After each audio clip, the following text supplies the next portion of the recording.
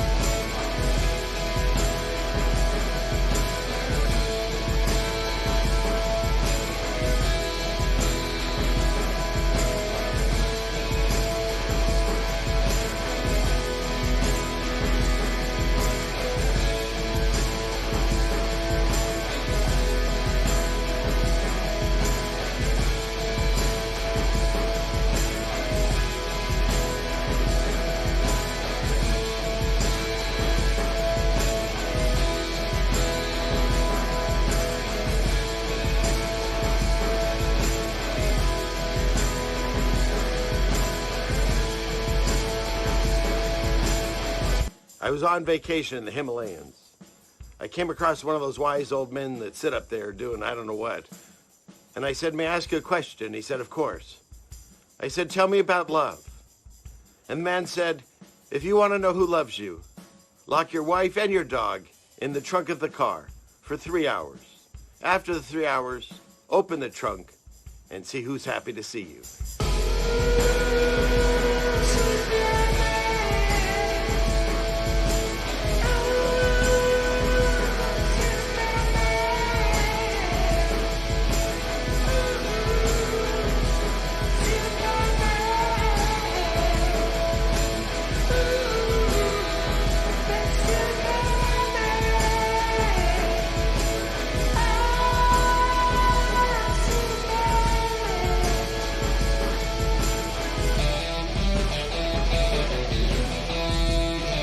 Hello there.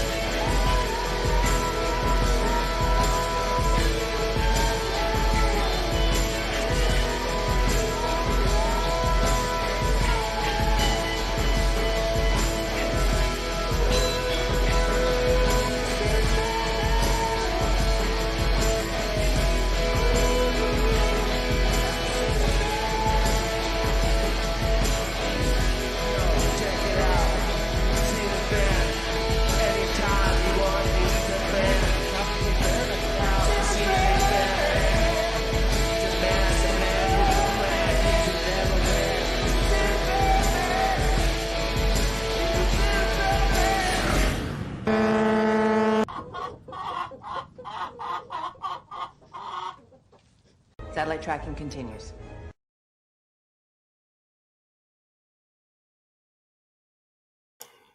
Wow. Wow. Do we have a show for you tonight? We have a show for you tonight. I can't wait. Let me turn this camera on. Hey, everyone. Happy Friday. Whoop, whoop. So happy to see you. So happy to be here. I'm gonna just immediately bring everyone up front here, and then we'll kind of discuss this amazing celebration that's going to happen tonight. And hopefully I can do it without the headphones. If you're getting an echo, let me know. Otherwise, we're good to go. And first off, I want to bring up, in case if you're new to this scene, which some people are, there's a gentleman that's coming on the show tonight. He goes by Russian Vids, and they call him the OG of truth here. So let me bring him on board. Good to meet you there, sir. Yeah. Thanks so much, brother. Appreciate the invite and glad to be here. I see a lot of people in the chat. Great to see that as well. And then real quick, I've got Jen here. She's Truthseeker69, boom, baby. And I've done many a show with her. So, and then, of course, we've got Boston Ray. And I do many shows with him, too.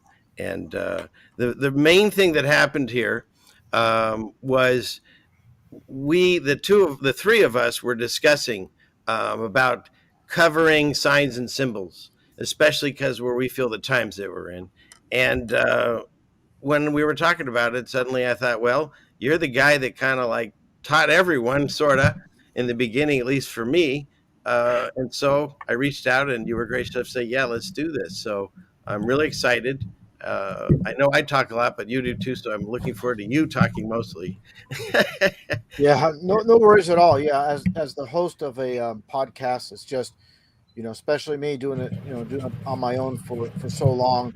I'm just used to going. I've done 8-9 hour live streams, believe it or not. Years ago. Yeah, but in the getting beginning, I'd watch some of those, especially like you and PK would go at it for hours and hours. Yeah. Yeah. But getting back to signs and symbols, Yo. I hear an echo. I hear Ray. We turned up real loud there, Ray. Yeah. So, to start it off, I would say this, it's, truth is a long journey, of course. And a lot of people that get into it a bit late, they think they have answers to a lot of things, but you really have to see it all to understand it all. And going back in time, when I first started covering signs and symbols, a lot of people in truth didn't get it. They thought it was basically meaningless. It doesn't mean anything. The numbers don't mean anything. And they have to understand the foundation of Freemasonry: signs, symbols, dates, numbers, and colors. It even says in their own literature that they learn to communicate without speaking. So what does that leave you with? Again, signs, symbols, dates, numbers, and colors. So these are the foundations people need to understand before going anywhere, looking at anything in truth. That's the first thing. Yes, you just can't rely on signs and symbols. You got to look at all aspects, but that's a huge aspect of truth. And people that deny that, they're not going to get it. They're never going to get it, because that is the foundation of Freemasonry, and it's the duality aspect. With all the lies they give us truth. If it's all lies, it's no longer duality. It's no longer Freemasonry. So they must work on that principle of giving us the truth in, of course, TV shows, cartoons, through comedians, whatever medium they use. But people need to understand it's duality Freemasonry. Okay, so here's what I'll say. And I did a silly little thing. I make intros for my guests, and so I made a silly little intro for you. But for people that don't know, how long have you been doing this, RV? Basically just after YouTube started in 2005, I would say about 3 years later, I started putting content out on YouTube. A lot of the early work was mostly just imagery with text, and then we move on to using microphones, and that's how it was with the event in New York. I'll just be careful how I say it. The event in New York is just a bunch of clips put together and text on the screen, and then we of course advanced. But as far as I don't mind that little that thumbnail you put up there. Don't go full RV. That's hilarious, because Jaron thinks so many fake events are real. He thinks what happened January 6th was real, and the guy that filmed it all ended up on CNN talking to Anderson Cooper. So we know that's legit, because of course that's the way it went down. And he believes events like Parkland are real. He's just a joke. So he's trying to put me in a position like, oh, don't go for full RV. yeah, don't go full truth. That's what he's Yeah. basically saying. Exactly. Well, the main thing I'd heard things about that saying, and so that's why I Yeah. put it, because I just like it, because I like humor and these things. But there's the main reason I wanted to talk with you. It's Yeah. the same thing with Ray's back. It's the same thing with Jen and Ray. Is that there's very few people that talk on these streams that mention the fact that God is real, biblical earth is real, the Bible is real, and Jesus is the Savior. And so that's my feeling. That's Jen's, that's Ray's, and I believe that's what I Yeah. hear from you. I And so follow the that's the main- biblical flat earth model completely. Yeah. So that was the main reason that I felt I wanted to have, hear your opinions on things. Yeah, Be- absolutely. You know, The main reason I turned on my camera was not to ostracize myself and make like no money on YouTube, was because God put it in my heart that these things are happening, and I have to tell as many people that'll listen. And Fido, quiet down back there. so that's what I Fido. feel. So yeah, and definitely, myself being a believer, I never, for a second, believe in, evolution, atheism. I've always known from a very early age this was a created world we're living in. People talk about the Matrix. We live in a real world, but these people that control the television, that's the Matrix. But when you walk out of your home, of course, it's a real world, a God-created world, and I truly believe God would not put us here to make up our own rules as we go along. That's why the Bible was created. We can't just, millions upon millions of people just, oh yeah, we're just going to make our own rules and in our own minds just condone whatever we do. And that's why I really believe God instituted the Bible, had the Bible put into play. Again, we just can't make up our own rules. That very simple. RV, I love how you take things sometimes from the TV and use it against them to show how reality works, and it's good for the normal people, because it wakes people up. I don't know, you do it in your style, like a certain here way. I'll bring up his intro that I made for him, and you can maybe this will no, whatever, here.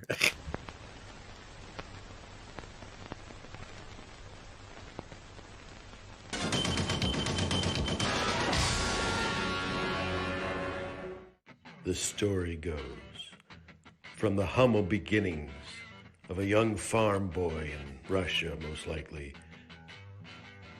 a boy that dreamed of aspirations that the world was not as he was told. And then he got into a movie theater. The nice man from Hill Street Blues led him inside, and his life changed forever. Wow. Now, with renewed vigor, he had a mission to spread that truth far and wide, to make sure everyone knew what was really going on. Who is he? I don't know. But what is he? His legacy. We call it Russian Vids, or something like that, because this channel's gonna take that all the time. Russian Vids. Satellite tracking continues. There you go. That was good. That's pretty awesome, man. You put a lot of time and effort into these things, and I greatly appreciate it, man. Thank you so much for that. But yeah, man, it's you can't fake passion. That's one thing. I look at people, and the passion has to be there. And I always say, in this world full of lies, like I said, they put the truth out there. Nothing's hidden in this world. We just have to have a good discernment and dissect everything, because absolutely nothing is hidden. Put it all out there. We just have to, again, analyze everything and come to our the conclusions, that are presented right in front of us. It's really right in front of us, and definitely it looks like you guys cut out for a second there. But yeah, that's how they've always done it. Put the truth right in front of our faces, and people don't see it because they don't understand the concept of duality. And that's the thing too. Like I know you're, I would assume, somewhat close to our ages or whatever. I'm probably the oldest one here in my 50s, but they started this indoctrination, and I really do believe it was through the televised vision, and right through the 50s and the 60s, and then when we were growing up in the 70s, like even our cartoons, when I find now the Flintstones now have the Freemason apron and they went to the lodge and the whole bit. And, they put it right in our faces, even as a kid in Yeah, everything. they even mentioned flat Earth, and of course during the Flintstones. So that's kind of funny. You bring up the Flintstones, and yeah, the dinosaur DuckTales too. programming. I found a Yeah, piece of Flat Earth in DuckTales. DuckTales too.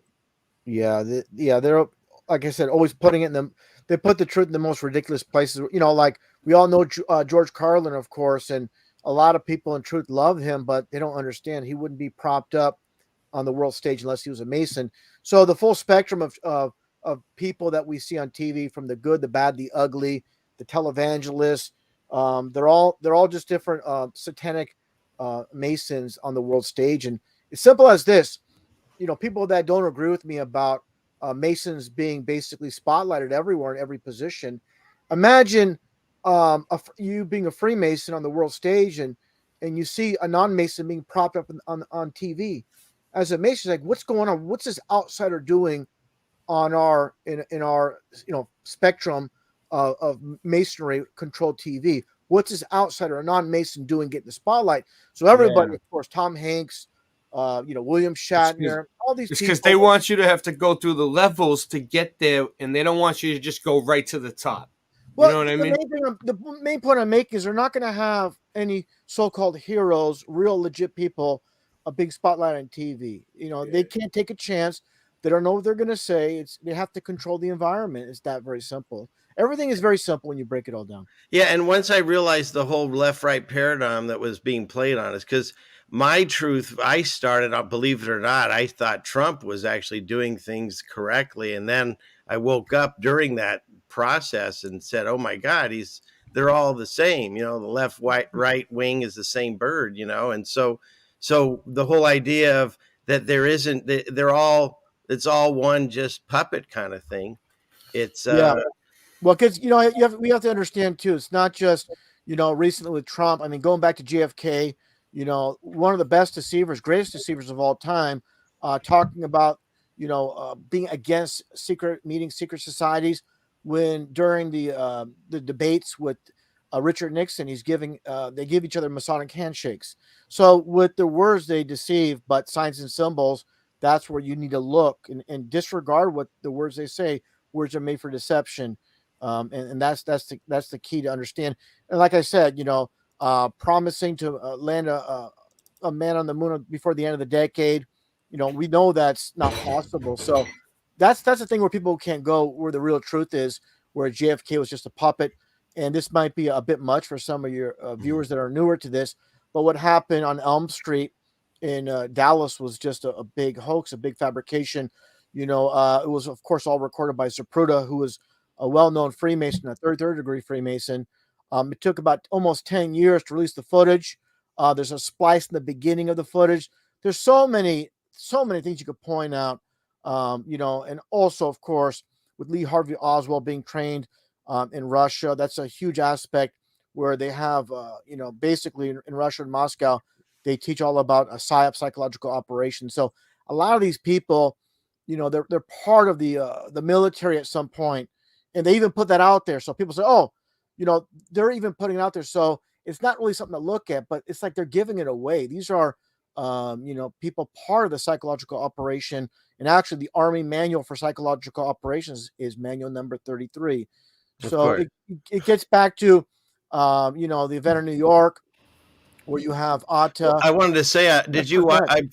I had really never watched it until I woke up to all these things going on. The Oswald thing where Ruby shoots him, Yeah. and first of all, how he got access in there makes no sense, and second of all, it looks like you could just do it with a cap gun. He fires shots, you see no blood. They rush both of them off backstage, basically, and then someone comes out and says that guy's dead and he shot him, and then that's it. That's all you ever see. Yeah, So you don't there's even a know what lot of happened there. things. Yeah, there's a lot of things I'm not mentioning, but the date, it was November 22nd. 22nd. Yeah. So yeah, so you have your 11 and 22:33. There's just so many things with Kennedy. But again, in my estimation, Kennedy was the greatest deceiver because he fooled a whole lot of people. Yeah. And again, this is the most, the in the eyes of society, the most powerful man in the world being the U.S. president, they're not going to put some guy that's sovereign in that position, of course. And people are going to say, "Oh, but he was one of them, but he turned against him." No, if the day he went against them, they would have pulled, they would have, gave him the hook, and they wouldn't need to do that in broad daylight. They would have done it behind the scenes. There's no reason to, like, we're going to take him out, and capture it with film. It's just a drama, world stage theater. And here's the thing: is for anybody new to this information, it takes time to absorb this new information, like digesting a meal, let it process. The mind's not ready to accept it. It's like going to a restaurant for the first time and having sushi. The first time you're not going to like it, and then after you have it for a few times, you get adjusted. We have to adjust our minds to anything new, and the people that right off the bat, that's not real truth seeking. You gotta have an open ear and open mind to all things, and let it go through the process of absorbing the information. If it passes all the scrutiny, then it should be accepted as truth. But again, there's many red flags, and the huge one is, again, it was recorded by a third degree Freemason in Abraham Zapruder and released almost 10 years after the fact. Shouldn't take that long to release that footage, obviously. So, and here's one thing. You know what? The thing you reminded me of was that if you could actually vote and change, say the president would change everything because you vote in the right guy. If these bloodlines, and you can find it, go all the way back, the nepotism in all those high places, they're never going to allow a new guy to come in and screw up their plan they've been doing for 50 some years or 100 years, because they continue that plan through generations. They're not going to just, it blew it because we got on the wrong guy, they voted him in. I find it fascinating. People are worried about counting the ballots properly, but at some point it goes digital. And at that point, it's anyone's game. They can put in whoever they want, Exactly. One last point about Kennedy is, suppose, his head exploded. Heads don't explode, just basically penetrate and go through, and just, it's like a pumpkin head. It was just, like I said, it was editing back then. It took them a long time. They didn't have the technology, of course, as of today, where they could, do it in probably 24 hours, but it was a real tedious amount of editing with that footage with JFK. And a lot of people, even in truth, they can't go there because their minds are programmed to believe, that JFK was some type of hero. And a lot of people are still stuck in this false matrix. Can I ask you a question, RV, please? Sure. I always thought it was really strange how he grabs his neck in the car. With the one bullet that I guess went through his throat. He doesn't grab it like you would think you would grab your throat if you just had an injury there. He's kind of like this. Yeah, it's weird. Like as if these arms were being controlled. Like maybe this was some kind of robotic dummy of some sort. I don't know. But I do know that all the world's a stage. And them playing out these scenarios on televised to your vision for the whole world to see allows them to pull us along this drama, play with our heartstrings, and play out a narrative while they're behind the scenes going a whole different direction and keeping us over here on this narrative train. I saw it on Russian's Vids channel. He did a breakdown where the shadows change, like the lighting changes as the car goes. There's many things, but definitely the splice in the very beginning. But Truthseeker69 said it as well. It does look I believe it was basically Jackie maneuvering the JFK, the mannequin, at that point, because there's of course a real JFK in the car at one point. But again, it's just like a movie, just like, not to switch gears here, just like a NASA so-called space shuttle coming in for a landing. They just take the clip where, as you can hear, the jet engines come in for a landing. It's coming straight in, but we're not seeing the space shuttle come from space. So it's the same analogy here.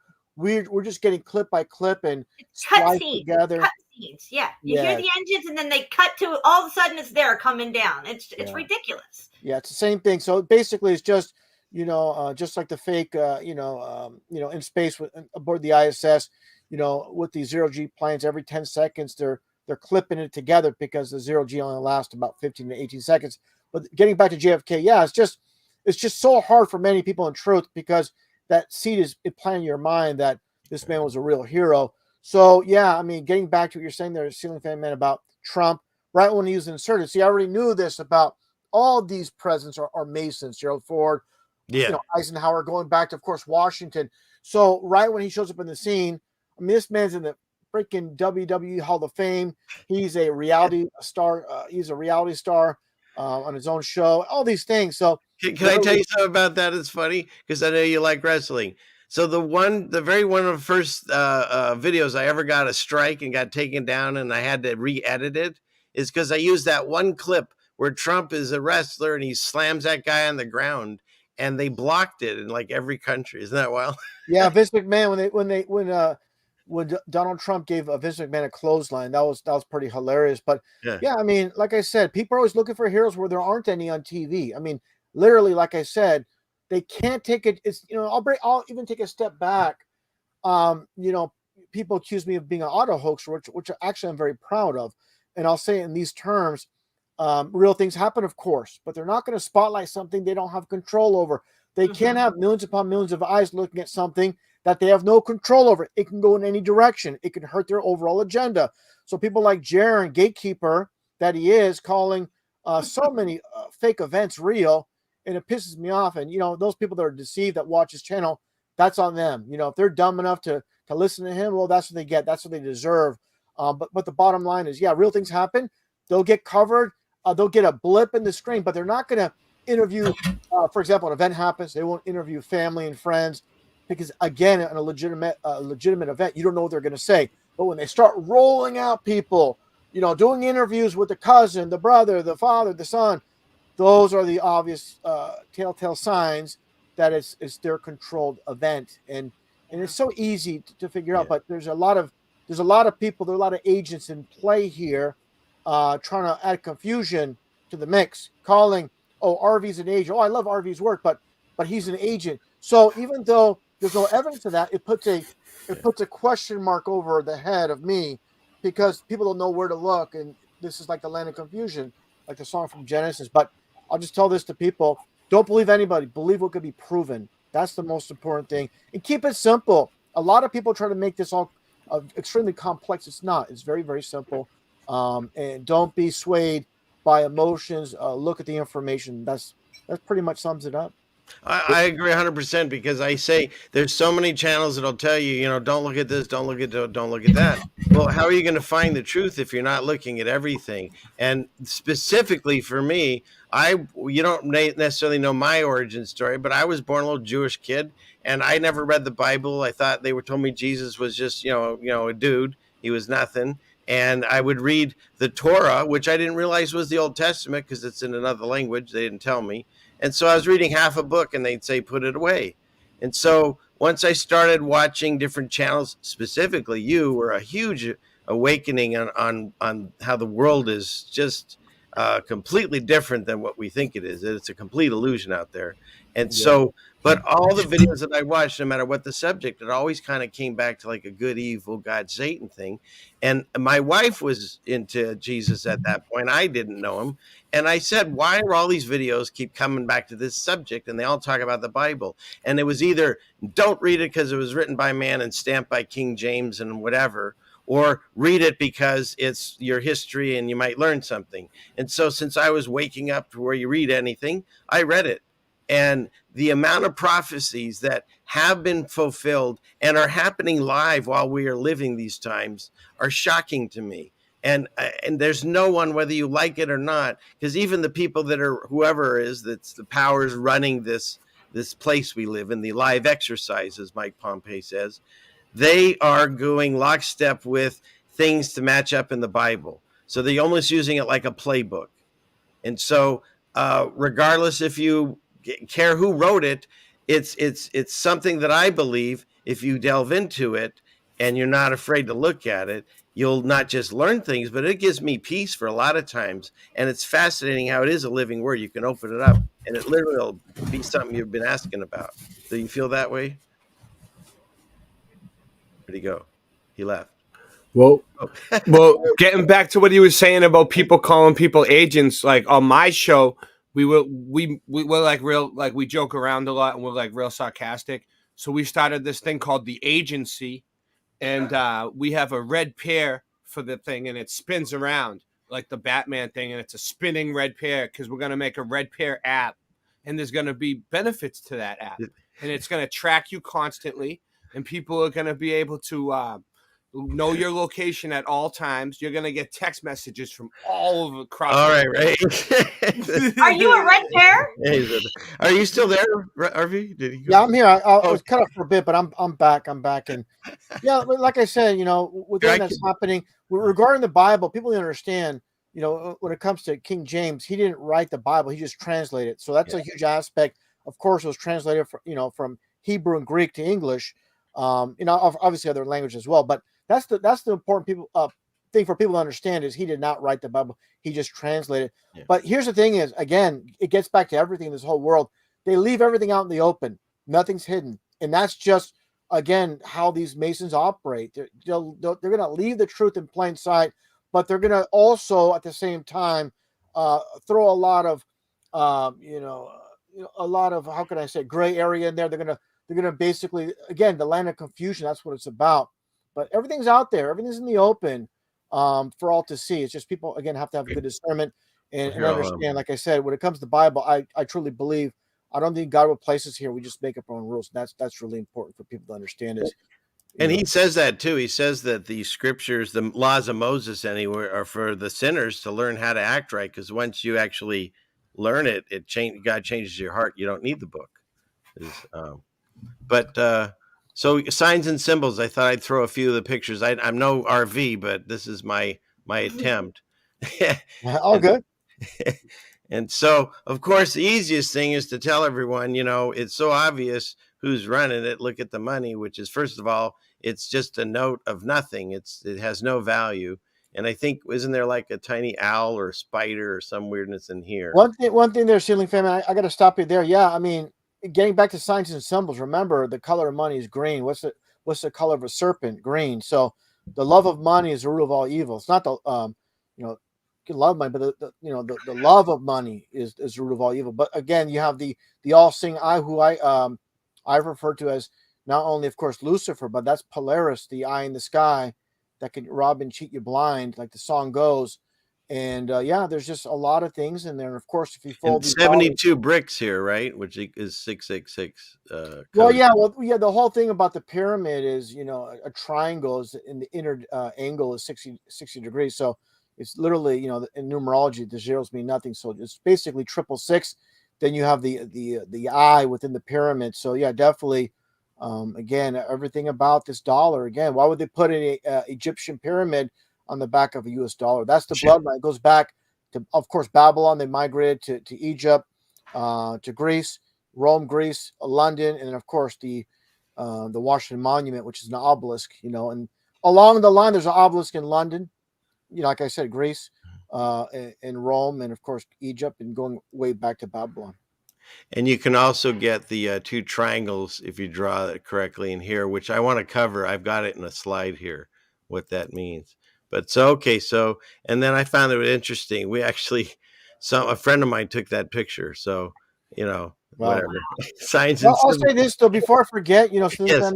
I think the important aspect to really people really need to focus on, like I said, when it comes to the North Star, which I call Polaris, that's where Santa Claus is from, the North Pole, Satan's claws. But the big aspect I always tell people is, within the firmament, we have the stars, and I believe stars are souls, and they're looking down at us. And this is why stars are a huge aspect that people kind of, people look at a lot of symbolism, but I believe stars are the main one. Of course, the stars, the Hollywood stars, the stars on the Walk of Fame. That represents the fallen stars from Revelation, where a third or 33% of the stars were thrown. Lucifer and a third of his angels or stars were thrown to earth. So definitely, I believe there's a huge significance with the stars. Definitely not distant suns. They are. No, I believe that some of those are the watchers, and then the planets that they call are the wandering ones that God said, "Hey, you guys messed up," and they got stuck in that orbit that they're in. Well, it's like the old saying, hell, like the truth in plain sight, like Hell's Angels.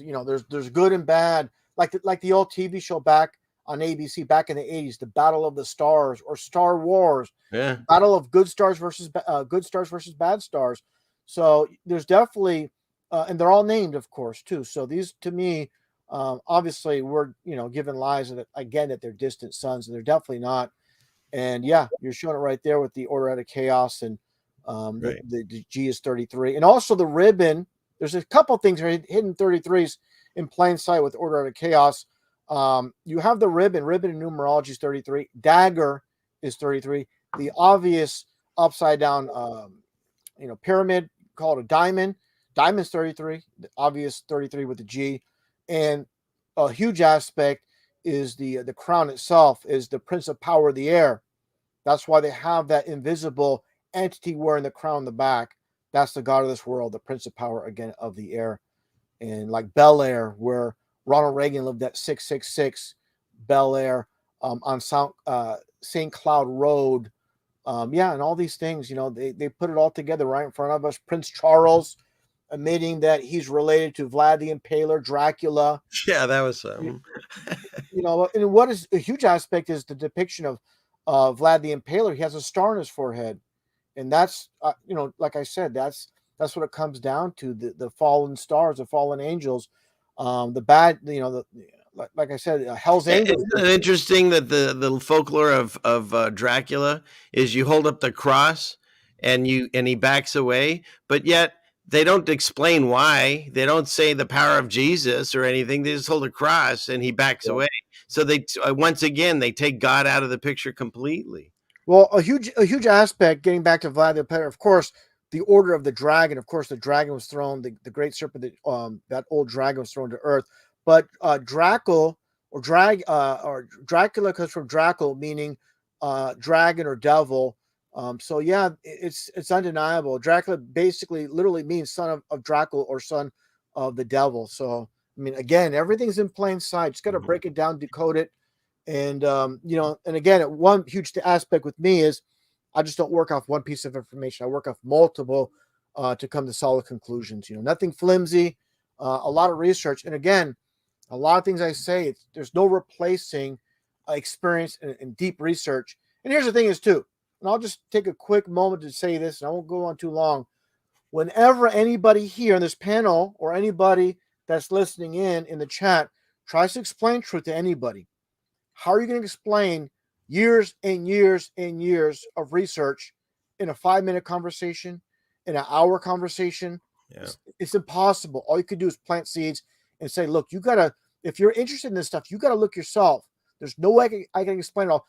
Just an analogy. Try to explain 4 years of attending a university in an hour conversation. Literally, it's impossible. I hate to use that analogy because it's so much indoctrination. No, it's actually really good because you can also connect it to scripture. Those that have eyes to see and ears to hear. There's a period where he says that you'll look for the word and you won't find it. You actually have to seek out God. You have to seek out truth. You have to seek out anything. That's the whole idea, is that we were deceived that everyone else is going to do it for us. Smarter people have figured it out. And we're here to say, no, don't even listen to what I'm telling you or showing you. Go look into it yourself. And that's part of what you're saying, planting the seeds. I can't sit and I've done so many, not as many as you, but I've been doing my Friday show for a year, maybe almost a year and a half now. And how many hours have I put in showing things? I can't cover that, like you say, in one conversation. It's impossible. Yeah. So for someone to get it all, they have to see it all. And here's what the big thing is: a lot of that information is wiped off YouTube. Not only YouTube, but Google. You do a Google search years ago, you can find so many images, so many things, and a lot of that's been deleted. So it's a real tough road right now for anybody newer to truth, because of course, with YouTube, everything is pretty strict. So it's not like it was before, where people had, basically you can talk about anything, show anything, except any kind of gore, and you can literally cover all these events. But now that's obviously out the window. You can't even talk about elections as far as being rigged or anything of that sort. That stuff like that, you can't even talk about that. So we're in a real bind here, but we do the best we can under the circumstances. But again, it's like the best analogy is also, it's like learning a language. Truth is like a language. If someone's going to wants to learn Chinese, if they don't know a single word, it's going to take an awful lot of time. But as a child, it just comes naturally. If someone's trying to, as a child, if you have a parent or a guardian teaching you the language of Chinese, for example, Mandarin, it'll come naturally to you. But after a certain point, your mind is like clay. After a certain point, it hardens, and it's hard to absorb new information. It's kind of locked. So what I'm getting at is once you're past a certain point, it's hard for people to take that mind which is basically hardened clay and soften it up and learn new information. You have to be dedicated. You have to be again dedicated to it. So if we try to push it on people that are not really interested, I hate to say it, but we're wasting our time with these people because they have to show some type of interest. If they don't, it's literally just a ball bouncing off a wall. You're not going to get anywhere. And see, the thing is, see, like even within this, the Freemasons or whatever you want to call the top, they steal from everything and they turn everything into their wickedness. So, like, I'll go over this. People were asking if they, practice, Judaism. This is actually not a Star of David. It's called Star of Remphan, and I'll go over that in a minute with the pictures. But same thing. This, this was pagan. They throw all these things in here and they just make them their own.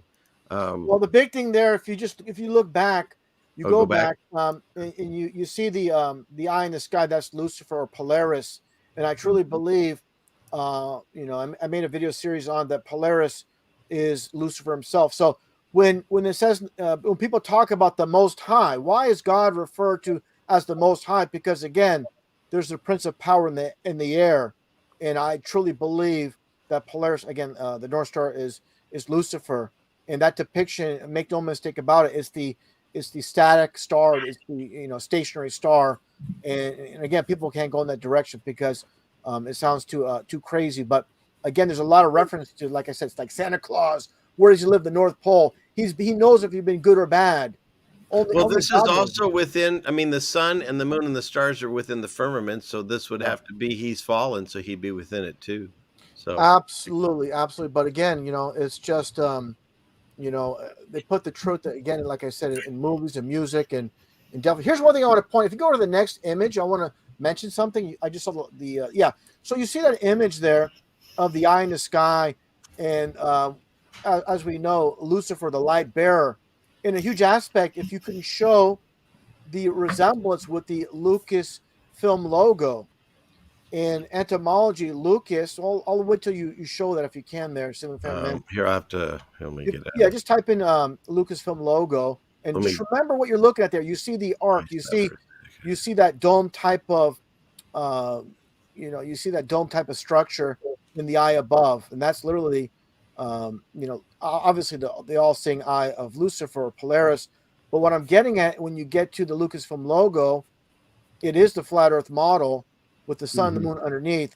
But what I'm getting at is the etymology of Lucas is the light bearer. So in the beginning of all the Star Wars movies, when they show the very beginning, they show the Lucasfilm logo. They're showing you the flat Earth model before they show you, a movie based on deep space, all these alien races and all these things. But before the movie starts, they're giving you the truth. That's a big one, RV, for me, because I remember when you first showed that a long time ago, and it blew my mind. Is this the one you're talking about? Yeah, this is the one. So Lucasfilm is basically Lightbearer Films, and again, just like the depiction of the all-seeing eye above the dome, and obviously you see the sun and the moon, and they show like that motion. It's making like it's circling, within the firmament, and it's LTD as in limited. But what I'm getting at also, Lucasfilm is 33 numerology as well. So there's a lot of things. Again, this show's about symbolism. And here's a huge aspect here with Lucasfilm. It's like you're limited within the dome. You know what exactly. I mean? Exactly. Nice. Wow. Yeah, boom, I can baby. see where that connects. Yeah. Oh, baby. You get it, Ceilingfanman? And then this I thought was interesting because a lot of people do this. I've seen them do it, and I think they think they're doing it because it means flat Earth. I thought it meant flat Earth, and I did it a bunch of times. I'm sorry. I don't know. I'm guilty of it as well. Well, that looks like Robbie Davison. but, I don't. But one thing I want to mention, I'm sorry, we're moving on to one thing, but one last thing about you want to go back Star Wars I want to mention really quickly. And he's the one that's running the show for the Empire. And what does he do? He goes into this chamber to summon the Emperor, like Manly P. Hall summoning demons. And why do they do the summoning? It's not just to do it, it's to get information, the game plan, what to do next. So there's like little hints and clues in these movies You know, of course, people, Christians, believers in God, believers in the Bible, pray to God. You know, and on the other side of it, they basically worship Lucifer. And again, the broken pentagram, that's a huge aspect. And the reason for the broken pentagram is, of course, the stars were thrown to earth. As they fall, they were broken. That's why you have the broken pentagram right above Washington, D.C., with the Satanists that run not only this country, but the world. But again, they summon demons with the broken pentagram. And this is from Manly P. Hall, a very famous Freemason, third degree Freemason, talks about how they summon demons for basically advice and these type of things. So again, on both sides of the picture, you know, we pray to God, we ask God, for forgiveness. We ask Him, for advice. When we're going through tough times, obviously, on their side of it too, they're asking demons for help, and it's pretty deep to go in that direction. But that's what's happening with these people. Again, it's no joke, and we definitely live in a spiritual realm, and a lot of people can't go in that direction. It's just it's a lot of it's new information for people, maybe not for some, but definitely what I'm getting at. We live, like the Bible says, it's a spiritual warfare taking place. So, by the way, thank you, Joe. He sent a super chat. Thank you, and he has a question, but I'll get to that. I'll make a note, or someone remind me, because I do want to talk about that. But let's see. So yeah, so this I was shocked because I was looking through signs and symbols and found this. So it's interesting that we can even be deceived and think that we're awake. You know what I mean? We're still doing it. And then, of course, you remember when this just happened, when he took over, and Yeah. it's the same thing. If you compare that picture, it's the same pillars. Well, And of course, it has the 33, right? one thing I want to jump in here real quick. Again, I'm sorry to interrupt, Ceilingfanman, No, but I this is want really, you to do this. I want you to go over my pictures and do your pictures, please. yeah. Well, this is really important because I had a video I put out a while back about Julian Assange, and of course he's on the Illuminati card game, depiction of him. But when he was so-called being arrested, you saw that 3 and 3, just like you basically see here. It's a little bit further apart, but they're always putting their 33 in plain sight with so many events. But I just want to throw that in there with Julian Assange, getting back to people within truth, looking for heroes on the world stage. If CNN's mentioning something by name as a so-called truther, Alex Jones or David Icke or whoever, Julian Assange, people, it's this simple. They're part of the world stage. They're Masonic agents working on the other side. They're controlling a huge aspect, of course, is they not only control the mainstream media, they're controlling the alternative media as well. And he also has the red Kabbalah bracelet on too. Yeah, and one last thing is again, and I'll just say this: as far as people that jump from the mainstream media, they realize it's a bunch of BS in the mainstream. Then they jump aboard the alternative media. Now they're basically doing the same thing. They're just listening to people and not really doing their own investigating. And it's a lot of work. It's a lot of groundwork to do.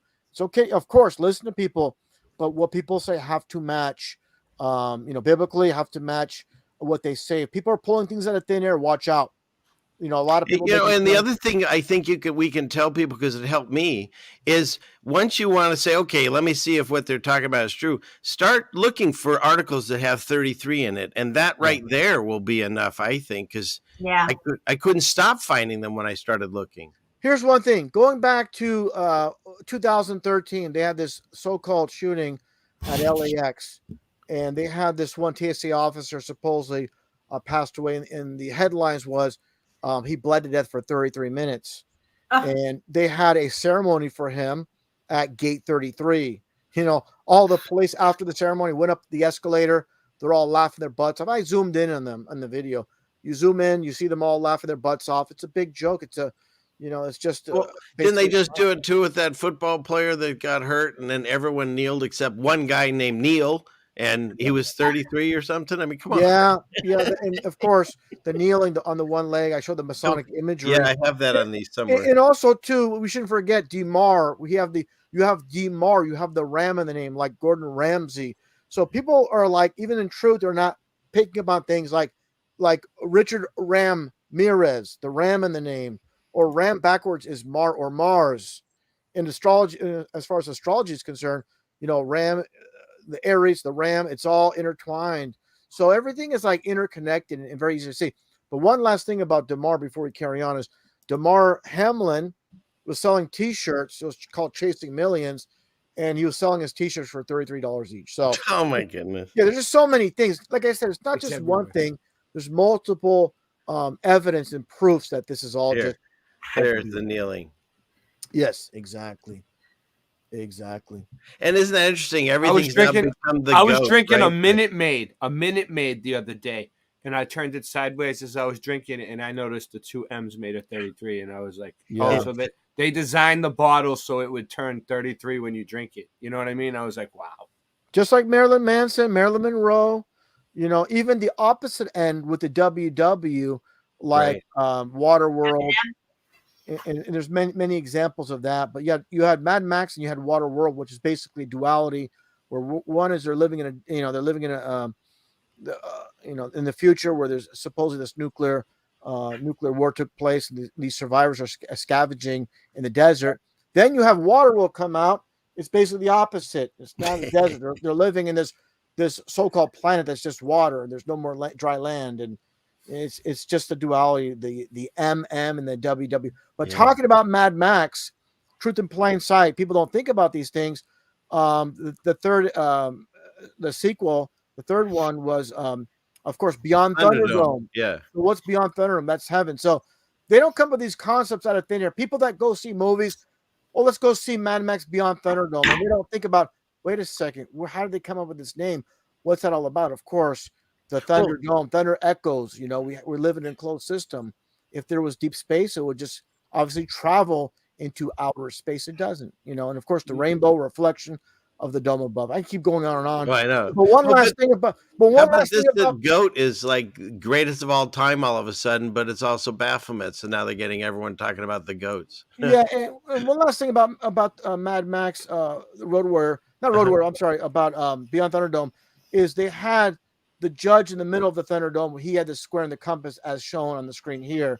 And that's another thing. They actually had the square and compass on the man. That was basically before Mel Gibson, Mad Max had that fight with Master Blaster, or Blaster, I should say. And yeah, he's wearing the square and compass. But getting back to the imagery, the goat's on the Satanic Bible as well. We shouldn't forget that. The upside down pentagram, within the upside down pentagram is the goat. So that's a huge aspect. And why the goat? Of course, it says in the Bible where Jesus separated the sheep from the goats.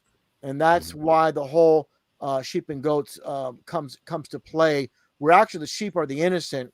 So a lot of people say sheeple, but actually the sheep are the good, and the goats, in the Bible with Jesus, the goats, of course, are the bad. So they took upon themselves, the Satanists, to use the goat, Baphomet, as their symbol, and of course, like you said, the greatest of all time.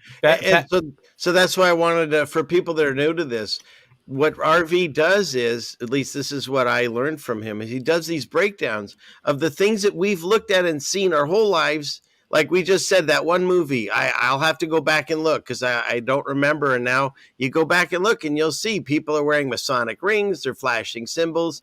Everyone seems to magically want to do this on every magazine cover. And how many times do they do? And it's an awkward pose to do comfortably. Well, the big thing about this is, what she's doing is a diamond sign. So she's literally showing the sign of 33 in plain sight. That's what this is all about. Showing the 33 with a diamond. Yeah. And that's what this is all about. And many say she is, related to the former leader of that country in Germany. I'm not going to mention that individual's name, but yeah, we can't. But yeah, can I say something?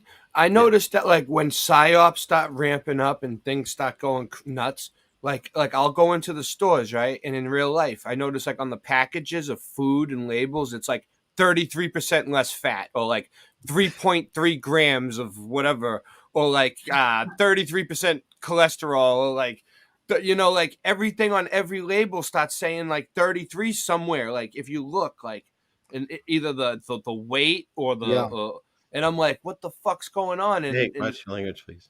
Yeah, and also too, not only with Corona's the crown, and it's 33 milliliters, whatever it is, But a huge thing too, of course, when water freezes, the freezing point is 32. When it defrosts, it's at 33. And people say, "Oh, that doesn't mean anything." No, because they assign this based on, the very beginning. They can assign any number to freezing. They purposely assign it, and of course, numbers are the international language. You go anywhere in the world, Russia, Japan, China, India, we're all using the same system. So definitely the numbers. Well, even your records, 33 and a third. 33 and third format, and yeah, absolutely. So not only are they spell casting, but they're communicating with each other as well, doing these symbols and stuff while they're on camera and everything. And it just shows you exactly. It just shows you how this is a one world system.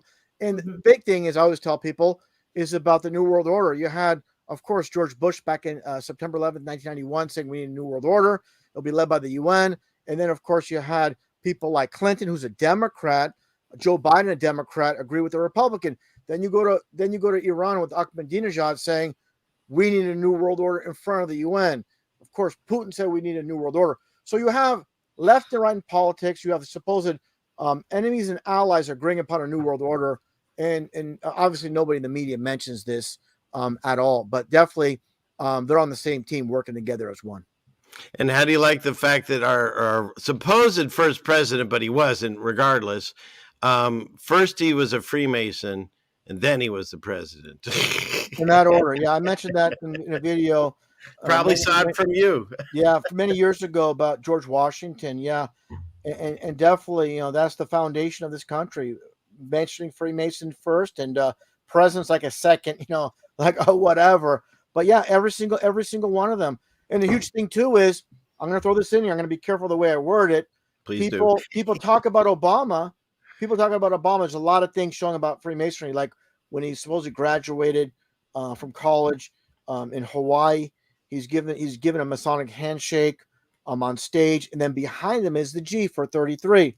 And we know about Michelle and all, being Michael and all this. But go back in time. Just go look at Lem, and this is so-called, quote, JFK's friend. We know about the LEM moon lander, the lunar lander. But if anybody Googles JFK and LEM, you're going to basically see JFK's boyfriend. So it's nothing new under the sun. All these people are just basically going in opposition to the Bible. To be part of that club, you have to be part of, just like Richard Nixon, giving the truth in plain sight, talking about the Bohemian Grove and all the things he's seen there. There's only men allowed, there's no women allowed, and basically we know what's taking place with that kind of situation. But the bottom line, what I'm getting at, is JFK was no different than Obama. He was not straight. And you just look at the images again of JFK and LEM or Lem. Basically, that was his boyfriend. And I'm fascinated with Washington because I have even a theory: if the old gods are coming back for the final showdown, I mean, I think Washington was maybe even like Zeus or one of those gods, whatever those little G's are, because this monument statue as it is doing the as above, so below, and everything about it is so weird and creepy. Like this foot is not even normal.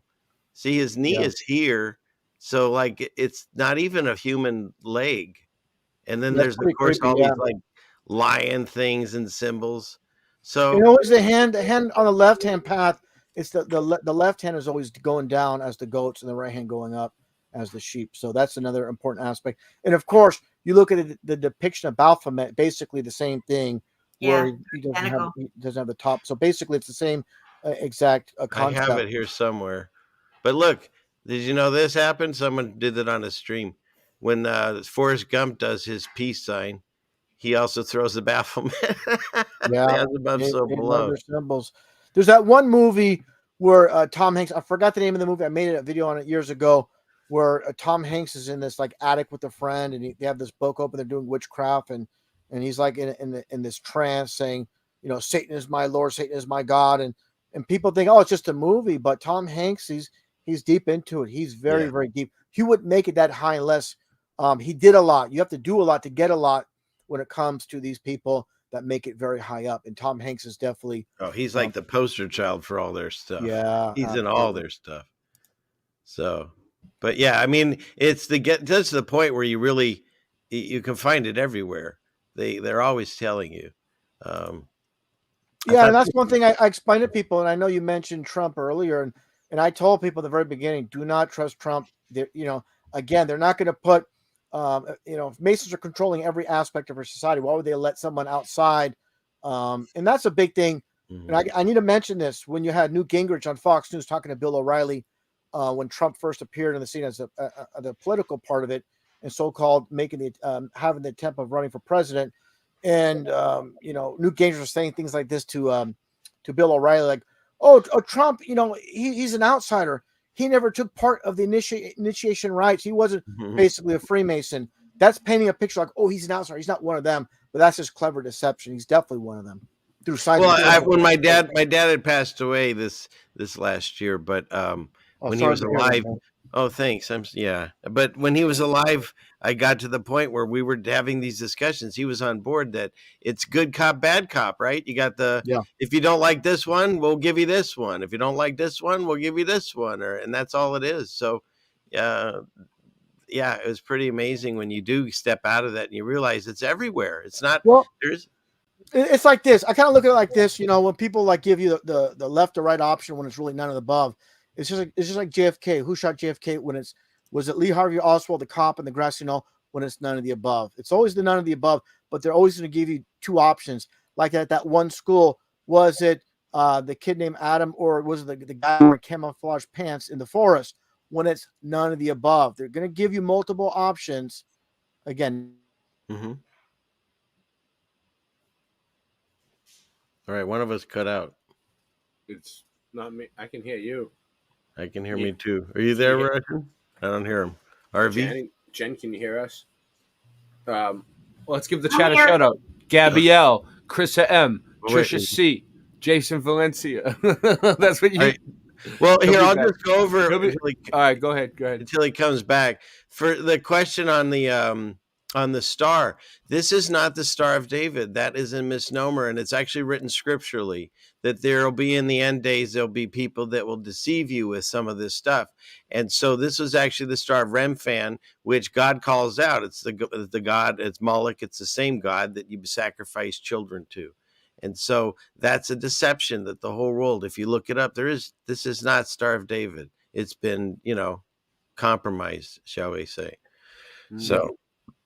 Absolutely. It's like, but the whole concept with stars, it's like a knife. There's, it could be used for the good or bad. Like I make the analogy with a knife.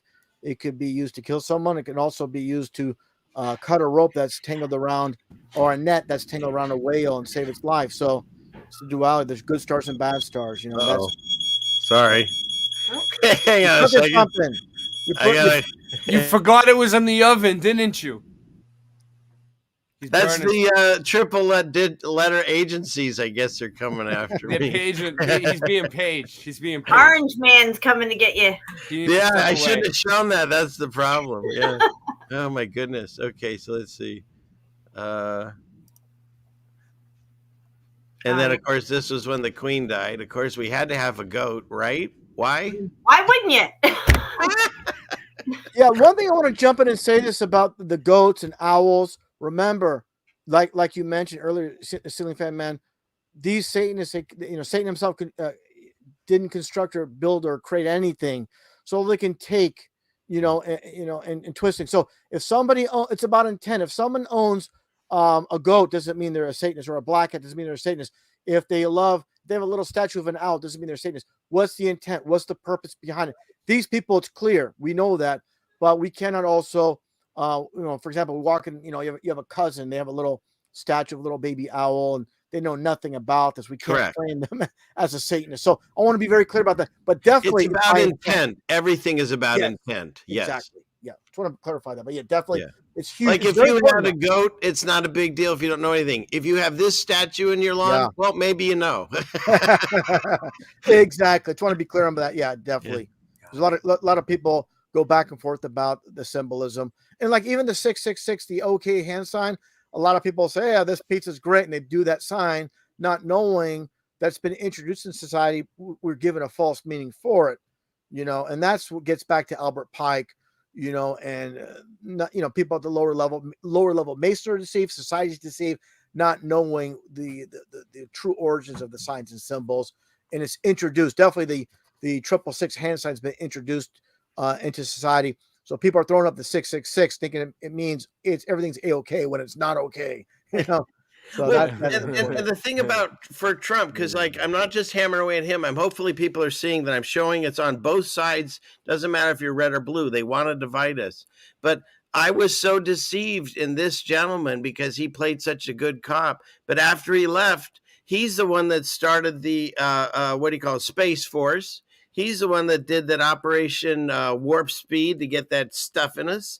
He's the one that spent more than like the past 3 or whatever presidents at his time. He's the one that did the red flag law. He's the one that said you can't talk bad about a certain country that's not even ours. So he did a lot of things that we didn't see going on because we were blinded by him. You know, he was the apprentice. He was the apprentice. You're fired. You're fired. You're fired. And then the apprentice ritual is the first ritual you need to do to get into the Freemasons. And then when he became president, everybody lost their job. Ooh, I like that idea. There you go. Yeah. Well, one thing I'll say is this: when Trump was introduced was it Tom Brokaw way back in the 80s? They introduced him as a 33-year-old, real estate mogul and all these things.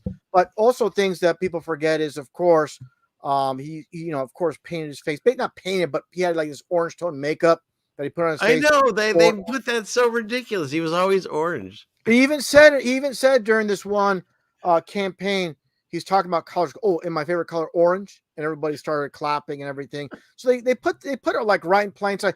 Even in the Did you tell my audience that don't know what the orange represents? Yeah, orange is the only color in numerology that's 33. That's why pumpkins on Halloween, they use that symbol for the 33, and also October, the only month of the year that's 33 numerology as well. And astronauts, what do they wear? Astronauts, yeah. In the record for men on the moon is 33 hours, and they put the 33 literally everywhere, of course. And of course, why they brought Tang is orange. Tang, yeah. Oh, am I still live? Yeah, I am. He keeps dropping out. Yeah. It's all right. But one thing I want to mention real quick before I forget, because you showed Baphomet. I did a video breakdown I did a video breakdown about the police years ago about why they use the stars. Of course, it has all, of course, stars are souls, like I said. And they always use these symbols, but the big thing is they have the Billy Club, like a reference to the Billy Goat.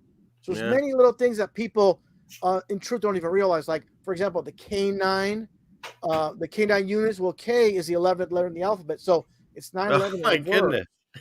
So there's a lot of things that are just not by chance, and of course they have the fraternity of the police and all this stuff. But even a lot of police departments, specifically in California, have the gold and the blue patches. Gold and blue numerology combined is 33. There's a lot of things taking place. Of course, the black and white police cars. There's a lot of things, but basically this institute, the police departments at the top, they're Masons.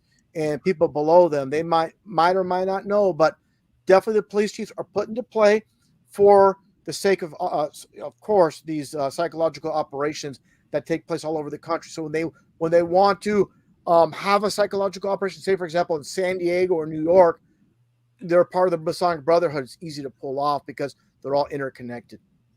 And also because I'm just going through pictures as you're talking, it's fascinating listening to you. The I know it also represents his junk, but it the original story of the snake in the pole was there was one snake in the pole, so that way people would touch it and they would get healed from these asps that were biting them. Whereas the current one we have, the medical one, is the two snakes, which is the caduceus, which is actually like a money thing. It's about commerce. It has nothing to do with health. I found that interesting. Yeah. So, and then just thought we'd just have that one on there because you got to remember whose show you're on. If you're blue and you don't know where to go, well, you know where fashion sits is Putin on the Ritz. Okay. But yeah, see, two sides of the same coin. I thought this was interesting too, because they're talking a lot, the homeless. They're not the problem. They're the result of constant this. Yep. They don't care about you. That's the thing. This guy knows nothing about our lives as people and on Earth, and neither does this guy. They only know each other. They go to the same country clubs and they do this. They don't, like, was it Mitt Romney was running at one time? He'd never been at a grocery store. He couldn't even open the doors. They don't know anything about our lives, but we put them in charge through corruption. They've taken over and they do what they want to us, or at least that's, Hey, Ceilingfanman, remember, like I said, they put the truth in entertainment. Remember that song by Michael Jackson? All they want to say is they really don't care about us. They put the truth in there purposely. They've constantly done that, and people are just, oh, it's just a song. But reality is definitely they're just, But see, I take that biblically because they're under the same, even Satan is under God's laws. And so we have free will. We can be deceived and we can give it away. And so they have to tell us that they're lying to us. And then we have to just say, I don't care. And that's why I believe that they're forced to expose these things. And people are to the brainwashed point they don't even care. Well, right? that's funny you mentioned that, because that's exactly what they're doing. They always must tell us what they're going to do before they do it. I even pointed out in this one live stream back in 2010, they had this game called Call of Duty. Everybody knows about that. In this one scene, they had this TV screen, and it was like start, reset, whatever. Then it said zombies, and below that they had a bunch of digits. When you flip it around, it spelled, I'll just say Ebola, and basically right before this went down. So with Ebola, and we know they're constantly giving us hints of what's going to happen. So it's like it's not like we didn't warn you. We told you all in plain sight. You guys just didn't read it. And when it comes down to it, I look at it this way too.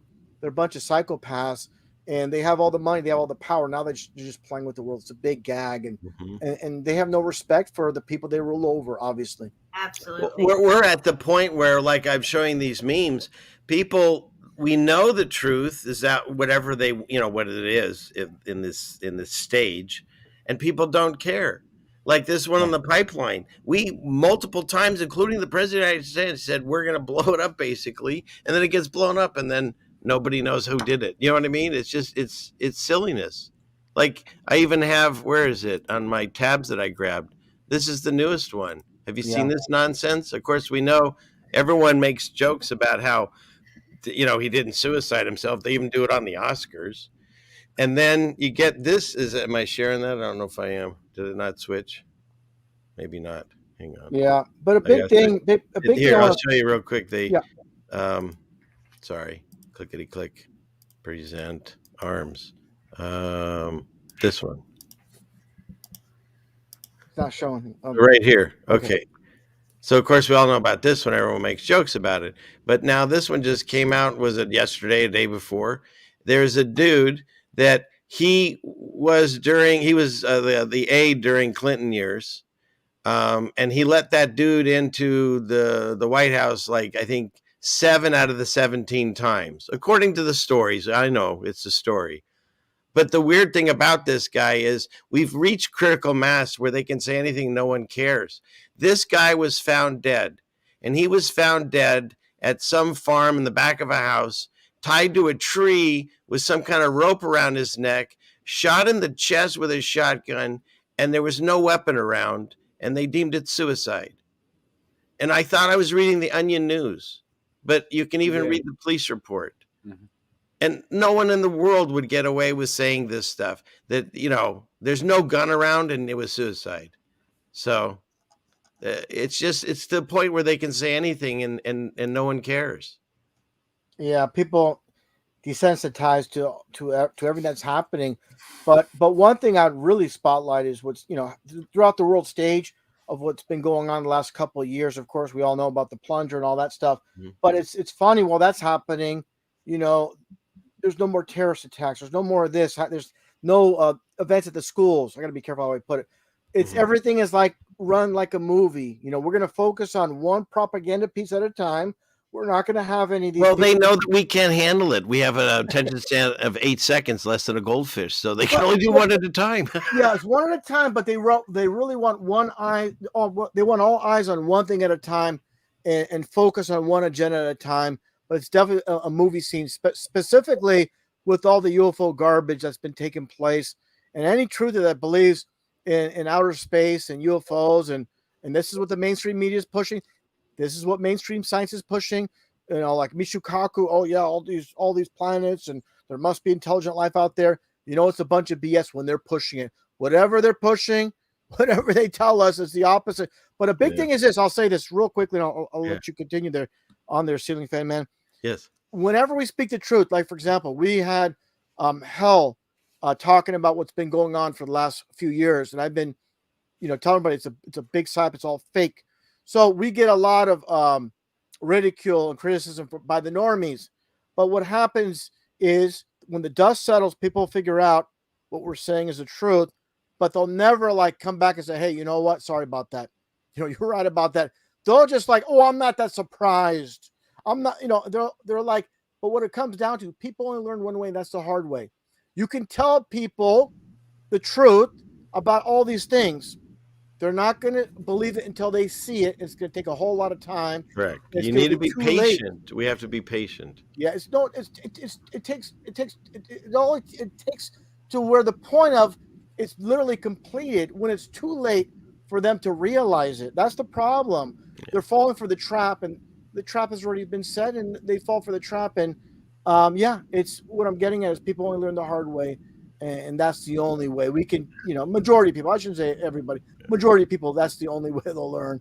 Well, I've also noticed, like I've learned, you know, the two things they do when you go to school, or I should call it indoctrination camp. Yeah. When you're a child, they point to a globe and they go, "That's where you live," and then they take and make you put your hand over your heart and you say the Pledge of Allegiance. Like God says, have no, you know, bend no knee to anything. And then the first thing we do as kids, we pledge allegiance to the Corporation of America's piece of cloth. You know what I mean? It's odd. Yeah. And they build this passion of patriotism to a country that we actually when I grew up now, I see us as the villains almost, because if you were another country, I mean, these are all the countries that we've either bombed or occupied, that, you know, just on this one list. I'm sure there's some missing. We've either bombed or occupied or attacked every country in the known whatever world plane we live on, except I think like 4, and most of them are ones like in Africa you've never heard of. And so if anybody came over here and said they're bombing us because they're afraid we might bomb them first, we'd call them the aggressor. But because they build us up to this feeling of patriotism, you know, we didn't okay any of these wars. Our children are going there and dying, and the elites are trading money and stuff. And then they admit all these wars, a lot of them, if not all they've admitted, are all for different reasons. You know, they kill multiple birds with one stone. Depopulation's one. The constant state of fear, keeping things in, you know, basically chaotic situation. That's what a lot of this is about. And that's a huge thing. But one thing, obviously, we know the world's a stage, and basically all these leaders are working together, but the people die. You know, leaders lie and people die. And one thing, how about all the children that were traumatized, of course, during the Vietnam and all that stuff? But we had another one now, Afghanistan. We were there forever. All these people got, you know, lost their lives or PTSD or God knows what. For what? We gave them all that equipment. It was a total payoff, and we walk away like for nothing. Yeah, it was nothing. It's sad. One thing I'll say though too about the U.S. itself, you know, and this might be off topic, but it's going to relate. Like when it comes like the 13 colonies, that was just a big facade, basically. It was the 13 colonies. The number 13 is the number of rebellion. So what's happening? The 13 colonies are rebelling. You know, biblically 13 is the number of rebellion. But what I'm getting at is the first state was Delaware. That's 33. The last state was Hawaii. That's 33. And what's on the Hawaiian flag? The last state is the Union Jack. They're telling you who's ruling over it all. You know, and that's a huge thing. But not to digress too far off topic here, but I think it's important for people to understand, even though there's these so-called wars, the leaders don't die, the people do. So none of these damn leaders care about any of the damn people that are dying. They're all hand in hand working together. And how they get us into it? With propaganda. How do you do propaganda? You have, like I'm showing, these companies own everything. And not, you know, we used to laugh, China or North Korea, they only get what the government wants them to see. Well, we live there too. We just didn't know it.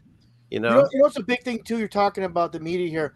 I remember back in the 80s, obviously with the Cold War, the fake bogus Cold War, there's all these images of Reagan and Bush, you know, Bush being the vice president, with Gorbachev in New York.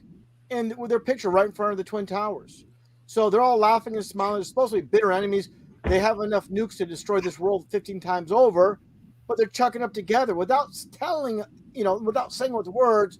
They're working together as one, and people are immune to it. Oh, it's just a normal thing. They're having peace talks. These world leaders are together, but no, they're all Masons in the Brotherhood, and people are under this fear of, hey, tomorrow we could wake up, there's a nuclear war, when literally nukes are just a big hoax. Yeah, they've been pushing that fear into society, and they laugh at society that sees these supposed enemies together, laughing their butts off in front of the Twin Towers.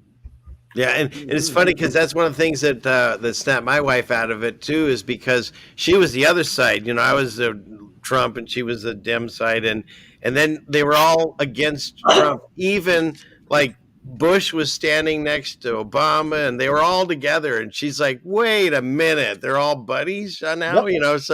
So yeah, it's amazing. Just one photo can snap you out of that sleep. From going to prison. I'm going to throw Hillary in prison after the so-called election. Oh, Hillary's a good woman. Oh, everybody give her a round of applause. It's just the short attention span of people, and basically being led around by their so-called leader. And that's the big thing about politics is whatever your favorite politician says, you got to stick by him. You got to be supportive of him if you agree or not. And of course, we all know that Trump was pushing the plunger as well. Oh, I got it done. You guys should get it done as well. So yeah, he's just, he's just part of the same agenda. Of course. Yeah, he had Operation Warp Speed. Yeah. And then I actually, if you get a chance, I did 2 videos. They're called Yellowstone 1 and 2. And I basically made fun of that because you go to the Trump Hillary years and it was, I'm going to put her in jail. And then she's like, I'm going to put him in jail, for taxes and this and emails. And then you fast forward to the sequel and now it's Trump versus Biden. And they're still going after Trump for all his, now it's, Hillary's still not in jail. Now it's the, what do you call it? Secret documents or classified. And, they keep fighting him at Trump's. They keep fighting at Biden's. It's a joke. It's such a joke. You know what the biggest joke is? The biggest joke is supposedly with Biden being elected, he received supposedly more popular votes than any other president in history.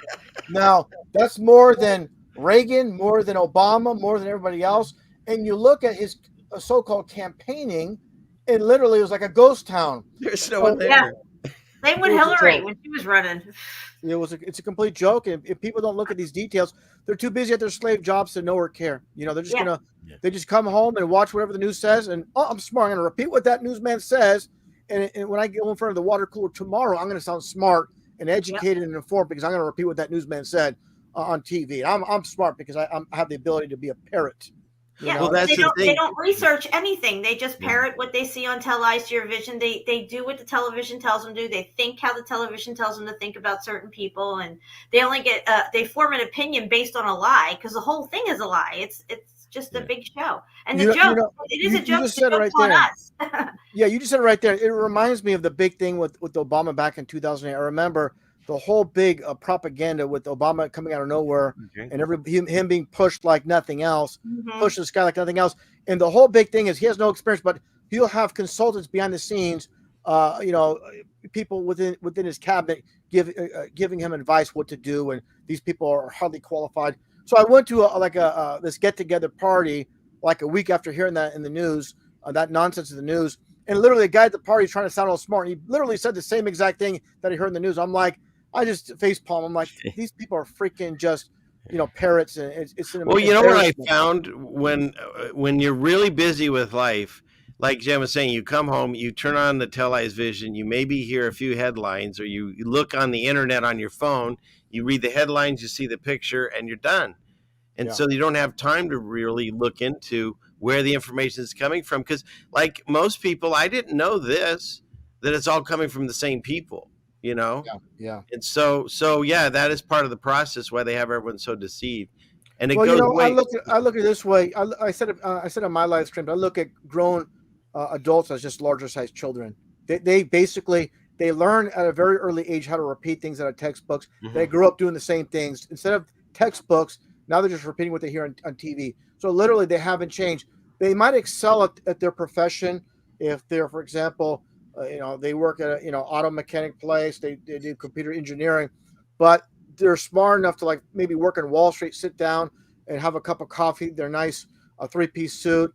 There's expensive sunglasses, but then they read the newspaper. They believe it like it's legit. And that gets into one last thing I'll mention. It's funny how on Twitter they have Elon Musk playing the hero. He says things like this to portray himself as some type of truth speaker. He goes, I know a lot of intelligent people, very intelligent people, but I can't believe they believe what they hear in the media. I'm like, but he's one of them too. He's the one faking reverse landings in Florida, with the fake X. So again, they're trying to give us a hero in Elon Musk now. But again, he's just another puppet on the world stage, of course. Well, it's funny you brought him up because I pulled this. So Twitter had just weakened their security account because they put him in there for, I don't know what reason, just blow up Twitter because I think he's a complete puppet, obviously. So they weakened the security. Then this one where they got a lawsuit where he hasn't paid $14 million in bills across 9 lawsuits. And then what does he do? This is his response. People, I mean, they mock us in plain sight, Yeah, and even he had a meme like a few months back showing like the OJ so-called chase, which I've covered as a complete fabrication. And he showed the OJ with the police cars chasing OJ and the Bronco. The Bronco's the white horse, of course. But he has all these texts like fake news, psyop, and this, and like he's actually putting the truth out there, and people are not understanding. But of course, it's again, they always give us the truth in plain sight, and people did not pick up on. He didn't really say anything. He just put that meme up of psyop, fake news,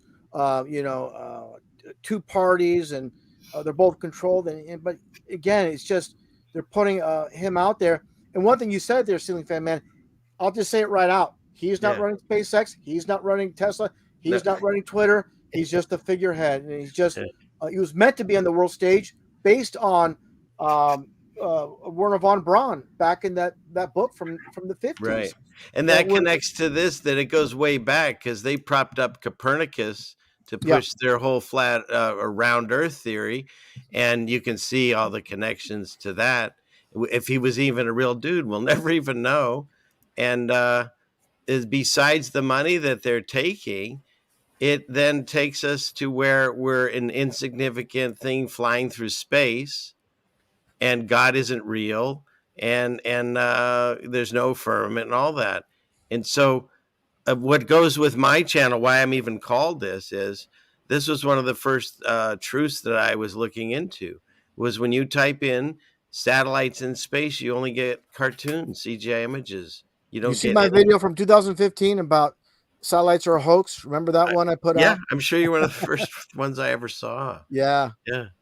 But so, and even if you wanted to believe that these pictures are true, you have to then believe that there's like a satellite camera that follows all these things in space, right? The ISS, they're always all of it. And then the fact that you should be millions of pieces of garbage flying around up there. And one thing I'll throw in here is if we're moving at this tremendous speed and you have these satellites in so-called deep space, how is it we're moving along with the sun at over 500,000 miles an hour and these satellites can go along with us? It's just absurd. Everything they feed us is absolutely absurd, and people they'll try to find an excuse and just, I don't want to believe I'm deceived, so I'm just going to make up every excuse to go along with the lie, Well, like I said, we as a populace were indoctrinated and shown this at like 5 years old. It's been that deep in our system. It's really hard to get off of it. Yeah, they indoctrinated us at that young age to give us these anchor memories of this, like patriotism and all this other stuff. All these stories, it's space. They start teaching you that in like 3rd, 4th grade. You start learning about space and stuff. This is why they do that. And then they bring us along through the rest of our lives, like showing this stuff, like the beginning of movies. You got the planet Earth with the plane going around it and all this stuff. You see it at the beginning of every movie. And it's just the conditioning. We've been conditioned since the day we arrived here. Every time the news comes on, they spin a globe around somehow or something. One thing I'll throw in there real quickly is, again, in my video presentations, I always put the aspect of truth in movies, music, even at MTV. In my 2015 video on satellites being a hoax, I played the song by the Pet Shop Boys. It's called DJ Culture, and the lyrics go, "Dance with me, living in a satellite fantasy." And they're literally putting it out there. They always have done this. Yeah. They constantly do this. And Sweet Dreams Are Made of These with Eurythmics pointing at the rocket, spinning a globe, all this stuff. It's right in plain sight. And they're telling us. They're telling us as always. Yeah, who am I to disagree?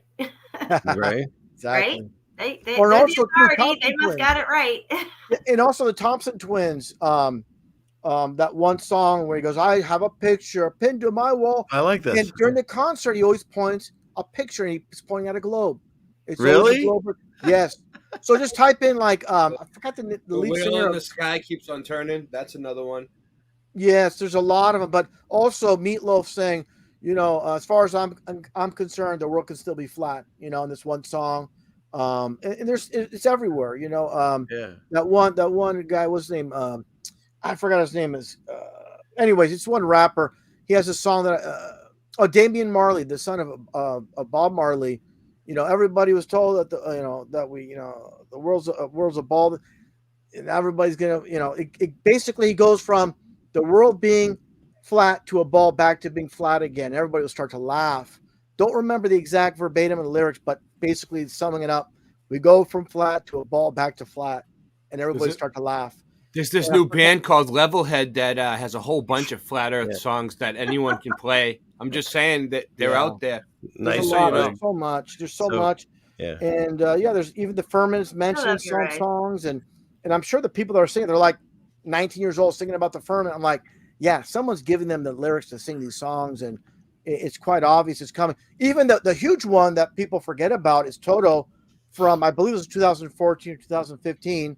It's called 21st Century Blues, and the song is "How Can We Believe the World Is Round." I just can't conceive. Oh, he disappeared again. He's having an internet connection. Well, he's in Russia. You know what I mean? That's so, true. what do you expect? If he can still hear me, what's interesting about Toto, I have a whole stream or a few of them about Africa, and they sing about that, some weirdness on there. So if you get a chance, RV, we can cover that sometime. But let's see. Where'd he go? Yeah, you guys hear me? Yep, you're back. You guys hear me about Toto? About No, tell us the Toto story. Toto. They have this song. It's funny because I have a friend that was arguing with me about flat Earth back in 2015. I had him play that song by Toto, 21st Century Blues. The lyrics go, "How can we believe the Earth is round? I just can't conceive it." Then the song keeps going on and talks about how there used to be a time we could believe the news when the channels were 3. Now they can make us believe the sky is green. So again, they're always slipping into truth and entertainment. And definitely you're showing right there with NASA and deception in Hebrew. And definitely the forked tongue, that's the vector, or the chevron. The chevron's 33 as well. Let me ask you this, RV. What level do you think they get told the Earth is flat? Is that entry level stuff for them, or is that higher up? I truly believe at the 33rd, they're made aware of that at the 33rd degree. That like I said, Albert Pike, the highest, the most powerful Freemason in U.S. history, basically said a lower level Masons are deceived. They're intentionally deceived to keep them away from the truth. And even the local lodges, they have no clue. People look at people at local lodges like they're evil and they're part of it. They know absolutely nothing. It's just like attending the Catholic Church and thinking, oh, they know what the people in the Vatican are doing behind the scenes, the Pope and all these dignitaries. But yeah, just at the very top, I believe. But here's the thing is too, I truly believe even at the local lodges, those 33s don't even know. It's the ones like really high up, the real 33s, and the very select. It's like I said, the pyramid structure, the apex of the pyramid, they're the ones with the knowledge. Everybody underneath are kept dumbed down and ignorant for the sake of control. Yes, and I think the globe and that other globe on the two pillars have the globes on them. One's Earth and the other one looks like the stars, which represents their fake space, basically. And and of course, above the two pillars with the globes on them is the dome itself and all these Masonic drawings. So they're telling you in these drawings that we hold these two deceptions in our hands. This is the basis, the beginning of all deceptions trickle down from this deception, flat Earth. keeping that from people, introducing them into this globe model and how it works, geology, volcanology, all this stuff ties back to the globe model. If anybody's a flat earther out there and you still buy the geological narrative and the volcanism model, then you're still on a globe. You're not a flat earther. Absolutely. All It's these funny. things harken back to the one main lie. Yeah, I'm sorry to interrupt. Yeah, the main thing is this too. You just mentioned it there. Truthseeker69 is also in the Masonic Lodge. Of course, they always on the ceiling have obviously a Lucifer or Polaris, the North Star, on the ceiling. That's their god. That's what it comes down to. And of course, to be a Mason, you cannot be an atheist. You must believe in a deity. So that's the first step, is believing in a deity. But when you join the lodge, they want to convert you to Lucifer, and they do that at that highest level of 33. But again, it's people need to understand about Masons. There are Masons, but I've talked to different level Masons, 32 degrees, and I was surprised how little they knew about Freemasonry. They're just intentionally kept dumbed down and deceived. It doesn't mean, of course, if you're the police chief at a local, for example, New York City, San Francisco, yeah, they're going to be on the know about a lot of things. It just varies. It depends. But again, if you want to keep a secret, you want to have as least amount of people know about that secret so it doesn't get out. And obviously you have to and there's a lot of people that are in Masonic lodges and Rotary and things, and believe they are doing the right thing, and they are in their local communities. Yeah. But at these higher levels, like tell me that the Vatican didn't realize that the name that they chose for this spelled out Lucifer. I mean, there's no coincidences or accidents. Yeah, that's why I say, that's why I tell people, don't give the Catholics at your local church a hard time. They don't know what's happening at the top. Just like people that are, for example, yourself, Ceilingfanman, when you looked at Trump as potentially a hero, you didn't know at the time that, hey, this guy's freaking basically part of the club. So, again, it's just, there's that system. There are different levels that people are aware. That's the word I was looking for. Yep. There's different levels. There's different levels of knowledge, and that's the sad thing is talking to a lot of Masons, and truly believing they have the answers to a lot of things. Like, wow, you really don't know what's happening, and that's the sad thing is once people think they have a grasp on something, and you try to explain to them, say, look, this is wrong, they're just going to fight you to the end, and that's what I've experienced talking to Masons myself, and and they're just but. Some things I say, I see their eyes kind of open up a little bit, but when you mention some things, obviously, the chessboard floor in the lodge, the duality, the darkness and light. I've been having a lot of conversations about that on my channel lately. I think between the flashes of light, like if you flash a strobe light, like real slow, that's where they see Satan in that other realm that they're looking into. It's like between the darkness and the light is where these other things exist. I believe it's dimension. I believe they're dimensional. Yeah. It's like a frequency, like in your radio. If you hit the right frequency, that's when they can basically summon these demons. It's kind of interesting. I showed this one depiction on this video game way back from the 80s, and they show this demonic being coming through another like portal, or basically it's another frequency. They're there, but you can't see them until you're in the right frequency. Type of thing. Exactly. But yeah, they put the truth, like I said, they put the truth in entertainment. People look at that people can look at it. It's Apple II, a game called Ultima. I believe it was Ultima number 2 actually as well. And you can see that this one, I love that game. Going through a portal, and they basically see a demon. And definitely that's what I get. That's what I get at too. They're controlling not only, of course, politics, the news stations, Hollywood music, but they're controlling the video games. They're controlling pro wrestling. They're controlling anything of any importance where people have their eyes locked in. If millions upon millions of people are watching wrestling, they're going to make sure they have control of that, and they put propaganda in there. Here's a big thing. This picture right here, to me, I think it was put out just to solidify what we think of as space is really happening. Mm-hmm. You know what I mean? Yeah, I mentioned how Darth Vader, like I said, in Empire Strikes Back, he summons the Emperor, who represents like a demon. He's consulting the Emperor, getting advice on what to do next, the plans for what they're going to do with the rebellion type of thing. So, yeah, they're kind of like giving that truth. And, of course, the black and white, the stormtroopers are white. Darth Vader's black is a duality as well. Okay, so This was what basically where I live, at least I think, some version of this. And I think this dome continues all the way around us because we're an enclosed system. So that's where you can get your symbolism of a ball, I guess. Yeah, well, I'll say this real quickly. That's Yeah. why it's called. We live in Atlantis. We're underwater. The water's above, but that's why they named the space shuttle Atlantis, the Truth in Plain Sight. So we have the Enterprise, Discovery, and then Atlantis, because we live in Atlantis. I love it. Yeah. All right. So let's see what else do I have here. Of course, the what do you call it? Multicross, the Maltese Knights Cross. Templar. Nice Yeah. Templar, yeah. Yeah. Thing. Or the Yeah. Iron Well- Cross. Well, you should go back to that, Ceilingfanman, because Oh, what yeah. people are not noticing is if you fold in all the corners, you get a pyramid. Mm. Oh. Like From that. above, I like from it. above. Yeah. And Yes. also, I'd like to mention that every dignitary that you can come across, every royal that you can come across the plane at any time period in his story has one of these crosses on them, an iron cross.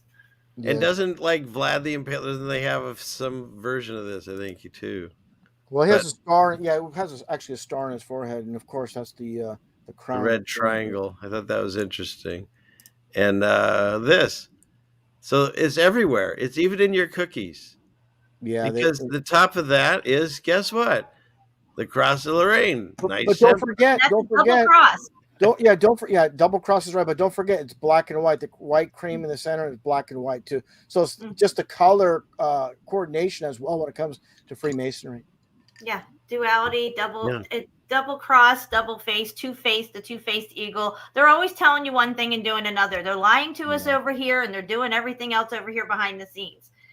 And it's literally everywhere when you start seeing it. That's what God says, the eyes to see. Once you open your eyes to looking for these symbols, like what is that? Your famous thing, Manny saying or whatever about signs and symbols or something. How's that one? You play it every time.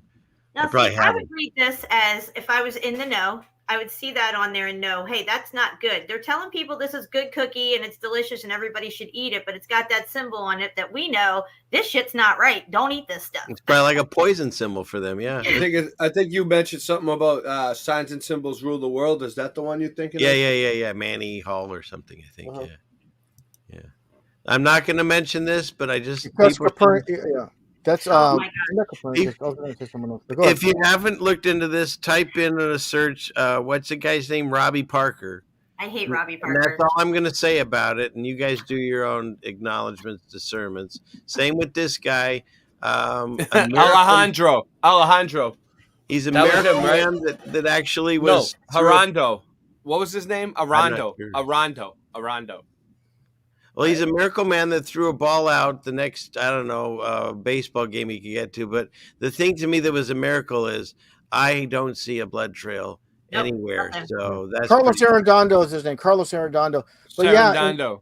Yeah, but there's many things that happen here. One thing, I've covered this extensively when this took place was in 2014.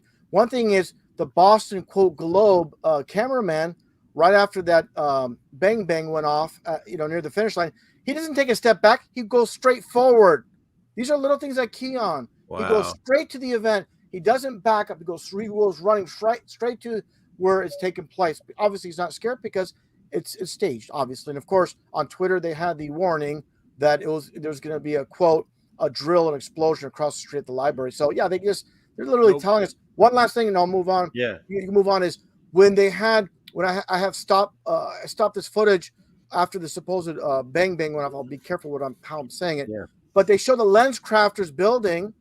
That's the sign. The sign's perfect, and then they show it later after a day later, and it's all mangled and stuff. So yeah, there's so many holes in their stories, but people ignore it because it doesn't fit their their overall what they've been presented on TV and just Yeah, and so I And live so in I'm- Boston, and nobody wears cowboy hats ever.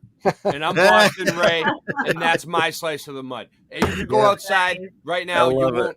You won't. I could film, and you won't see nobody ever Yeah. wearing a cowboy But hat. that's his signal. He's got to wear that cowboy hat so he stands out in the crowd like, hey, this Correct. is the guy. He's going to be doing this, and we know that's the guy that's going to be pushing the wheelchair along. But there's so much about Boston. There's just so much we can. he's dropping out again. Spent a whole, live stream on that for I cut it again. You're back. Hey, you know what's interesting? Because of what I'm learning from all these things, this was during the truck thing. Or actually, no, I take it back. This was after another incident that we'll just say it was a guy with two first names. George was part of it, I guess. Yeah. And Floyd was the other one, I guess. But it was a reminiscent of the back when in the 90s with the Rodney King and Reginald Denny. And so they're attacking this truck, and I went all rush and vids on it and took a picture because you can see there's a 1991027, and then you can see in this there's another one. And so you got your nines, you got 2 and a 7 is another 9, so you got trip 6s, and then of course it's just 9s and 1s. And then they're always the numbers. You gotta look for the numbers. Like reading a news story about an event, look at the numbers. That's where they're gonna.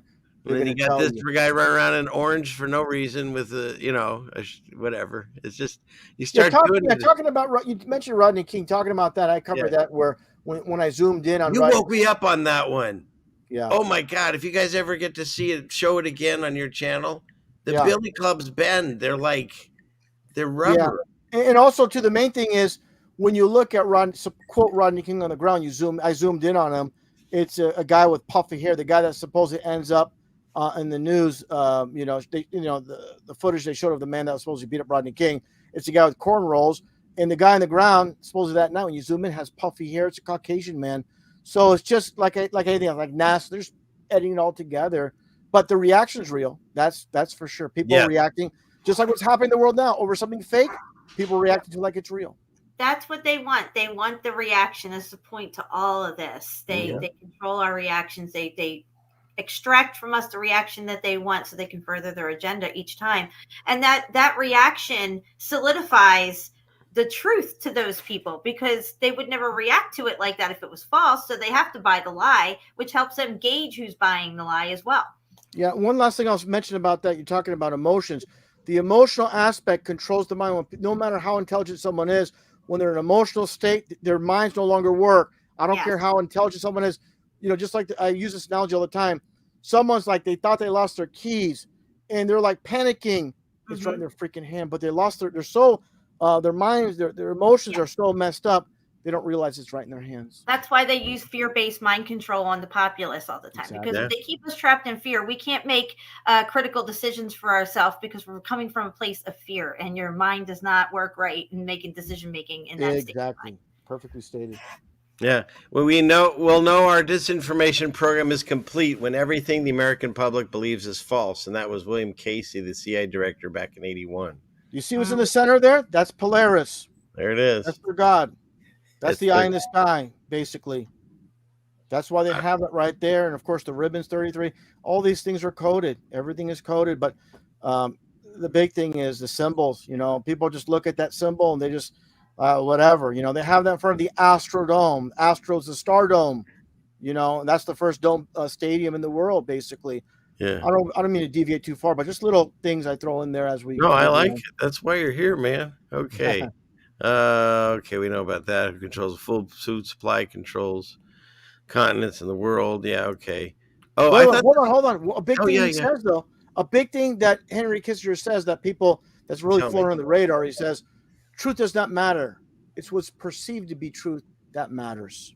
Mm-hmm. Exactly. It's a perception deception that we're under. Yeah. Yep. And so again, they tell us what they're doing to us.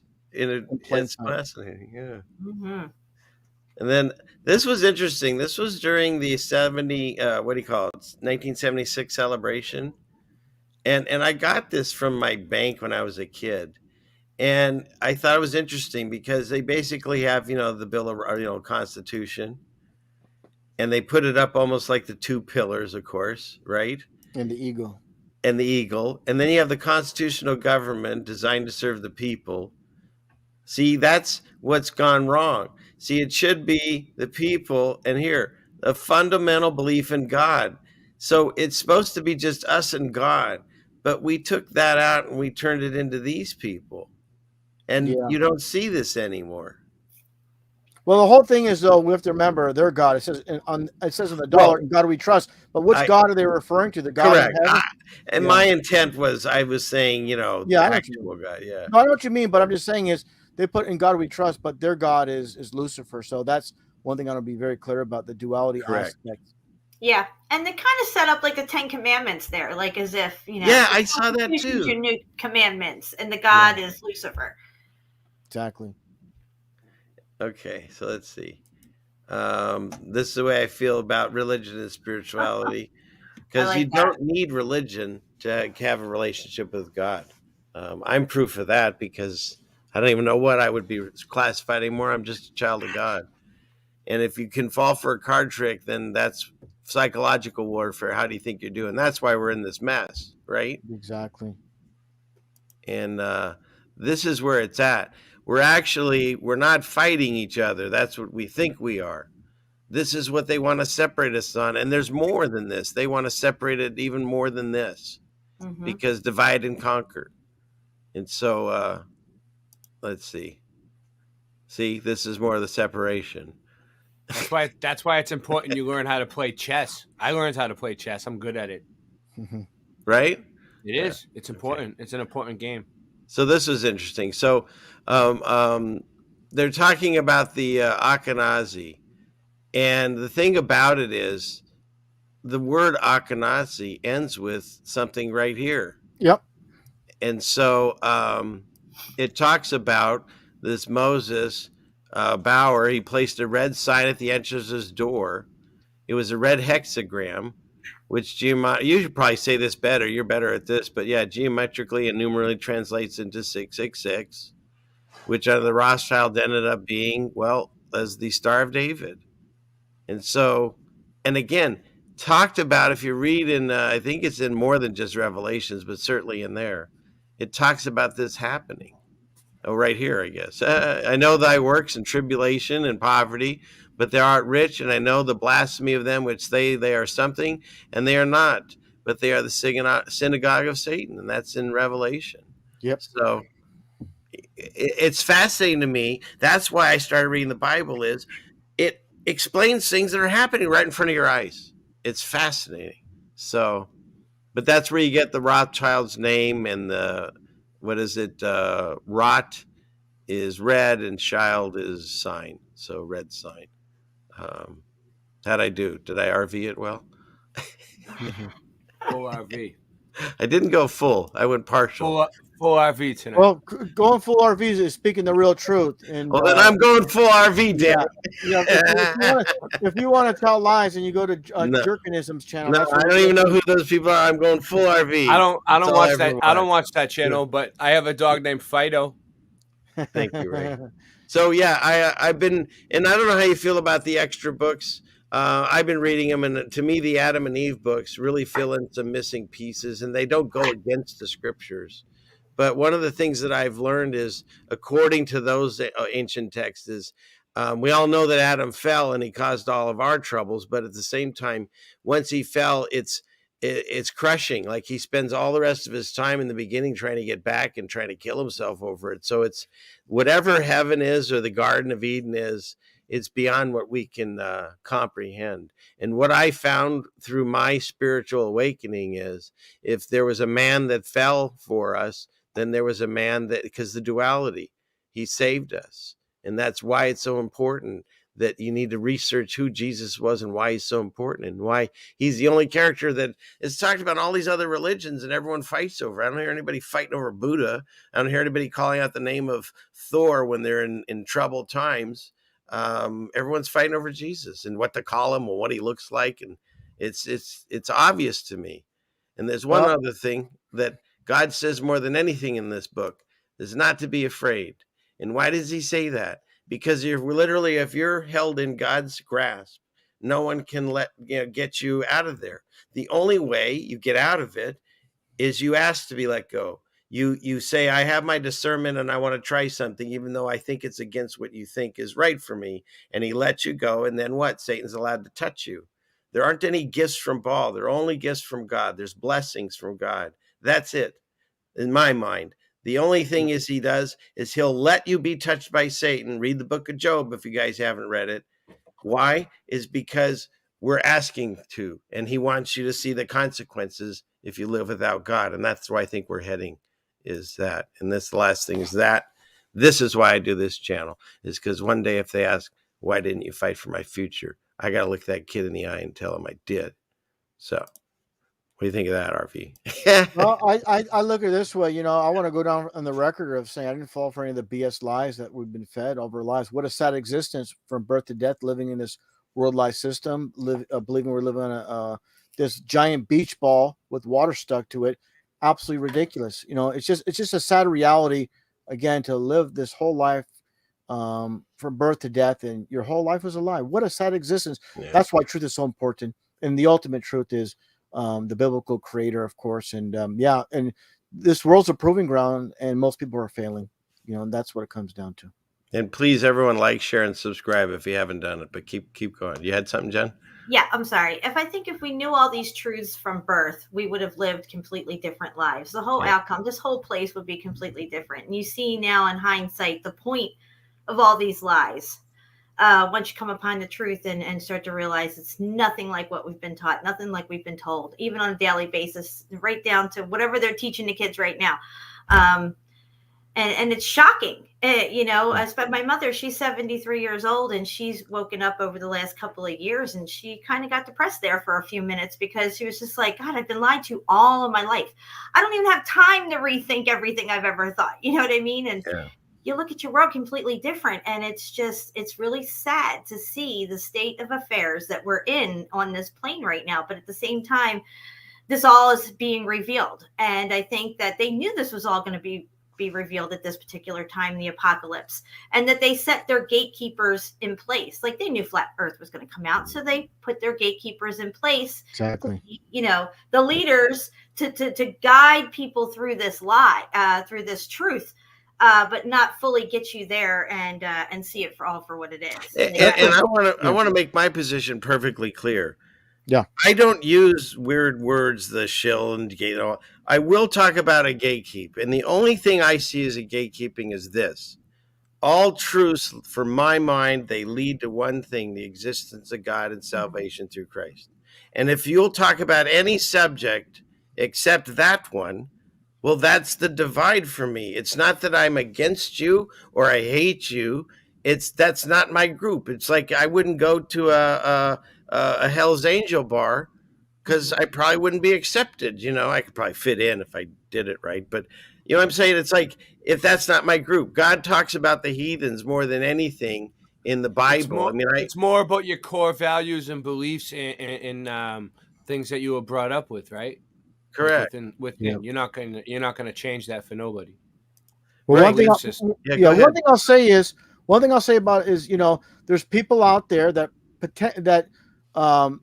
purposely put out truth as a net to pull a lot of people in. They'll give you really good truth about flat earth, but once you're caught in that net, now here comes the disinfo that Jesus didn't exist. The biblical creator is not real. And so that's the whole point is, but first we've seen these telltale signs of these people that are controlled. And that's the whole thing. One thing I'll say is, I don't want to go on too long, but one thing I think is really important for the whole spectrum is we're not intended to know it all. A lot of things must be faith-based. God's giving us, the Creator's giving us a lot of clues. But if we knew every single detail, it's not. I don't believe it's intended to be that way. To the end, we must have faith in the Creator. And people live and die and wonder if there's a real Creator. This and that. I have no doubt. But that's for everybody to come to their own conclusion based on. And again, like I said, I believe most people are failing. Well, and here's the way I see it: is my awakening happened not because of a book. So once you realize that God exists, there really is. This is the separation. There's heathens and there's people that believe in God.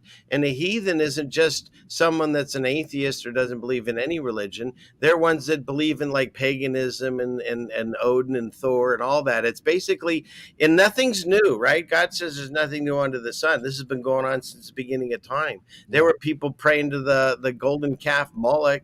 Well, Moses was up there getting the tablets telling them not to do that. So, like, we've done this throughout history, and we idolize things, or we idolize like horcruxes, like in Harry Potter, and we start thinking there's powers from crystals, and we start thinking there's powers that we can generate our own aura field and make it, like someone asked earlier about mushrooms. Yeah, you can take psychedelics and maybe you can crack through the other side. I don't know how it works, but you can also have it react to your body in unhealthy ways that you're not aware of.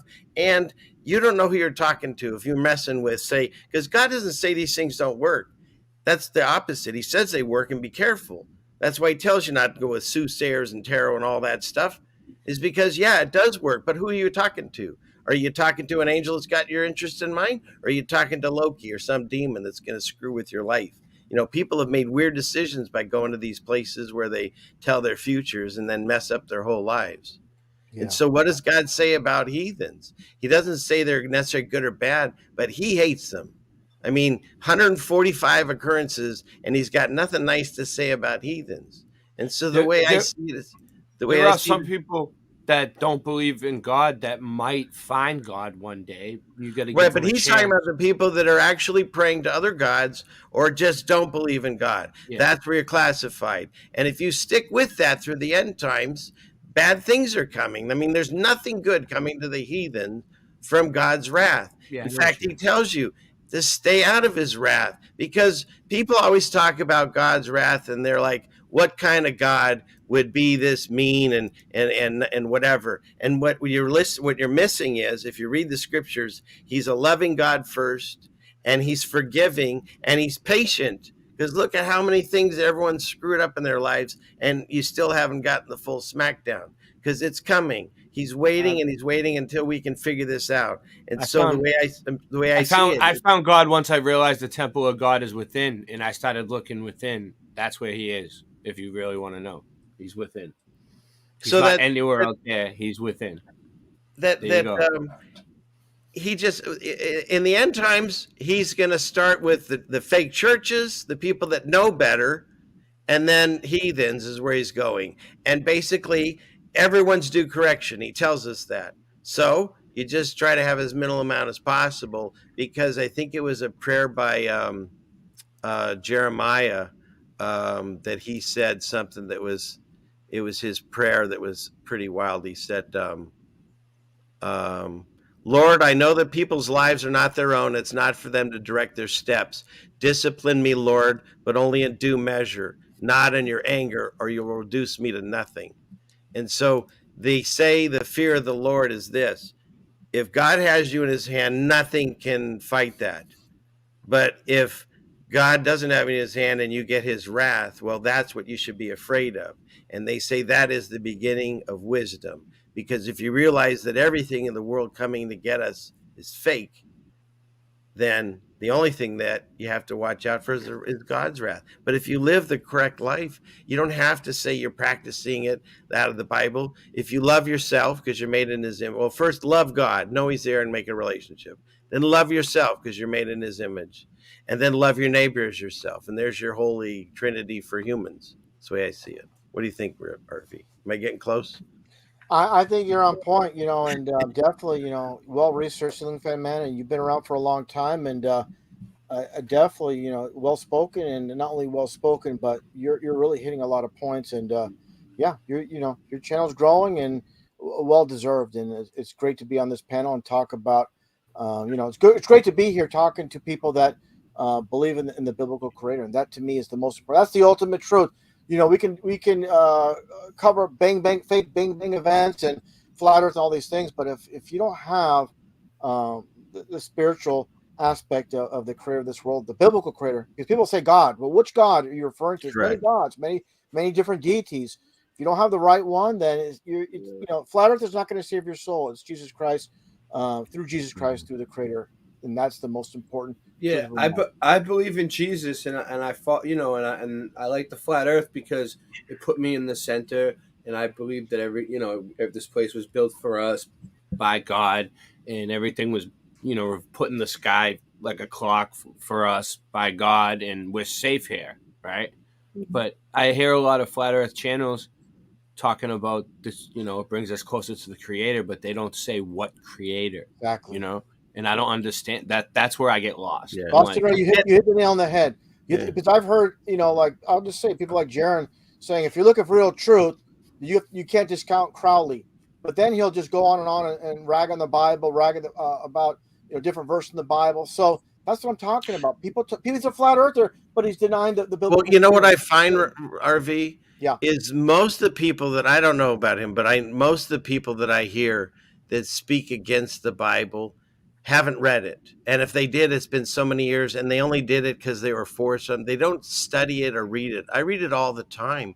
And that's the reason I believe when I first started reading it, Jesus, I'd be like, man, this guy doesn't give you a straight answer. You're like, hey, is it safe to cross the street? And he'll be like, let me tell you a story about a guy that crossed the street. And then, and it's a parable. But then I'm realizing that if he just told us, then we wouldn't learn. That's what they do in indoctrination camp. He's giving us the problem to solve with our own discernment. And that's the same thing that he does in the scriptures is that we're doing in real life. And the fact, if you're going to believe that, in a flat earth, but take out this whole piece of all these truths in that book. And the last thing I'll say on this is, I'm not a Christian, or I don't even know what I'm called, but I'm not a Christian person that says, you better believe in Jesus or going to hell. No, it's not about that. Here's the thing. This is the path. I'm presenting it to you. You have the option of listening or saying, no, it's not for me. I can't force you. No one can.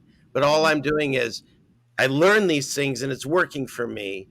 Here's my presentation because it's my channel. And other than that, it's on them, right? You just hit the nail on the head about basically what you're saying is the answers in the Bible. For example, this will, like, for all the believers in dinosaurs and these ancient reptiles from millions of years ago, if people just read Genesis and the creation, it talks about how I believe it was, correct me if I'm wrong, I believe it was on the fifth day where God created the birds.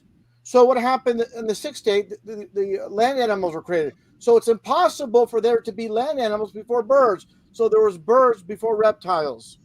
And it's clear in the very beginning of the Bible, undisputed. So that's all. What I'm getting to, it's all you have to point out to debunk dinosaurs before birds, because science says there were dinosaurs before birds. Dinosaurs became birds, but just that one scripture right there in the very beginning, creation will tell you that's false. So they always work off the duality, the opposite.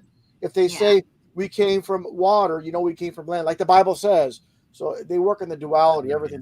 They say the sun is far, it's close. If they say the earth is moving, it's not moving. It's that simple. Exactly. Hey, do you think there's a chance that the moon, I mean, let's go in an alternate universe. Do you think the chance that the moon is only, say, 33 miles away? Because you can see Tycho crater with your naked eye, and it's supposedly, less than, 100 miles across or something. Go ahead, Boss Ray, go ahead. No, I was going to say they want us to believe that the horizon is 3 miles away. Well, I want to know what he says about the moon. Go ahead. Yeah. As far as that's concerned, for the longest time, I've been filming the moon, and definitely the moon is just right above the clouds. Literally, I can't say how high it's up, but it's just right up there.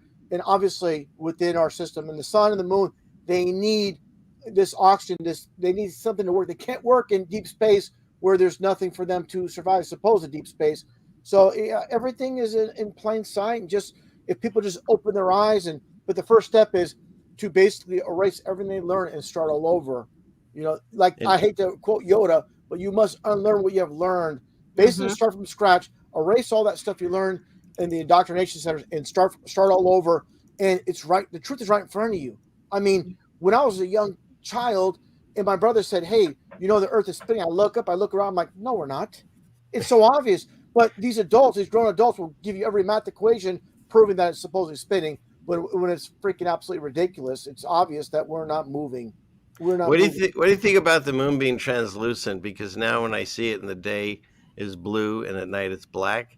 And when NASA goes up there, of course, it's not bright at all. And yet when I look from down here on Earth, you can read you can read something that's so bright sometimes. Yeah, well, I've actually seen video where you can see a star basically through the moon, semi-transparent. But what I'm getting at, what the Bible says, is two great lights. Yeah. One to rule the day, one to rule the night. But what I believe is not something obviously somebody can land on. I truly believe the sun and the moon are basically like they work like a battery. They're working together. It's not a reflection Correct. of the sun off the moon that gives light. I believe it's like, one of those stones you bring, you put in the light and you bring in a closet still glowing because of that residual light of. Well, it's actually like the cathode and the diode, the electrical universe type of thing. Yeah, I truly believe the sun is powering. They're working together as one, like a battery. That's kind RV. It's described that way in the book of Enoch, where the sun gives power to the moon. It talks about how it gives it a piece of its light. So it is described that way. Yeah, so definitely that's what I believe. But we know what science says is the opposite, basically, and that's what it comes down to. If you're following the crown of this world, you're going in the wrong direction. You're basically, if you're following the world, you're going down the path of the pit of hell, and that's what it comes down to. And I'm not concerned with a bunch of deceived people think. And the big thing is, unfortunately, a lot of people they want to be liked and accepted. And if you want to go down that path, you're gonna have to be a yes man or yes woman to a lot of BS. And I'm not about to sit on a dinner table with friends or family that's talking about fake elections. I shouldn't say, but fake things are happening in the world. I don't agree with. I can't sit there and listen to it. So, I used to be extremely sociable when I was younger, but I've any kind of change in life takes time, but I'm very comfortable pulling my weight from most of society and just putting myself around like-minded thinkers. And that's what we all need to do. But it's a tough transition when you want, like I said, and people just want to be liked and accepted by their peers. No one wants to be ridiculed. But once you know your stuff inside and out, then you feel like, you're empowered. You don't need that acceptance from these drones, these zombies that don't know the difference between their butt and a hole in the ground.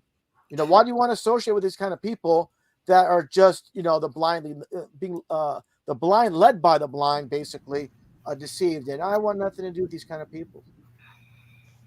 How are you on time? I don't know.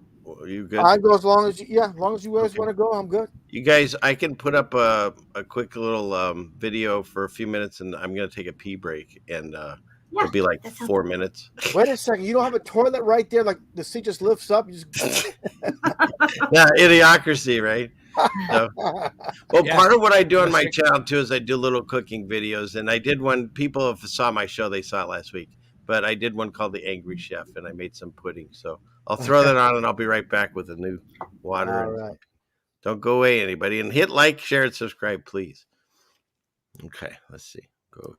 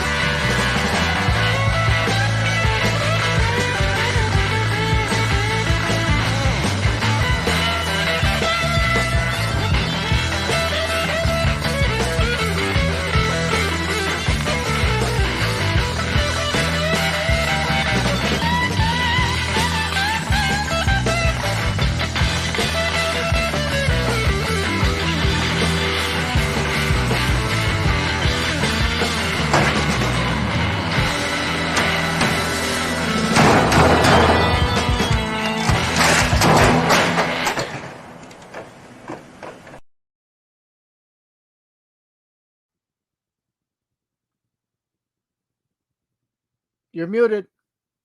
Muted. Yeah, amateur hour. So that's I'm one of back. it's one of my cooking videos. I'm a So chef myself. I'm sorry. I know I watched you cook pizza.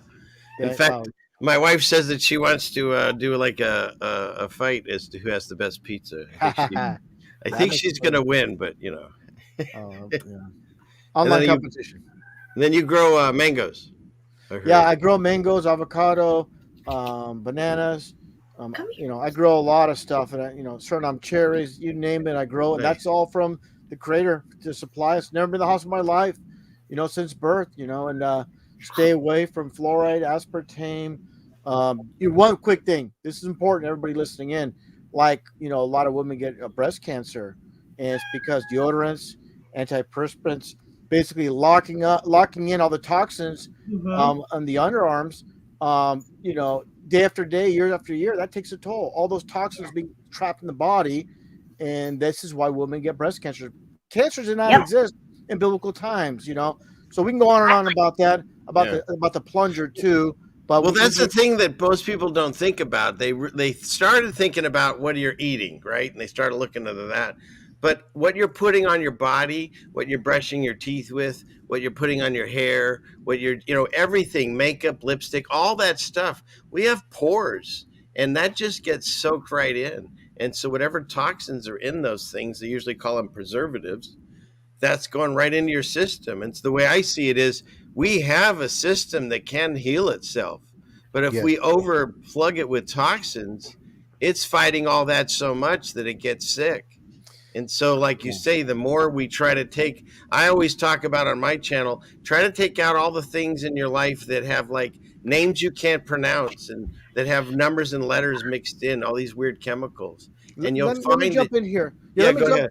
Yeah, I want to say something real important. Like, for example, this is how they always get people. So if you drink, for example, Coke, Sprite, 7-Up, Pepsi, they put high fructose, which is really bad chemical, horrible for people. So people jump aboard, I'll drink diet soda. Well, there's aspartame, like you said. So if the right one doesn't get you, the left one will. But getting back to the whole deodorant thing with women, men have, of course, most men have underarm hair, which blocks a lot of it. But women, you tell this to people and they don't understand is these people that run this world, they've mastered where it's not going to do harm to you for a long time. So you can't pinpoint it to what's creating it. That's what they've mastered with all these things, with fluoride, aspartame, the deodorants, all these things.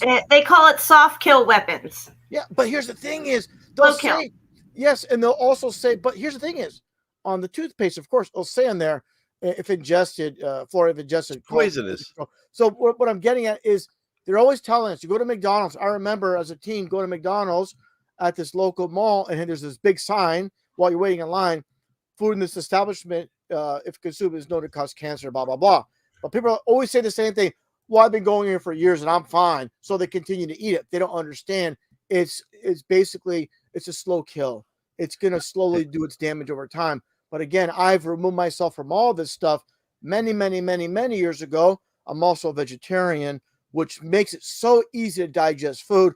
And it's a hard transition, but it's well worth it for yourself, your wallet, your bank account, and for the animal. It's a win-win-win situation.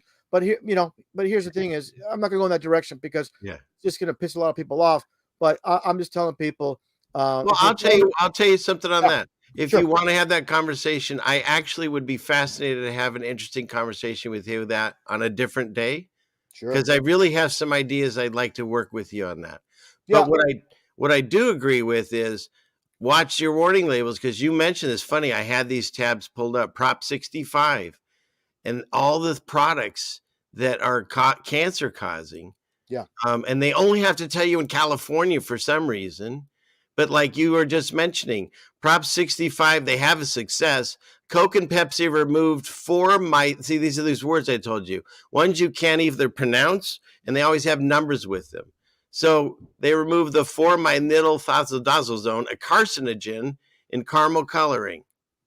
And companies have removed lead and toxin. But the question is, why were they allowed to put them in? And what are they still putting in? As they say. That's the thing is, here's the thing is, I want to say this real quickly. Yeah. Myself, living in California my whole life, going to Chinatown in San Francisco, and you look at all these little teapots, and it says on the very bottom on all these sets, there's toxins known to cause cancer, blah blah blah. And I'm like, if they put that label on there, why doesn't the government step in and say, no, we're not going to allow these products to be on the shelves at all?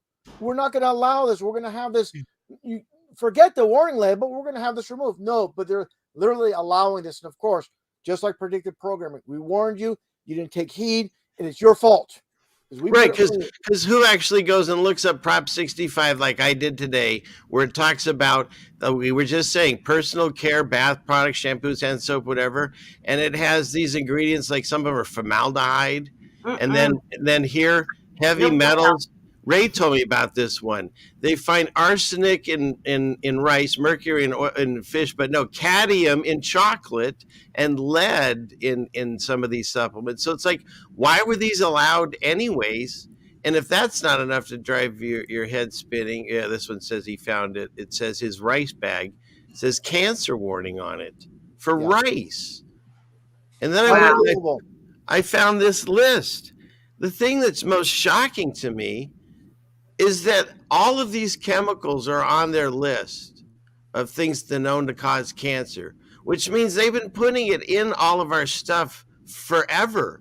Look, cancer was unheard of before the industrial age, literally. Obesity, unheard of. Diabetes, never even heard of this stuff before. Once we got industrialized, 1800s, everything seemed to happen in the 1800s miraculously. And they mass-produce food. This is what happens. Let me jump in. They're attacking our temple. Yeah, let me jump in here for a second. It's really important on this point, Truthseeker69, because this is where it all started. And I got to be careful the way I word this. Something with the cow and the plunger going back to the 1800s. Then I did a version of that on my show. Yeah. Okay, great. And then later on, what happened, there's this man named W.B. Clark from Indiana. Then he was working in New York. He said, I've looked at 200 patients that had cancers. Because every single one of them had, I'll just call it the plunger, because I never came across someone that never got the plunger that had a cancer. So definitely that's where it's really started, was from the plunger, from the cow. I'd say cow pond. As you're talking, I'm scrolling. I'm only on page 9, and my whole idea behind this is, why is there so many chemicals that they have to put on this list? That means all of these things have been used and are being used on us in everything. And it's not like, oops, they didn't know. They knew. They knew. Well, and that goes with this story. Where is it? It just happened. Got lots of things. Here we go. Xantex. They knew about their risk for 40 years and didn't say anything. Well, so, this gets back to, the God created, all these things for us that comes from the ground. Men just like, oh, you need us. There's no creator. You're going to need what we create for you. But here's a big thing about, and I tell this people, the most simplest way to explain it is the cold. The reason there's no quote cure for the common cold, because the cold is basically a cleaning system for your body. You cannot cure a cleaning system. There's no cure for the cleaning system. Same with the flu. It's the process of our bodies regenerating, rebuilding. And what do they want you to do? They want you to go out and they want you to get ibuprofen and fever suppressors when your fever is what your body's supposed to be doing to kill off whatever bacterial infection may have occurred. God created us. God created the earth, right? And our bodies are meant to get sick. God created everything perfect, right? So these people who run around that don't ever want to get sick, there's something wrong with them. You know what I mean? Because we're supposed to get sick. Body from doing its natural thing of fighting off whatever it needs to get out of your. That's what we would design. You hit the nail on the head. You hit the nail on the head because basically, when you get a fever, it's acting like a furnace to kill bacteria in your body. That's basically what's happening. People are trying to reduce it, and I get what people they're gonna come back to. What about those that die? Well, they're already compromised. They're already beyond repair. They're very old. They're very young, or they're really compromised and sick, and that's what happens. But the bottom line is this: for everybody that disagrees, that it needs to be transmitted from one person to one person, just do this: get cold. Don't wear your shoes don't turn the heater on and get very, very cold. You're going to get sick, quote sick, but it's really your body is going into basic shock, and now it's rebuilding itself, it's cleaning itself out, and that's the whole process. But again, that's take a shower and go outside on a jog on like a 20-degree day. Yeah, you'll get sick without human interaction. You will get quote sick, but your body's literally just repairing itself. Boy in the bubble. That's the whole process. But one last thing I want to mention, I don't want to get too far off this, but the whole vegetarian thing. One last thing about that is the first diet for man in the Bible was a vegetarian diet. Seeds, fruits, vegetables be your meat. So when you cut a mango, look at that nice piece of meat. So meat could be an animal flesh or a fruit flesh. So let's not forget that. I'll tell you what, I would love to. So you even have to do it on a stream, privately, whatever you want. Sure. But I have some scriptures I wanted to go up against you on that. Things changed, though. Compare. No, things changed definitely later on. Yeah. But I do want to compare that. Diet. That's the original diet, though. Yeah. But, I did want to make a comment. Someone said, okay, here. So if you read the Bible, you notice all food has been made clean by Christ. Not supposed to question it. Well, yes and no is the way I see it. Like, if you know something's bad for you, let's say the Oreo cookie we were saying tells you it's poison. And Christ says, hey, that's probably bad for you. And you go, oh, but you've cleaned it. You know, I mean, at some point, now you've given away your consent. You know it's not good for you. If you continue to do it, is it always going to be clean? So it kind of goes with what you're saying, Russian, that is that if you, let's say, God forbid, you did meat, you better make sure you're blessing your food. And even if you don't do meat, how many people actually bless their food before they eat it? I bless it as I'm cooking it, and I bless it as before I eat it. Why? Because nothing's promised. They're blessings. What if you don't have food next week or tomorrow? Or what if you tried to cook that turkey and you burnt it to death and now you have nothing to eat? You should always bless your food. And in addition, if that, say, animal, mineral, or vegetable that you're eating, let's say that carrot didn't have the nicest life. By blessing it through God, you're at least saying, can you bless this so it at least gave its life for nourishment for my family for good things? You know who that is, Ceilingfanman? I have no idea. That's Andrew. That's who's going to be on the show with us Sunday. Oh, great. Yeah, they're doing a Bible study on Sundays now, RV. We need more people talking the truth about Jesus. We do. And flat earth biblical stuff and all kinds of Bible scripture studies or whatever we can think of. We're going to think of some. We have a bunch of people working on all kinds of. It's going to be tremendous. It's going to be the calm before the storm. As they said during the, everyone's waiting for the Antichrist spirit, which obviously you can see that, but they also either don't know or forget that God's spirit is poured out also at those times. And so we're seeing a groundswell of people that are speaking out in the name of Jesus, which is wonderful because we need more voices. And it's not because we think we're better. That's the whole idea. We're all equal. We're all special in God's eyes. The problem is if you don't figure out this piece of the puzzle, we're worried you're not going to make it. That's all. Yeah. One thing I'll say though about the end, I figure 2 hours, 2 or 3 hours on a Sunday morning to talk a little bit about the scripture and study it a little bit and even ask some questions or whatever. It's worth it. Like it's worth my time.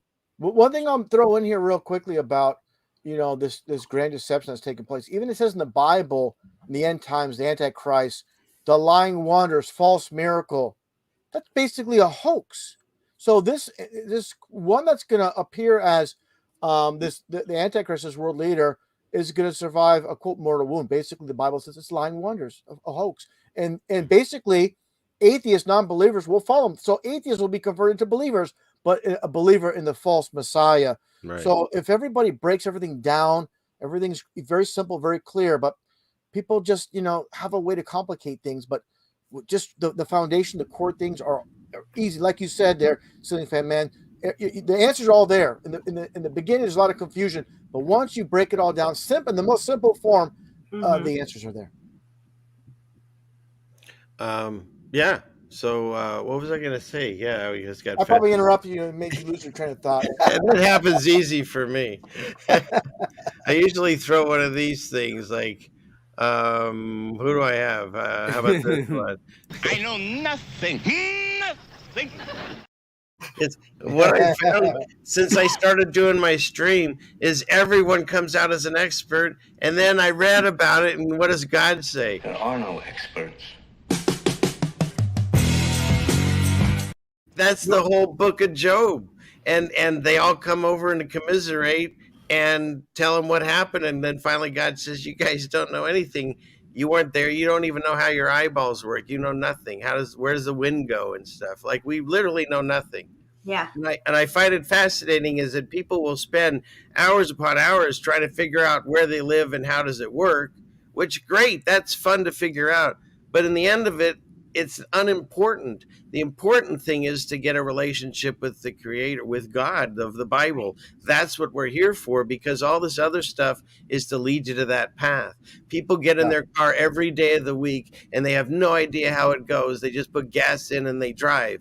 You don't need to know how the earth works or the sun and the moon work to know God exists. You just need to look everywhere and you'll see God's creation. And every time something good in your life happens, don't say it's luck. Say, oh, what a blessing. And you literally count your blessings and you go, wow, I must be doing something right. And then everything starts turning to crap. Then either A, you're doing something wrong, or he's just like, he wants your attention.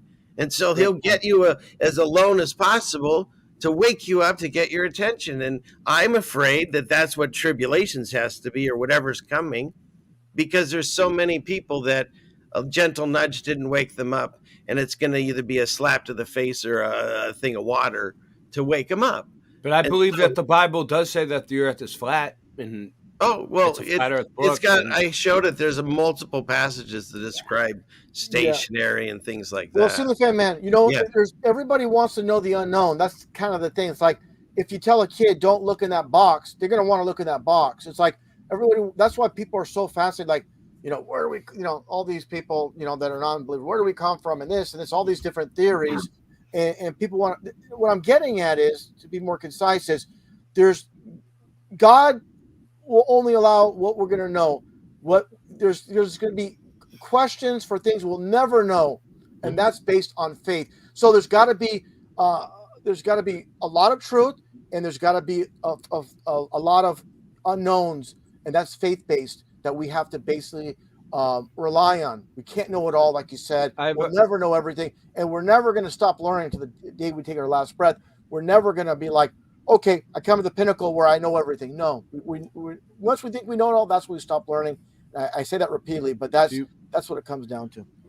V, I always wonder, what do you think about like the Book of Enoch and all these other new books that are just popping up that aren't canonized and stuff? I don't know, the Dead Sea Scrolls. And that makes me wonder about the churches, because I'm going to be very blunt. When I was younger, I never heard of the Book of Enoch. And me neither. And then, it's new to me.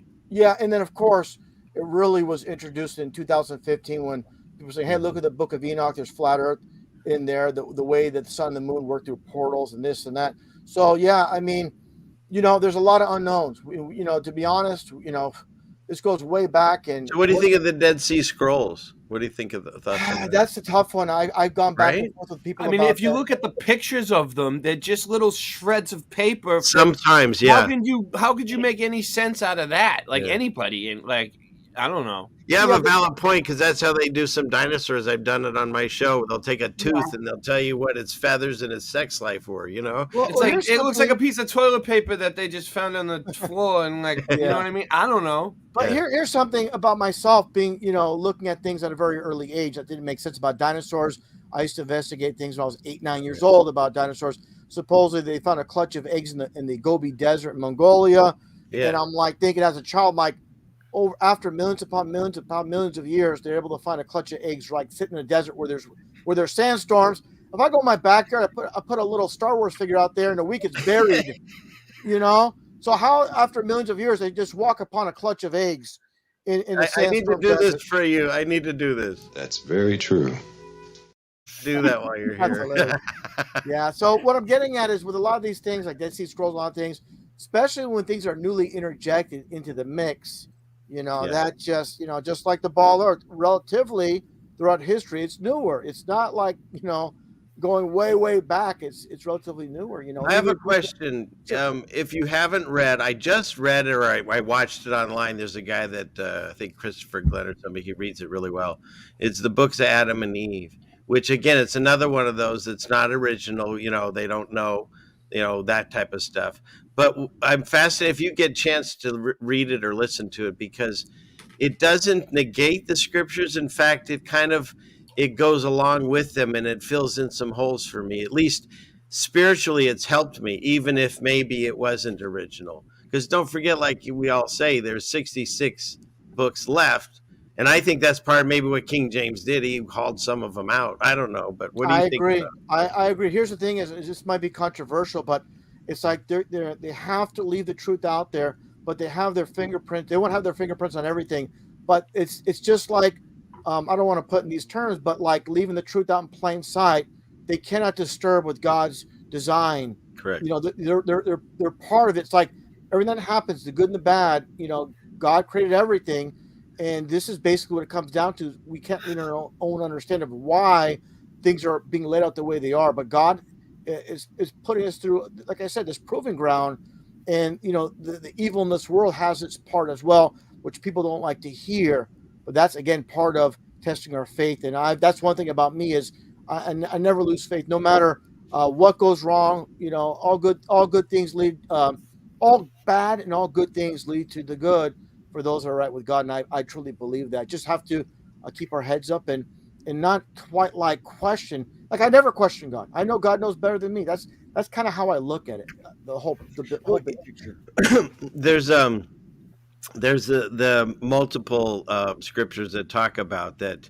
If you're following Jesus' path, you're gonna get these persecutions and things, and that means you should actually celebrate because you're doing it right. Unless you're sinning and you know why you're getting the persecution, you're doing it because you're doing His work.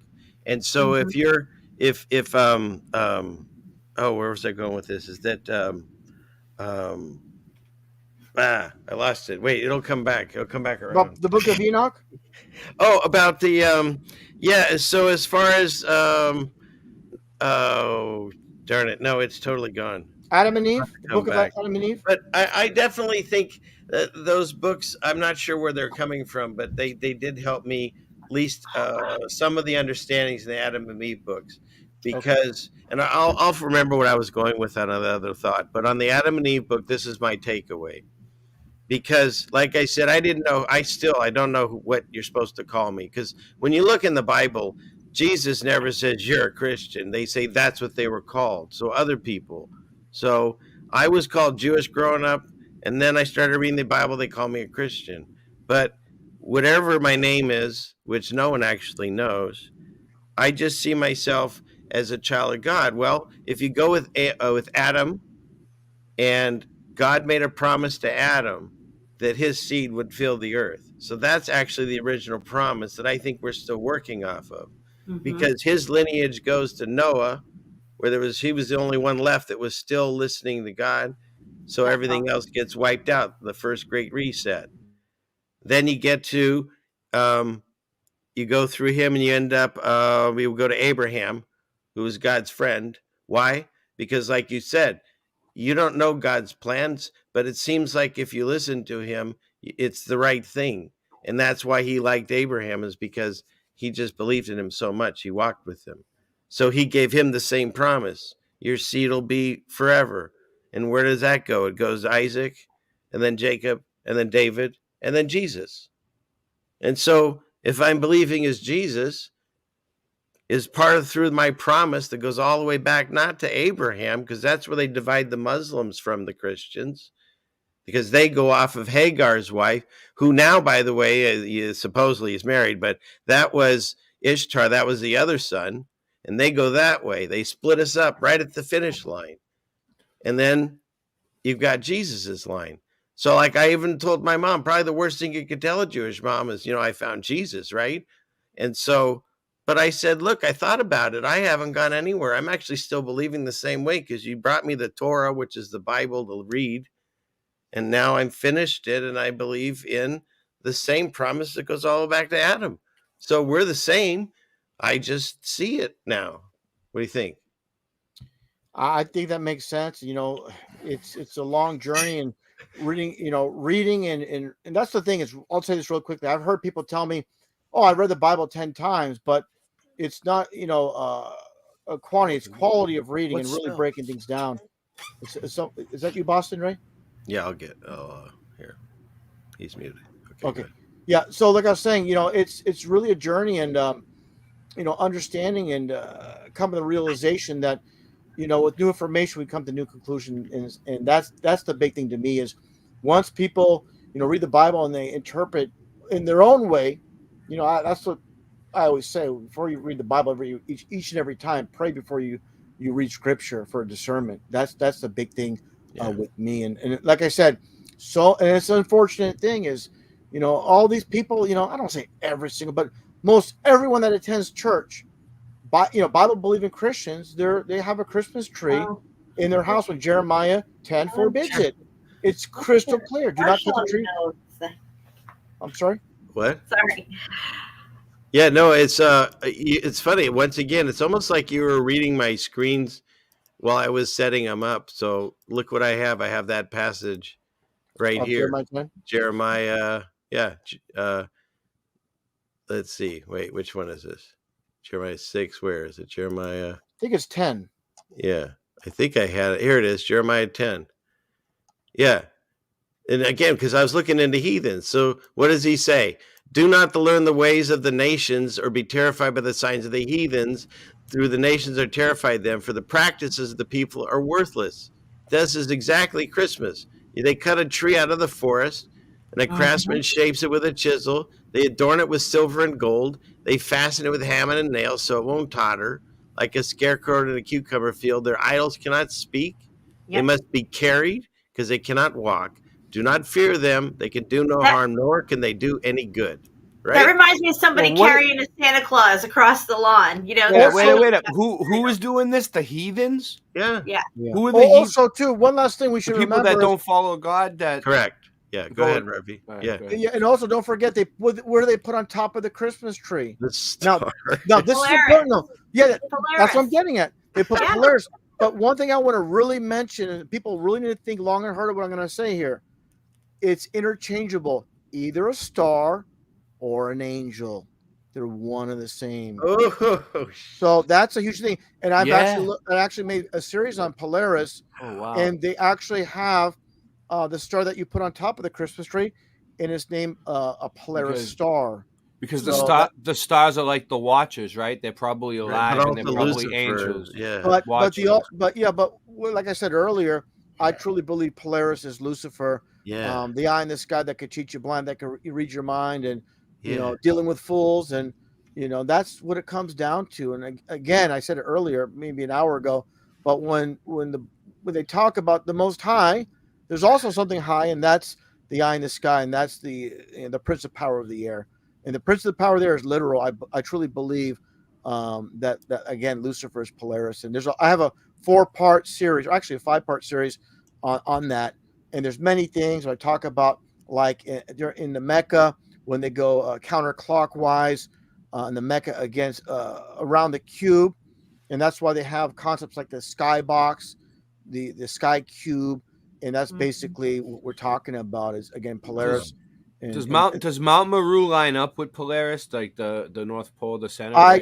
Yes, I believe so, and also they try to say that's where the toroidal field is coming from, which and I mean, if you believe in that, I don't know. Yeah, you're and the northern lights, the northern lights at the toroidal field reflecting off of the dome, right? That's what I'm getting at. That's a huge thing. A lot of us in flat earth, we talk about Antarctica, and not that it's not important, because they call it the Antarctic edge or the Antarctic circle for a reason, but people are looking one way, but they're forgetting about the Arctic region, which I think is really key and really important. Mount Meru and everything you're saying there, Boston Ray, is spot on. I did a whole show on it the other day. That's why it's fresh. I think, and actually, I don't want to spoil, but I was planning to do a video on this quote Freemason that showed the real flat Earth model is basically like a disc, and you have the black hole sun underneath the North Pole region, and how how everything works. And The rays go down, the rays go, all these things, and as above, so below. The whole concept. I was going to break it down in a future video, but yeah, there's a lot more to it, and that's the thing about flat Earth. We could be within a sphere, not on a sphere, within a sphere, but inside it's flat. Of course, peaks and valleys. Yes. All these concepts are possibilities, but one thing's for sure: we're not living out what they're telling us, and that's this ridiculous giant beach ball with water stuck to it, zipping through endless space. And here's a question, and this is a big one for you. But all right. What do you think about the moon being a mat, like a reflection? Yeah, I heard that. I don't believe it because I just don't believe it. I think people are trying to interject new things and just to but to me, I'm just not buying it. There's nothing solid. Just like, what was it? There's no force on the flat Earth. There's always these kind of gimmicks that people are pushing. Yeah. I myself, I don't believe. There's no absolutes other than Jesus. How about that? But we're always itching. We always want to learn. And one thing is true is we need to be humble and not pretend we know it all. But we know we're being lied to on a grand scale, and we're trying to figure things out. But the most important thing is all this information we're digging on, looking at, all these truths lead to the Creator. And what the Bible says is Satan deceives the whole world. That includes the people in the mainstream, and that includes the quote conspiracy people that believe in a lot of UFOs, aliens, and all these other things. That's being spoon-fed to them. So by people like David Icke, he's propagating. Like, here's a big thing I'll say right here about David Icke. He'll give like 1 or 2, 3 presentations which are spot on. Then the fourth presentation, he'll talk about the planet Draconia, how these people come from the planet Draconia. When they are alien to this world per se, they're fallen angels that were thrown to Earth. So it's a twist of truth. They're not going to give you the real truth, saying they're reptilians. Well, it says in the Bible how the great dragon, the great serpent, was thrown to Earth. So he's kind of just distorting the truth, and that's the best. The best liars speak some truth, and that's the reality. You have to be very careful. I have a question for you. Okay. So I would assume, as you're a Bible Earth believer, that we are in these times, which most people would say would be end times, and we're at the book of Revelation. But I also have a theory that I'm kind of like leaning on right now, is that because there's channels that talk about buildings that are under water from a water event, or they've been covered in mud and stuff. And then there's channels like Jen's that talk about buildings that look like they've literally been melted down, and you can see it like candle wax. And God says that they'll touch it and they'll drip like candle wax. They even found bricks inside the mountain. Right. And that's one of the biggest proofs I've seen. So here's my idea is we went through the reset with Noah, so that would account for finding some buildings with mud and so forth and buried.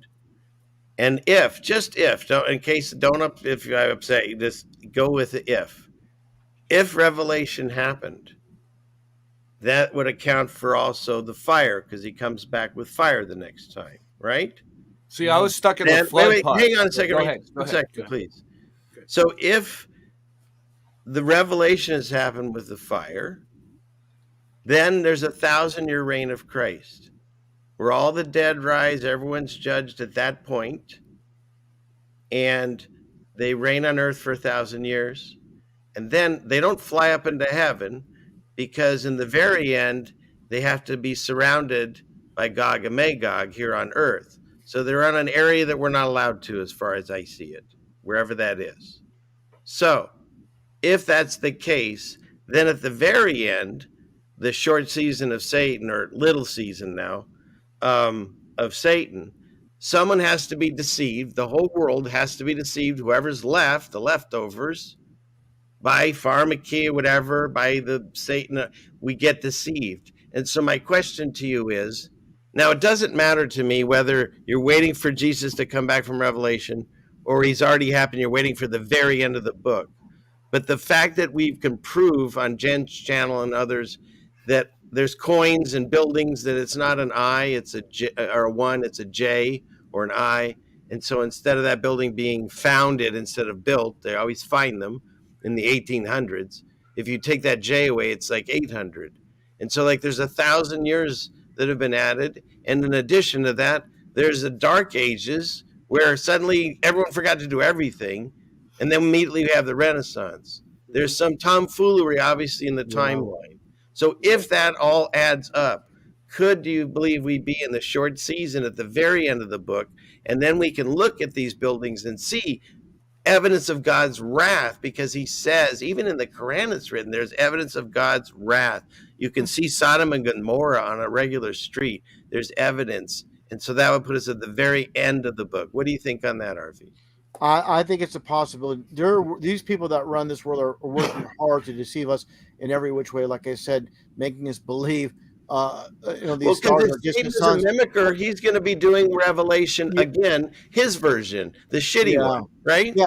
I'm going to get there. But what I'm saying is, we're being deceived in every level. So, to surprise humanity, they're basically trying to, put basically mud, I hate to use this analogy, but mud in our eyes, so we can't see what's happening. So we'll be, when all this goes down, we'll be in the point where we won't see it happening. So there's the people that run this world are intentionally, obviously, keeping our eyes off the ball with so many distractions. But I'm in that direction where you're at, where a lot of these events that took place, like quote the mud floods and prior events that are being hidden from us, that's really keeping, and that's like the Bible says, where Satan deceives the world, and definitely the 99%.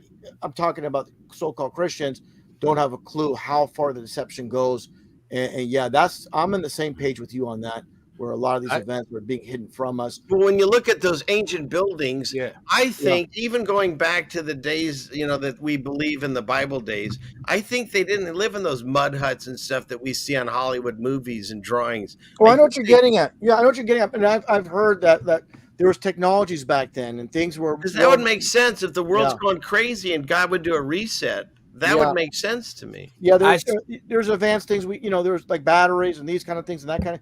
There's advanced technologies back then, and it's like, I don't want to say, it's like the Road Warrior, where everything was destroyed and they're rebuilding it again. That's kind of probably the concept they're actually putting in our faces, how things are destroyed and we're restarting up again from scratch.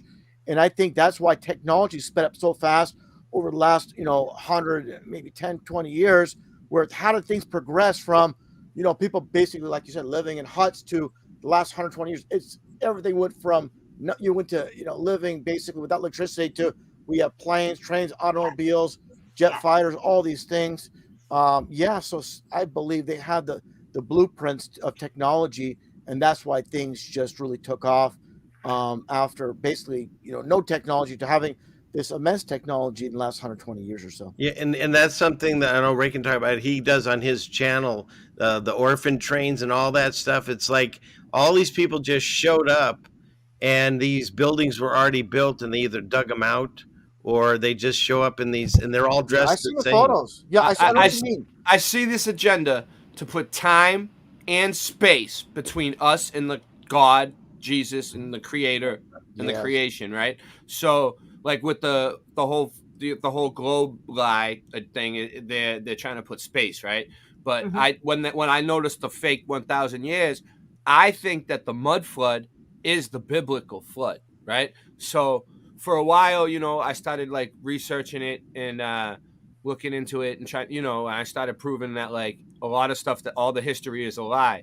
But like I kind of got stuck in that. But then like Jen and Shapu opened my mind to this, right? All right, so in the Bible it says that we were made out of clay. We were made out of the dust of the earth, right? And bricks are also made out of clay. So are we made out of the same things as the bricks? And I tried to like look it up myself and try to like figure out what type of clay God used, and it doesn't. It just says he used. Yeah, you'll never know. So, it's like I try to research manna. It's interesting. Yeah. I want to touch upon you want to touch about bricks. It talks about in the Bible, how they basically, traded real stone for bricks. And that's basically artificial rocks. And this is the artificial society that the Masons created. That's why they're huge on the whole brick symbolism. It's artificial stone. And that's another thing that I realized once I started doing this research and going out and filming all these buildings. They're all like Masonic buildings, like Freemasonic sites, and it makes me wonder. It's like, you know, it's like almost doing like Freemason research because you're learning all this stuff, you know. Tell So the signs is the and- mud flood Freemasonry? You know, that's what I started wondering for a while. Like, I don't know who's really behind it. You know what I Well, mean? you know, we're talking about floods. One thing, you know, I can always stick it to the evolutionist is when we look at these petrified trees on the side of these mountainsides, and they're fully intact, and we've known, like, you can see the different layers of sediment, and we're told, oh, each layer represents thousands of years. Well, if that's the case, why is the whole tree, you know, petrified from top to bottom, say 20, 25 feet? If there was this layers of mud that's, you know, one layer, like I said, 1,000 years, anything above it should be disintegrated. After obviously 1,000 years, that tree should not be present. So there's definitely evidence of quick burial. Called mud floods. I believe it's from the actual, you know, obviously the flooding biblical of the earth. flood. Right. Yeah. Because That's that's what where I'm looking I know I didn't even know that there's like it's kind of, I guess, Crips and Blood. Some people only go this or that way, but to me, again, it doesn't matter because they're both the wrath of God. Like nobody can explain what happened. We just know something happened. Exactly. And it's beyond our capabilities. It's the same thing that the government does. They tell you this is $7 trillion, and nobody has an idea. You can't even conceive that number. So that's why they talk in such high numbers. It's the same thing. We can't conceive the wrath of like God. geology. They say it takes millions of years to form these mountains and stuff, you know, tectonic plates and sedimentary plates. It says in the Bible that God put the rainbow in the sky, right? So that to promise us that he would flood the earth again, and the next judgment is going to be fire. So that's where I was at. I was stuck in the flood, thinking the next judgment was going to be fire. But Jen and her crew think that the fire already happened and we're already past that. Yeah, so, we're at the very end of the book. That's what I'm learning now. Yeah, I'm figuring it out as I go along. And when I started the very end of the short season of Satan, we're at the very end. I started bringing this up, I was getting hammered from Christians because they're upset. They want to be where they think they are, and that's okay. Because I even tried to like bridge the gap there and say, look, if you think you're ready for Revelation, the first one, you're waiting for Jesus's return. And if you think you're past that at the short season, you're waiting for Jesus's return. We're waiting for the same thing. We're both preparing for war. And if Satan is copying God's version, just a crappy one, you're going to be experiencing something similar in their version. So to me, we're doing a parallel ending, but it's another place to try to separate us. I just see people getting peeled off right as we're getting to the end. And it's sad to watch. But it is good. It is good research, though. Everybody's doing good research. But that's why I encourage you. Got to do your own. Don't listen to us, but do your own. Like that's what this gentleman on the screen did for me. He woke me up to these things and seeing numbers and stuff. Now, I mean, if you watch movies and TV anymore, but you can't miss it. Everything is encoded constantly. Yeah, they do that. And the bottom line, the way I look at it, we can play the guessing game of how things are going to end. Just get right with God. So whatever scenario plays out, you're good. You're good because you're not like trying to figure out how it's going to. We're not intended to know that. Just like, you know, people want to figure out, you know, how this all created with evidence when we weren't there, obviously. But obviously, faith-based, believing the Bible, believing the Creator, and you know, again, like I said earlier, we're not intended to know all things. Some things are based on truth. Some things are based on faith, and I believe that's by God's design. We're not meant to know it all, and that's really the key. Isn't it works and faith? You have to have both. Yeah. And at the end of the day, guess what? You can be the best person. You can have the greatest relationship. And do you know how you get into heaven? By God's grace. That's it. Every one of us, that's how we get in. And he also says, in the end, you can only save yourself. He even mentions, was it Noah and Moses and someone else? I always forget the third guy. I'm sorry. They were in it, and in the end, they could only save themselves. And yet, look how many people they helped. And so that's what we all do on these channels. I turn this camera on to just speak my piece. And there's a lot of people, if they don't resonate with it, I understand. You can find other things to listen to, but hopefully you'll hear my message and not believe me. Go try to make that relationship yourself. You don't need a book. It's a guidebook. It'll help you. What'd you say, Jen? Basic instructions before leaving Earth. Basic instructions for leaving. Yeah. Bible. so Yep. That's and what so it stands for. it's like that movie Beetlejuice. They handed them the book, the Guidebook of the Dead. It's the same thing. If you don't have it, it's going to be harder for you. But if you just close the door, turn the light off, get on your knees and pray, and hey, are you here? And you mean it, if it and you'll figure it out. And you don't need the book. So that's all I've ever done. And anybody that has a problem with that, hey, I'm sorry you're feeling that way. But I've noticed another thing, RV. The Yeah. people that don't have faith, their shows are a lot of times they're angry. They're always yelling or upset at other people or talking about Yeah. other channels, and their chats are all joining in, and it's like jackals and wolves, and it's bizarre. And then you come in here, and I love you all, whoever's in this chat. They come in here, they have their own conversations. I read them later. They're funny, they're beautiful, and everyone supports each other. They pray for each other. We pray on the screen. Very few channels pray. It's amazing, and that's like the most powerful weapon we have, and we just leave it in the closet because there's angels, they say literally, they're waiting to take petitions to God, and they just sit waiting. Yeah. I look at it this way, all the truths of this world will lead us to the right direction. That's why waking up people to everything that's happening, from the Bang Bang events, this is all leading to the Satanic New World Order. That's why it's important to wake up people to all these things. And again, it's a tough road to go down, but but I truly believe only God can open eyes, of course, and those that are we get so frustrated that don't wake up to the things we show them. It's only like I said, only God could open their eyes. They have to be right with God before that information could be absorbed properly. So we should not get frustrated. We put out the information, and it's up to God for them to be able to absorb that and see that for what it is. Like it says in the Bible about God said that delusion where people are going to be deceived, and that's what's happening. So everything's happening basically like the Bible says. As far as this world waking up and being deceived in the way it is, this is this is the way it's meant to happen. So we should not be frustrated by it, but at the same time, we should still be planting seeds. I think that's part of God's design as well. As far as people waking up, they have to again be right with God before they can see this truth of this deceived world. Yeah, and I agree. Jason said a comment here that you need to be light to get to heaven, body and spirit. And when you go back to the scriptures, there's God. I don't feel it was a punishment. It was a warning. And so, like, if you weren't clean, you couldn't get into this temple. And I talked about it before. They're moving the Ark of the Covenant, and he says, "No one touch it." And it shifts, and a guy tries to straighten it, and he immediately dies. And I truly believe, like, cleansing by fire, even, we have to clean ourselves or we can't get in. It's not because he's punishing us. He wants us to come in. We just need to figure it out. He can't do it for us. Then there's no free will. He has to give us all the information, and then we have to make our choices. Yeah, and everybody's that are atheists. They want this evidence. They want this proof. They want like God to show Himself. Well, again, that's part of God's design.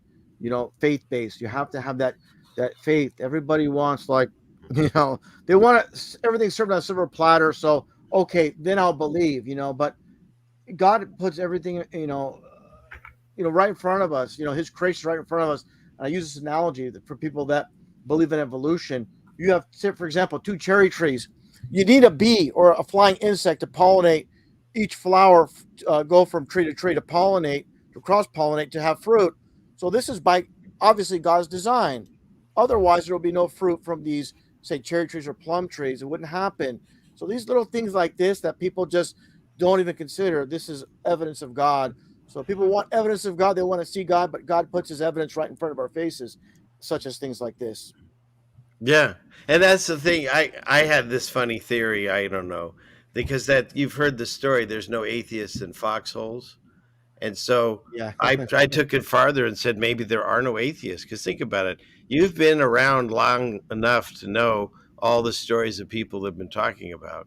And so if you truly have to force yourself to believe in that, but that's why I believe tribulations and revelation and short season, whatever you want, is coming, because those people are going to not just need the gentle nudge or the face slap. They're going to need the full-on waterboarding to snap them out of it, and they get on their knees and say, "I'm sorry, get me out of here." That's the way I see it. Well, it's just like the days of Noah, of course, everybody mocked Noah, just like a lot of people mock truthers and the people believers of Jesus Christ in the Bible. They're going to learn the very hard way. That's the only way they'll learn. And unfortunately, we know it's going to be too late for And them. they're mad at us when all we're trying to help them, and they think that we're attacking them, or we're caught. I hear I'm caught in a religious dogma. Well, the worst part is this: they'd rather trust someone they see on a TV screen, someone that's in your family, they love you, or a friend, or a relative, or someone you've known since childhood. They'll turn their back on you and they'll listen to someone like Joe Biden or some Anderson Cooper, or believe even them, worse than and that. you lose a friendship over these goons on TV. Even worse than that, I'm finding people are waking up to the lies that you talk about, and then finding themselves in these, quagmire of different shows. But because, let's say, someone woke you up to one truth, then you think everything is the path that you should be on. And just because you had a past with someone doesn't mean you have a future with them. You know what I mean? I don't know the people, most of them that I knew in grade school or high school. Some people do, but very few, and I don't sit and wonder what they think of this idea I have. Like, you have to choose your own path. And we threw out one idol for another, right? God says to have none. We got rid of the TV personalities and turned into the YouTube personalities. But we've got to remember that nobody on these screens, other than RV, we're not special. We're special in God's eyes, but we're all equally special. And all we've ever tried to do is just try to show people what we've learned and hopefully share the knowledge to help you. And if that makes you upset, well, that's biblically written, so you're actually fulfilling scripture. And if it doesn't, examine it. I've never fought anyone to turn to Christ. I've just gently encouraged them to look into themselves. So that's that's a great point. It's like the analogy I like to use is, as far as truth, the biblical truth, flat earth truth. It's like this: if I invite someone to my home and they're sitting at a dinner table and I push a plate of food and I tell them to eat it, they're gonna be like, "Wait a second, why are you forcing me?" If you say, "Hey, I got a plate of food. If you want to have sample, you can. If you don't want to, don't worry about it." They're more likely to sample it. So we have to use different techniques with different people. And it's so very frustrating when everything is pretty clear to us what's happening with this mass deception. Doesn't mean we know every little detail of every little thing, but we know we're being lied to on a grand scale. And just to have these people critically think, question things, they don't know how to do that. They don't have the tools. No one taught them how to do that. There's no school for this. The only school is, maybe going online and listen to people that are investigating things, looking at things. And I think you said it best there, Ceilingfanman, as we don't know it all. We never will know it all, basically. But we're investigating, we're searching for the truth, and we're constantly learning and constantly, I talked to this one guy, Jason Lindgren, about truth, and he says, don't be married to concepts or ideas, because once you're like married to an idea, it's very hard to divorce it. And that's why we have to be liquid. But one thing's for sure is we're being lied to on a grand scale, like I said repeatedly today or tonight. But it's okay to come to new conclusions based on new solid information. But what I gather is, what the Bible says is absolutely truth, and what's happening is all evidence of it with this deceived world. Well, there's so many things that have been proved and are being proved in front of our eyes. It's amazing that people would discount it because someone, and again, literally the people that are discounting it, well, they've either never read it or they've read it for the wrong reasons. They're trying to break down the actual words and pick them apart that way and not looking at the messages and the parables. Or they were beaten over their heads as a kid, forced to read it and stuff, and now they kind of really turned off because religion beat the spirituality out of them. It's another divide. Yes. Yeah, and the sad thing is this: is again, when you look at the church, we already talked about Jeremiah 10, but here's the big thing I try to explain to people. I said, look, you go to these churches, are they telling you about what happened in New York? Are they telling you what happened at one school in the Northeast? Are they telling you it's a bunch of BS? Or are they telling you to pray for the so-called children that never perished? They're not giving you the real truth. That's what I'm getting at is this deceived world. They're believing the lies in the media. They're believing the lying celebrities, the celebrities, and they're believing their preachers are only give them half truths. They're giving them some biblical truth. They're not telling them again about Jeremiah 10. They're not telling them about, hey, we never went to the moon. We live in, like the Bible says in Genesis, we live in a flat stationary earth. They're not telling about the deception about the government. Of course, they're tax exempt. They know their role. So knowingly or unknowingly, they're deceiving their followers, and also they're selling out, because I know for a fact I talked to this one street preacher. He actually has a physical location, but he lets to do street preaching as well. I basically, in a nice way, confront him about all the lies of this world. I said, are you going out explaining, about all the lies, about all these events that are supposedly taking place, the plunger, all these things? And I said it not those terms, but I told him flatly, pun intended, about all these truths. He goes, look, I can't talk about these things. If I did, my church would be shut down. Yeah. And when I heard that, I'm like, wow, Yeah. that's a real sad thing. So basically, he's basically what he summarizes, I'm doing the best I can to get the gospel, the truth of Jesus Christ out there. These other things, I couldn't do that if I talked about these things. So basically, is a middle ground he's playing. It's frustrating, but at least he's doing the right thing as far as that's concerned. But it's very frustrating when you hear all the televangelists on TV. We got to pray for the so-called victims in Parkland or this school or that school, when it's a bunch of BS. So what I'm getting at is every angle you turn is deception, and that's why very few see the real truth. Yeah. Yeah, and it goes so deep, because like even all these different organizations that people, they show you these children that need money and you send it to them, and then like one of the biggest deception for my wife, she loves this band U2 her whole life, and then she found out that Bono, or whatever his name is, his what do you call it, charity, he was taking 98 cents on every dollar. And so it's like, like he didn't have enough from all the satanic rituals he did all over the country, but he also steals from them. It's and it goes right down to a local level. I get really irritated with these big companies. Like you go into PetSmart and you buy something and they go, hey, you want to donate $5 or we're going to kill this dog? And you have to say no, because you know what I mean? It's like, let me choose. Because then they go on screen and they go, look, we're donating $5 million. No, they didn't. They stole it from their customers that they were shopping for them. You know what I mean? It's like, it's such a deceit, everything. It's almost like we're living in a satanic world. Yeah, definitely. And every angle, like I said, they're controlling every aspect. You think about, not to deviate too far, but you look at, like I said, the best programming is to put it in the least expected places, like pro wrestling, when they had that tag team called the Twin Towers. and in the opposing side, that's I gotta look while you say this. The opposing side, WCW, at the same time had a team called the Skyscrapers.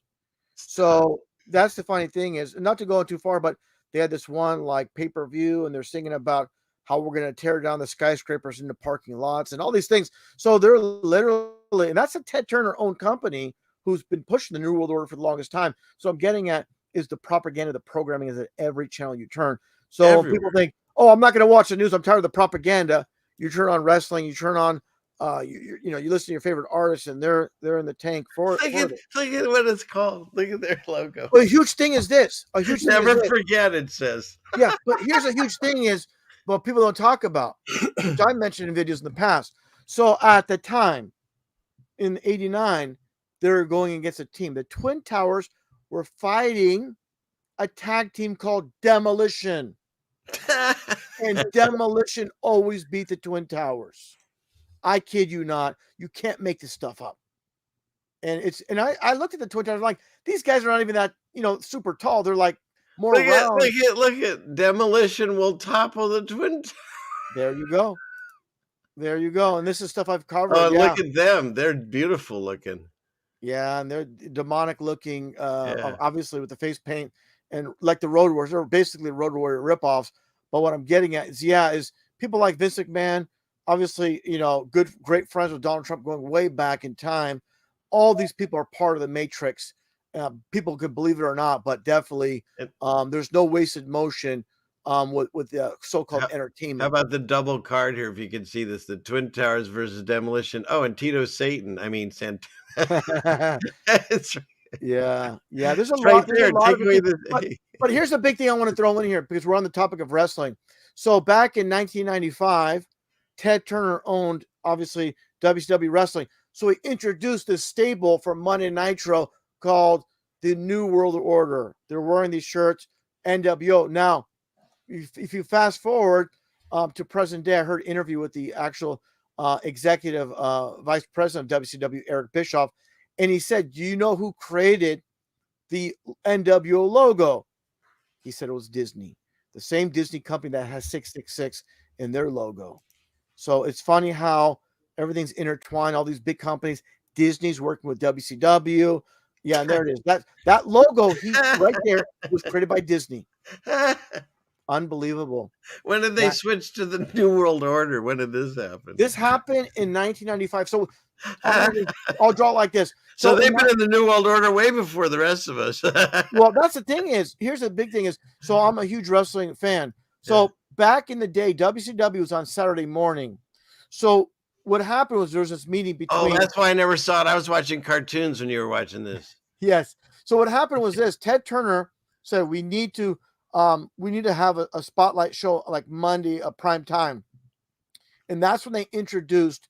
Shortly thereafter, after introducing WCW Nitro, they introduced the New World Order, led by Hulk Hogan and Kevin Nash and Scott Hall, as you see there, and obviously the black and white for Freemasonry. But yeah, there's just, I mean, no way. Look at his top, Hollywood. Don't forget that. Yeah, the Hollywood and the lightning bolt on the do-rag too, with Hollywood Hogan. HH is basically 88, like the 88 lights, and that's a big thing too. About in movies like Back to the Future, it's 88 miles per hour because 88, you split the eight and a half, you basically have your dual 33s. That's why they have the 88 lights, the ceremony for the 9/11 for the two buildings. Every September 11th, they have 88 lights in the sky. So this is huge with the number. They love the duality numbers, of course, 33, 55, 66, 88.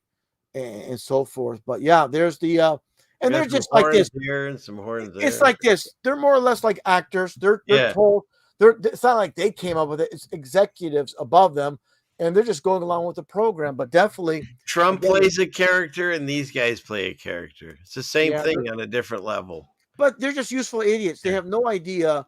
But the main thing is if you tune this in, you know what you're in for, just like I can watch a movie and have a really sad scene and cry and know that they really didn't shoot that guy, but it can tap into your emotions. And that's part of the programming that they use against us. But it's the same thing. You're tuning in, their actors having fun, and you're not like hopefully betting on it, and you enjoy yourself. Tune out for sometimes. Truth gets a bit much, you need a break. I thought wrestling was real when I was a little kid, though. I did too at the very beginning. Yeah, that's the funny thing is I did interviews with Chris Jericho, and the funny thing is, and I don't mean to be disparaging to pro wrestlers, but it's funny. I try to explain it to wrestlers like Conan and Disco Inferno, these kind of guys in wrestling, about the fake world we live in, and they're dealing with basically a fake stage pro wrestling. But you're trying to convince them about this fake world when they're dealing with being, basically staged pro wrestling, and they can't see it, and they deal with the. But basically, pro wrestling is a microcosm of the world we're living in. Yeah, it's a good example to show people how fake everything is. Yes, and the sad thing is, pro wrestlers, like the worst thing is this guy Disco Inferno that I always go back and forth with. He has his own podcast. He was in WCW wrestling. He was part of the New World Order NWO angle, and he doesn't get it. And just to sum it up, I got to be careful the way I say this.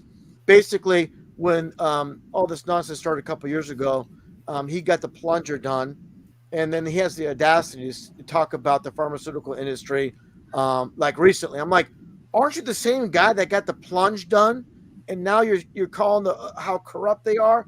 I'm like, you were like vehemently defending the reason you're getting the plunge. It's like, so I'm getting at, I would go back and forth about this nonsense, and they'll never come back to you and say, hey, you know what? RV, you're right about this. No, they'll just like roll with it like they always knew it. They always knew it was deception. And so it's frustrating. Basically, what it comes down to, it's really kind of funny. It's kind of hilarious trying to explain to pro wrestlers the fake world we live in when they're basically their world's nothing but fake with what they do for a living. Yeah. Right? They're living in the fake world within the fake world that we're living in. And here's the fake world we live in. Who sent me this? I think it was Terry or Trevor. I forget. Psychologists now say, a good life doesn't have to be happy or even meaningful. One thing I'll say is I got to throw this in here. Real important about predictive Yes. programming and the truth in plain sight. Yes. So back in early like 81 or 82, they had this show. I was watching the show Barney Miller that would be on on Barney CBS Miller. or NBC. There's this one episode Yep. that I spotlighted with this one actor. He was, quote, a conspiracy theorist that was arrested or brought into the station for breaking a globe, of all things, in front of the UN. And that's hilarious on itself. While he was in the police station talking to the detectives and the police chief, Barney Miller, he was telling them about this deceived world and how they want a new world order and George Bush and all the deception that's taken place. And he's talking about the Rothschilds and all this, and they want to create a new world order with George Bush and this and this. And then he was all enthusiastic, passionate about it. Then Barney Miller says, "Are you done?" And the guy's like, "Yeah." It's basically summing up how it's like us trying to wake up family, friends, people we know, and we put out the whole spiel, and they just say, like, "Are you done? Like, are you finished with your quote nonsense?" But again, they're not going to know it until it's too late. And then when it's too late, they'll like never reflect back and say, "Hey, brother Ceilingfanman, Yes. I wish I would listen to you." They won't say that. I'm listening. They'll say, "Oh, deep down, I always knew that. Yeah, I always knew that." It's they're not understanding now is ego, and later on it'll be about ego as well. And that's the biggest enemy of truth is. At least we ego. can say we did not stand by and do nothing. Exactly. But it's frustrating. But I've had people tell me years ago. I had this one guy tell me years ago. He goes, RV, I appreciate what you do. You work hard putting a lot of truth out there, but I've given up. I try to wake up family and friends, and it just goes on deaf ears, and I can't do no more. Listen to this guy. I'm sorry, I didn't mean to. Yeah, no worries. Is this a homeless guy? Work no more. If you have socialism without capitalism, it becomes communism. If you have capitalism without socialism, it becomes fascism. And it's just that easy. I love you. That's all you need to know. That's why Masonic symbols are all over your freaking money. But you don't pay attention. I mean, there's a longer version of that, but the homeless people know. Yeah, and the way I'm thinking it is like he understands the oppression that comes down from the government, how they don't help him, and so he sees through the BS because he's not watching television all day long. But you know what though? I'm gonna be blunt with you. I think he looks like an actor. Sounds like a it could be an actor. I was thinking that too. Could be. Yeah, they love to put the truth in plain sight. They're gonna have this homeless guy, a guy playing a homeless guy. And he did look like he had blackface. You're right. Okay, all right. No worries. But I know how they are. Yeah, this is what RV is saying. Bullshit.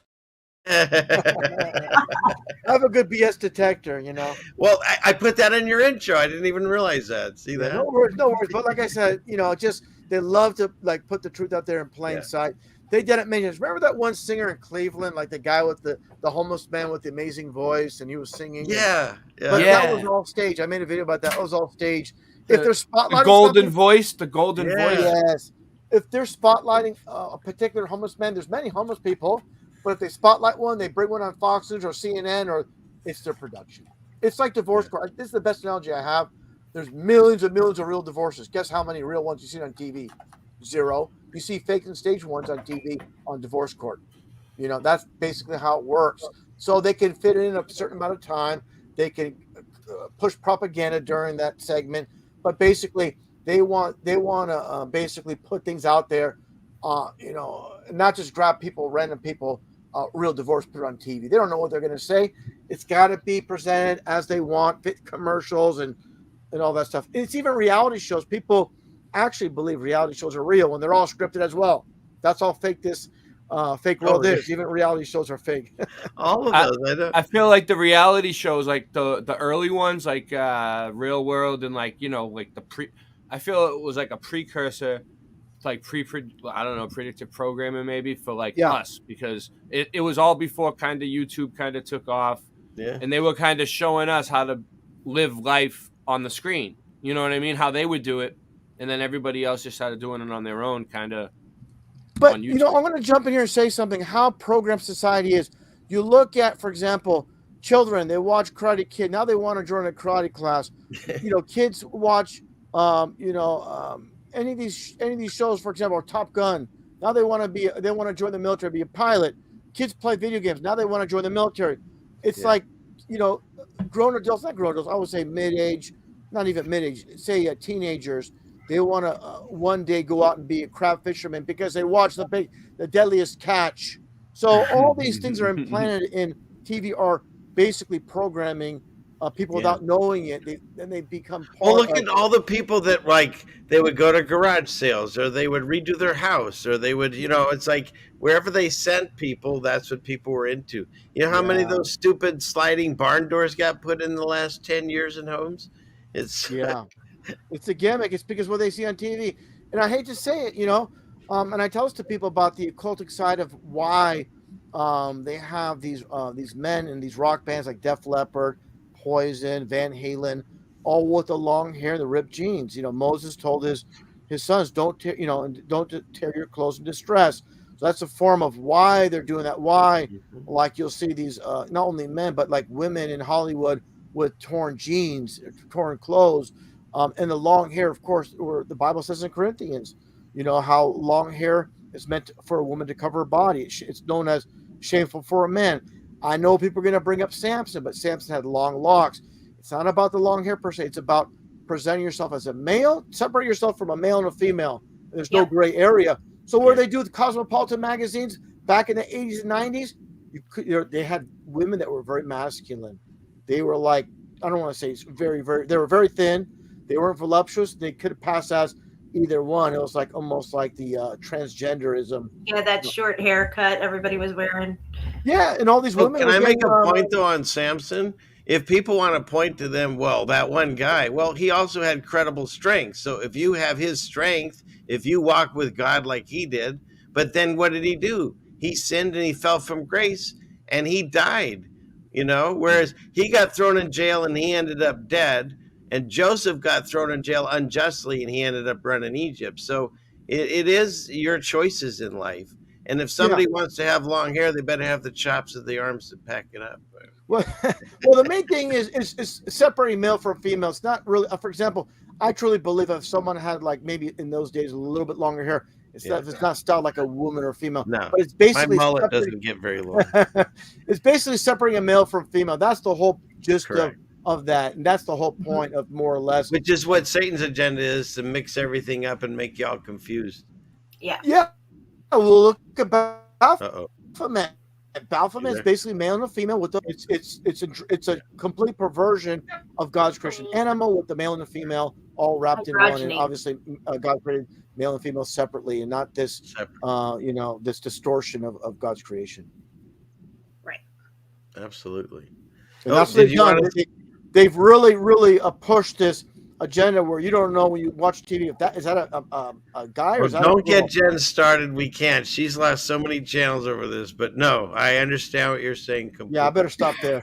I just want to say, RV, I really appreciate all the investigations you've done on that topic. You inspired a lot of my videos, actually.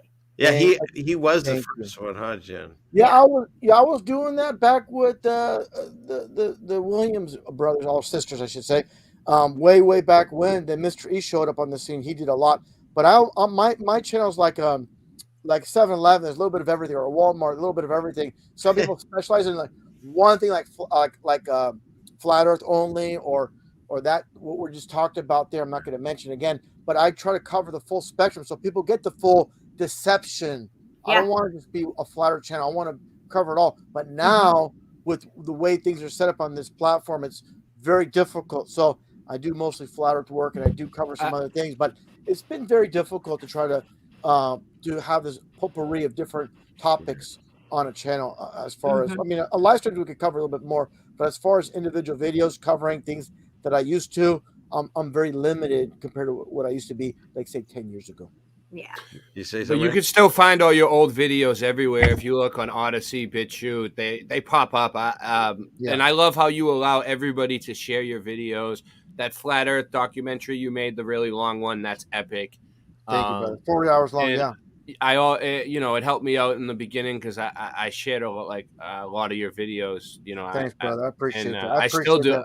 I shared them on my stream last night too, and it's cool that you allow everybody just to share your stuff, which is Yeah, it's people very are good helpful. to me. Absolutely, you're welcome, and I appreciate it, brother. You're also, of course, like you stated, a mod on my channel prior and all, and I appreciate you, the Truthseeker69, and you too, Ceilingfanman. This is way overdue, but better late than never, brother. And I think actually it's never been a better time than right now with everything that's happening. Definitely, it's meant to happen tonight. I greatly appreciate talking to all of you tonight and everybody in the chat that's tuning in. I appreciate all of you. Yeah, no, it's a fascinating talk. I could talk on literally for hours with you. I'd love to do more discussion. Well, hold on. We can't stop right now. I'm not stopping. Well, hold on, because it's 3 hours and 33 minutes. If we stop now, we're all Freemasons. Well, we're going, but here, I'll tell you what. You want to see one of my deception? Here, it's just a minute long. Watch this. Okay. The ceiling fans? They're very attractive. Coming soon to wherever your televised vision plays your programming, it's a new series, Yellowstone. It's the story of a family, a very corrupt family, a brother and a sister. Both of them are very beautifully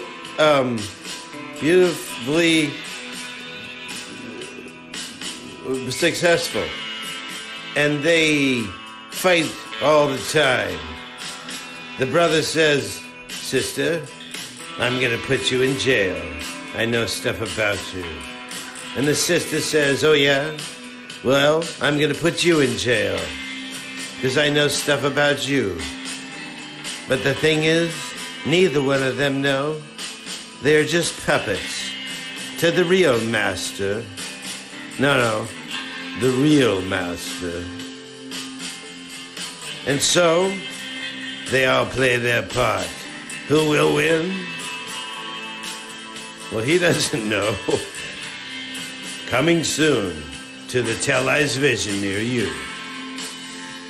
Yellowstone.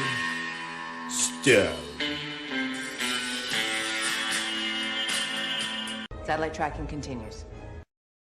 That was very good. nice. Well done. Well done.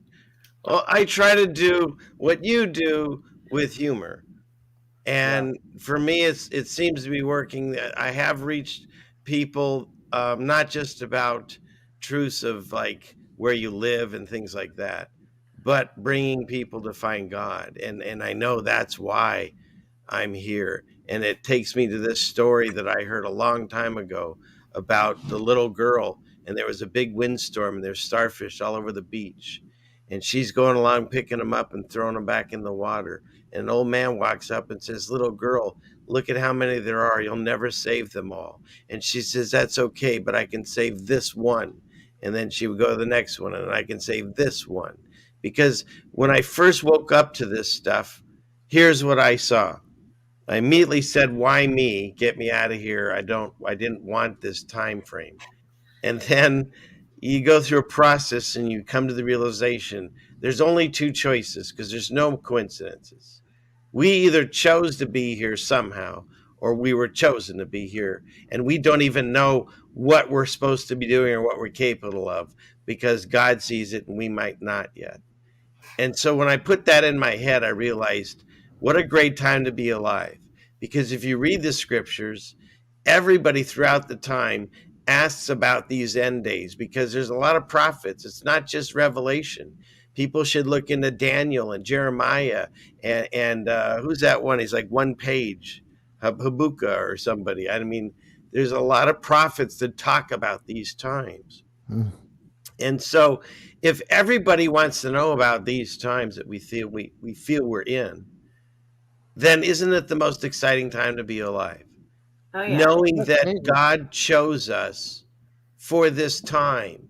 And not only that, he woke us to the lies of the world to give us the opportunity to do one of two things: fall back asleep like in the Matrix and pretend to eat the fake steak like Cypher did, or do something about it. And I'm not saying take up arms. I'm saying put on the full armor of God and figure out the only way you're going to stop this is through him.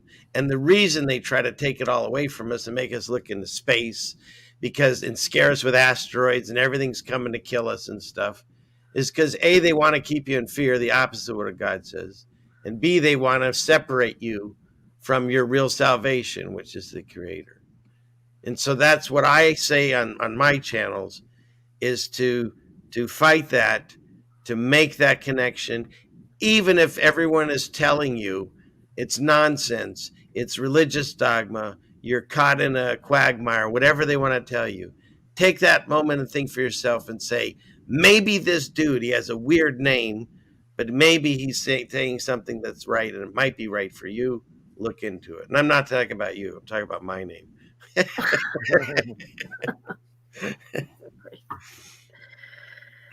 So how would we do you have things you wanted to show too, or are we just gonna? Well, just I can explain. For example, this show's about symbolism. That was the foundation of the show. You told me about signs and symbols. Yeah. Here's one thing I would explain to people through my research over the years is whenever you're looking at symbolism. For example, here's an analogy, perfect analogy. I made a video about 4th of July, how all holidays are satanic, and 4th of July is no exception. Basically, it's basically Halloween during the summer.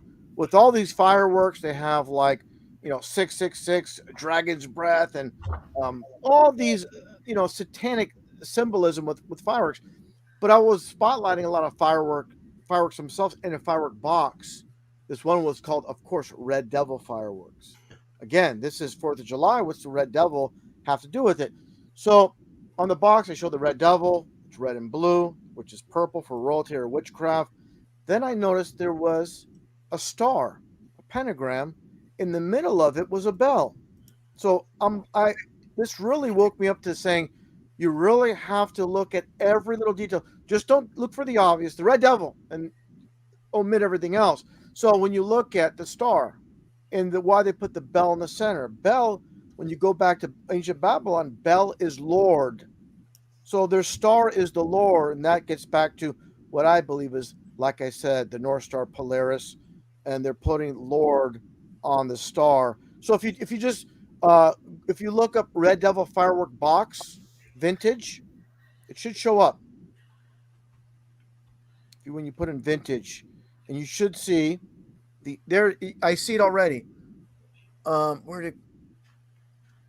No, that was the other one. I'm sorry. If you scroll down and go to that one that's let me see here. It says Giant Red Devil, and then after that you should be able to see another one that has the bell and the star. So click on the one there, Ceilingfanman. Go scroll up.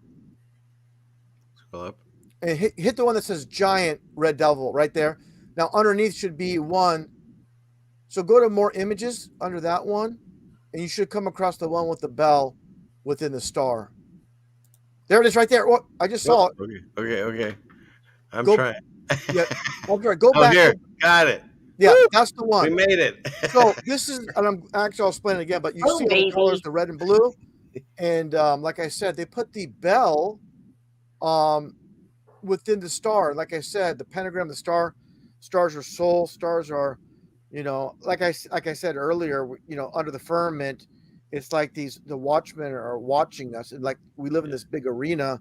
But definitely, like I said, the bell, like they have, for example, in society, they have saved by the bell. You're not saved by the Lord Jesus Christ. You're saved by the bell, their Lord. Yep. So who was in the TV show Saved by the Bell? The principal, his name was Mr. Belldinger. And actually, you play the song backwards. You play it in reverse. We're all right. We're saved by the bell. There's actually, you hear in reverse. And of course, this goes back to Aleister Crowley, learning to read backwards, listen to phonographic records in reverse. the Michael Jackson backside, all these concepts of doing things in reverse. So I'm getting at is during this Saved by the Bell song, their theme song, you hear this, Satan being basically propped up. I don't remember the exact verbiage, the words that were used, but they're putting like things in the most innocent, seemingly innocent things. Now take a look here. Type in Nickelodeon vintage logo, and this is a really big one and I'm going to break down here.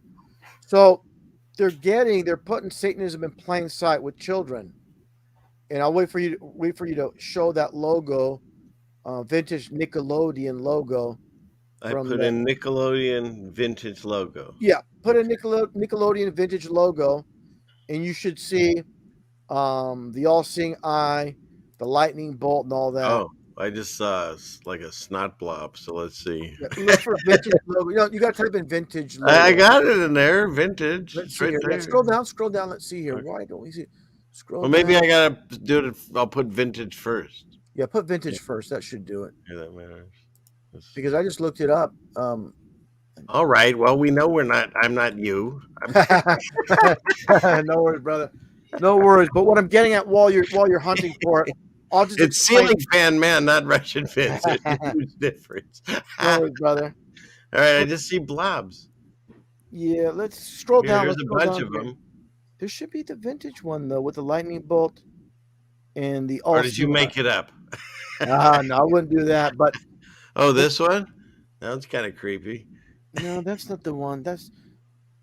But maybe type in Nickelodeon Illuminati logo. Do that. Oh my God, my computer will explode if I do that. Yeah, I'm not kidding. You know what happened the other day? I typed in something with the word Illuminati, and it said we've turned on safe search. I'm like, oh my God, that's crazy. Yeah, but Illuminati logo should show up instead of vintage logo. I bet it will, along with all the other 3-letter organizations. You type this in.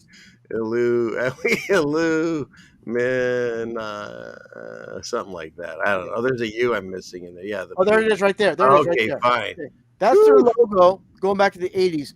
So this is really important what I'm pointing out. Like I said, so the pyramid itself, the inner angle of a triangle is 60 degrees. So you have your 666 with the all-seeing eye in the center. But what I'm getting at is, why is it Nick? Nick is the like Saint Nick. Old Nick is basically Satan. So not if someone's named Nick or Nicholas doesn't mean you're Satanist, but the term Old Nick is another term, like Saint Nicholas, Santa Claus. This is basically Satan himself. So that's why you have the integration of Nickelodeon and all those satanic symbols in plain. And basically, this is for the youth, and like I said, get them while they're young. Well, that's the thing for people that are maybe new. Santa is Satan spelled in a different way. You know what I mean? If you move the letters around, right? Yeah. But for people that are maybe new to this, hopefully you'll see that it's just rampant. It's everywhere. If you start looking, you can't miss it. Yeah, it's amazing. Here's another thing too. I'm talking about the law of reversal. You can look up Oprah. You don't have to type it in. But for example, Oprah Winfrey, her studio was Harpo Studio, which is Oprah in reverse. So that's another law of reversal. And people say, oh, that's just a coincidence. No, because she also had the OWN network in orange print. OWN in reverse is NWO. So they're putting everything in plain sight. Also, what people are missing a lot is names in plain sight, like Pee Wee. You put the mirror reflection on Pee Wee, you get your dual 33s. Like they love names like Bruce Lee. You have your double E's. In the mirror reflection is 33. So you have a lot of that. Just like for example, was it Budweiser? Was it Budweiser? No, Heineken. When you flip over the Heineken beer, you have your 666 with the 3 E's in it. So there's a lot of mirror reflection stuff going on.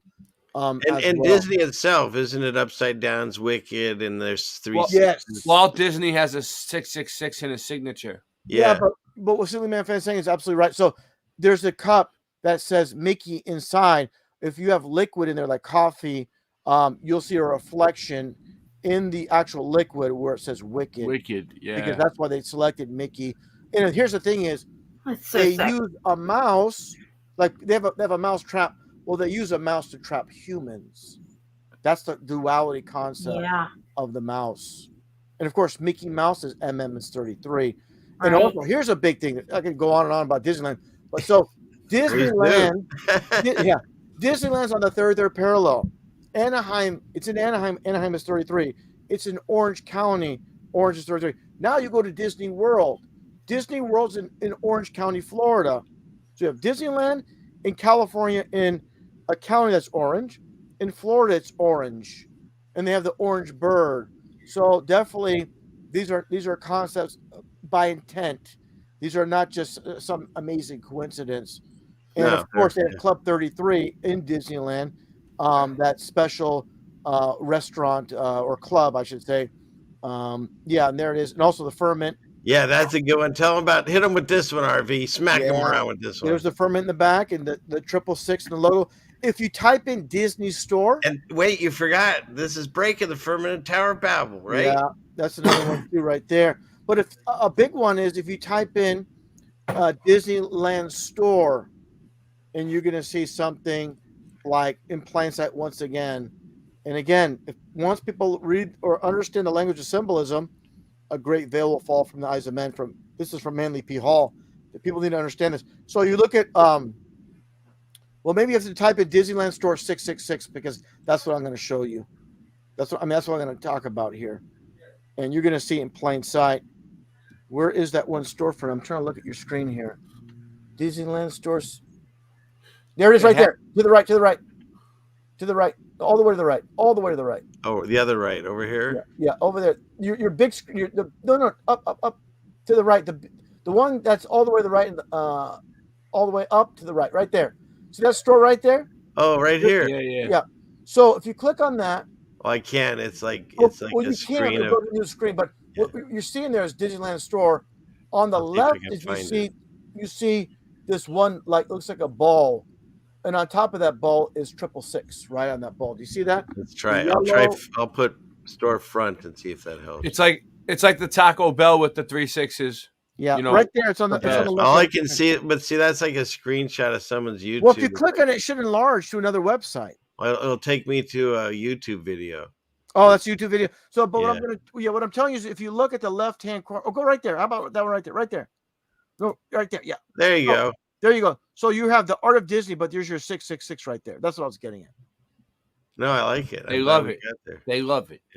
Yeah. They put, like I said, if people ignore the symbolism, they're, and they think it doesn't mean anything. It's like the duality. It's supposed to be a place for kids, a place of joy, but it's like rat poisoning. The rat wouldn't eat that poison if it wasn't sweet to the taste. But in the end, it kills that rat. That's kind of like what they're doing here with the music industry, Hollywood, Disneyland. It appears sweet, but it's again the duality world we're living in. What do you know about the bear symbolism and pedophilia? Yeah, the bear symbolism, that's the big thing. And that logo, the so-called I'll just be careful. We gotta dance very gently. Yeah, I'll call it the P logo, and it's like the triangle that's basically like a swirl inside, and that's their symbol. And there's a whole people can actually, you can type still, look up like FBI. They did a breakdown on these triangles, swirls, and circles and stuff and then that's how I got into this. Like I started with the embarrassingly to say through the Q and all that stuff, truth in some and lies obviously to trap people. But there is some truth to all that. Yeah. Here's something I want you to put in there, Ceilingfanman. Put in PlayStation logo. This is something that people, again, this is a real important lesson on every single one of these logos have a hidden occultic meaning. So just type in the original PlayStation logo. I'm on it. Here we go. People have seen it a million times, and what they don't know they're looking at, once I see it on the screen, once you see the PlayStation. So yeah, just click on the one there, the rainbow one. So what you're looking at is the snake's coil on the ground and the serpent's head. That's basically like a cobra. It's a serpent. So it's the PlayStation, but it's a serpent. That's a serpent And yeah, so it's like, why is that P up and the S in the ground? That's definitely like a snake's coil on the ground. Now type in Dreamcast logo. Oh yeah, like you showed me this one. I mean, not personally. You didn't come to my house and buy me a pizza, but I remember seeing this on your The Dreamcast. Dreamcast. Look at the computer already knew what I wanted. I wrote Dream, and it's like, oh, I heard what RV said. You want the Dreamcast logo? There you go. You And got a that good is computer. basically That's one of the bad ones that you yeah. read about. Yeah. Well, what that one is the snake coil. So type in snake coil, and your base. That's what you're looking at. A serpent logo once again. So they're putting there are a bunch of snakes and serpents in plain sight. So like a snake in its coil, and there's different images of different snake coils, but definitely that's what we're looking at here when you look at those logos.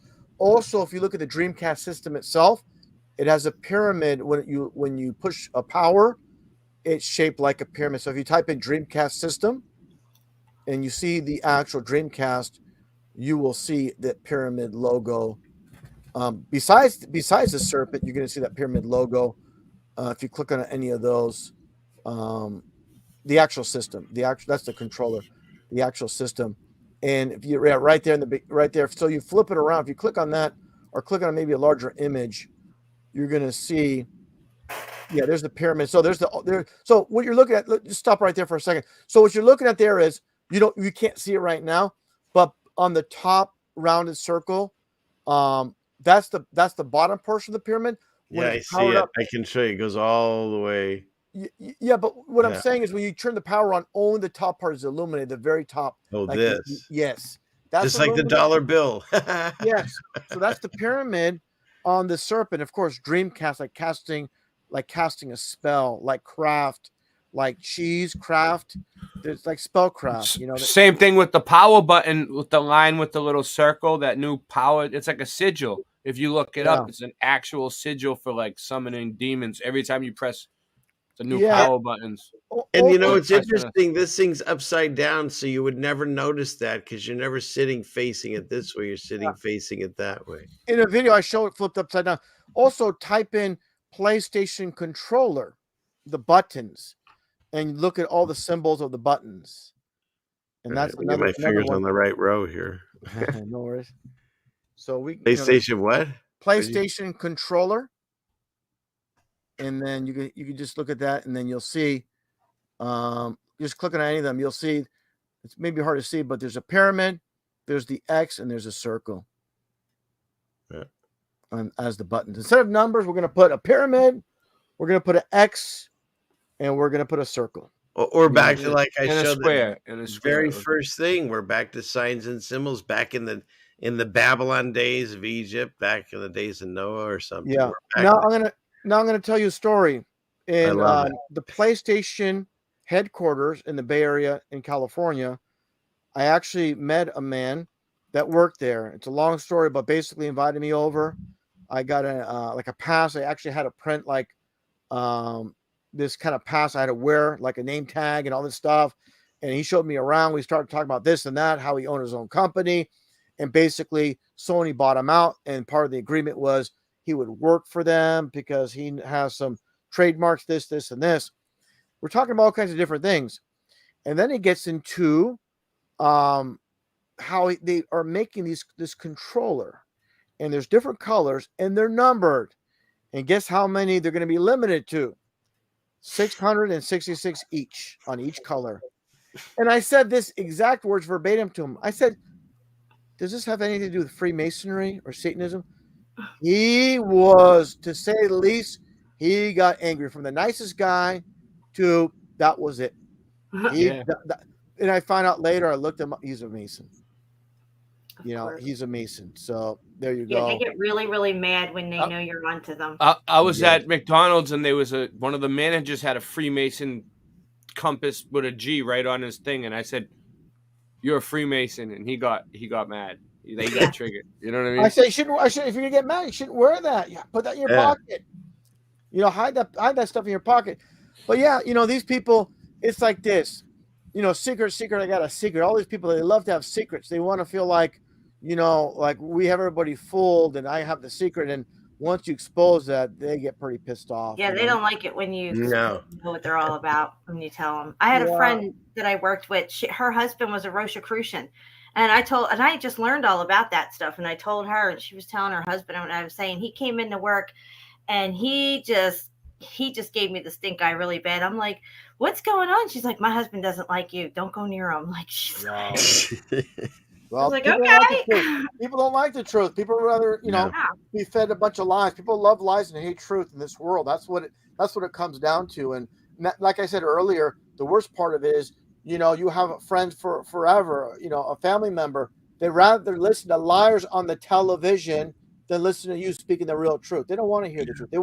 They want lies to reinforce what their false beliefs. Mm-hmm. Well, that was another one of the things they indoctrinated us with, and that's uniforms, or a lot of people call them costumes. Like if you're wearing a police outfit, a fireman, a doctor, or whatever, if you've got the uniform on, we're supposed to just immediately listen to everything you say. And we're finding that it's not that they're bad people, but it's that old computer thing, GIGO, garbage in, garbage out. If they spent all those years studying that if you have this illness, give them that pill, and it came from the company that created the pill, but in order to like pay for their medical school, they have to then do that, then that's how it continues on. And they do it in good heart, the people that are trying to help people, but the people above them that are teaching them these things. Because The when we're road to growing up, hell is paved with good intentions. right? Well, I'm talking about my mom with this. I'm starting to bring her around because I'm like, if I remember what was in your cabinet to help us get through life, it was like aspirin. It was probably the chewable, what do you call it? What was it? Bear or chewable pink one that tastes like candy. Yeah, And it was triple like, aspirin. Yeah. yeah, and so is that maybe Epipac? Hopefully, you never needed a vomit, and then maybe like I don't know, hydrogen peroxide and a few bandages or something. There was very minimal in those cabinets. Whereas you fast forward, and I think the statistic now is it's at least 75% of the United States is on some kind of medicine at this point. We're a country that is either sick or we've been taught we're sick and we believe it. And so we're all on these medicines, which talks about a deception, I feel, because every time you get a pill, you don't know how it's going to react with your system. Everyone's different, even though they blanket medicine. And so then now all of a sudden your kidneys are having a problem. Well, don't worry, we got a pill for that. Well, all of a sudden now I got leg cramps. Don't worry, we got a pill for that. And next thing you know, like right before they killed my father, he was on like 18 medicines every day. Yeah, this is what happens, and this is a sad reality. I'm so sorry about your And dad, sorry, there, and brother. they're called preventative medicines. Yeah, this is what it comes down to. This is the reality. People are deceived. They're ingesting all this garbage throughout their life, McDonald's, Pop Tarts, all this junk with junk in it, and basically it's a slow kill. And then now you have a bad liver, bad kidneys, bad heart, whatever the case is.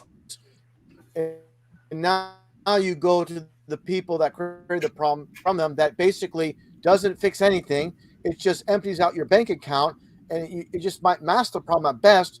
Or whatever they quote fix will just reoccur. Bottom line, we have to take care of ourselves. Take everything natural that God created from the ground, fruits, seeds, nuts, vegetables, all these type of things. But the bottom line is what I'm getting at is this: the foundation of this whole life system. When you go back to it was approximately 1910, they did an experiment. The government did an experiment at 3 different locations: Galapagos Islands, San Francisco Angel Island, and also the Boston Harbor, where they had 100 individuals that had the flu and 100 individuals that never had the flu interact with each other. They were supposed to shake hands with each other. The one with the flu was supposed to cough the other person's face. All these things. In these conditions, they could not pass the influenza to the person that never had the influenza in their life. And these government scientists were baffled. And in literature, their own, this is on their own government website, CDC website. They stated we were baffled. We were really confused. We thought we knew how diseases work and how they're transmittable. In experimental conditions, we could not pass the influenza from one individual to another. So that gets into everything that's happening now.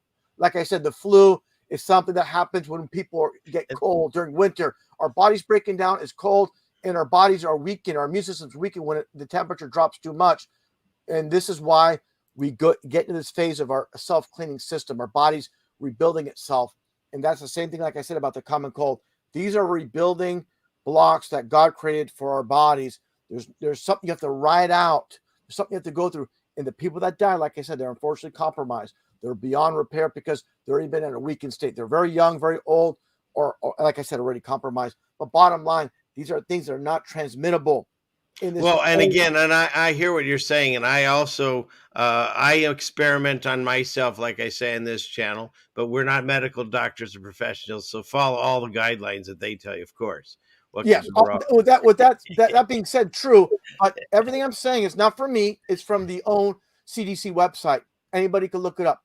You know, this is from, like I said, I believe 1910, 1911. So this is not my words. This is from their own experiment. You know, it's interesting. If I can even find the paper here, when I first started doing this, I printed out this document. Oh, I probably won't count. Oh, I did. Here it is. I printed out this document, and I thought I was going to change the world. And I went around and showed that this guy, the poster child of this, he did a paper on this stuff, and it goes back to like, and it talked about where he said that this was his words, that it was, you know, nothing basically like a flu and so forth. And so I went around trying to show people that the same guy telling you to do all these things also said that's what they do, right? They truth and lie at the same time, so you author confusion. He said you didn't need to do all these things, and he said you needed to do it.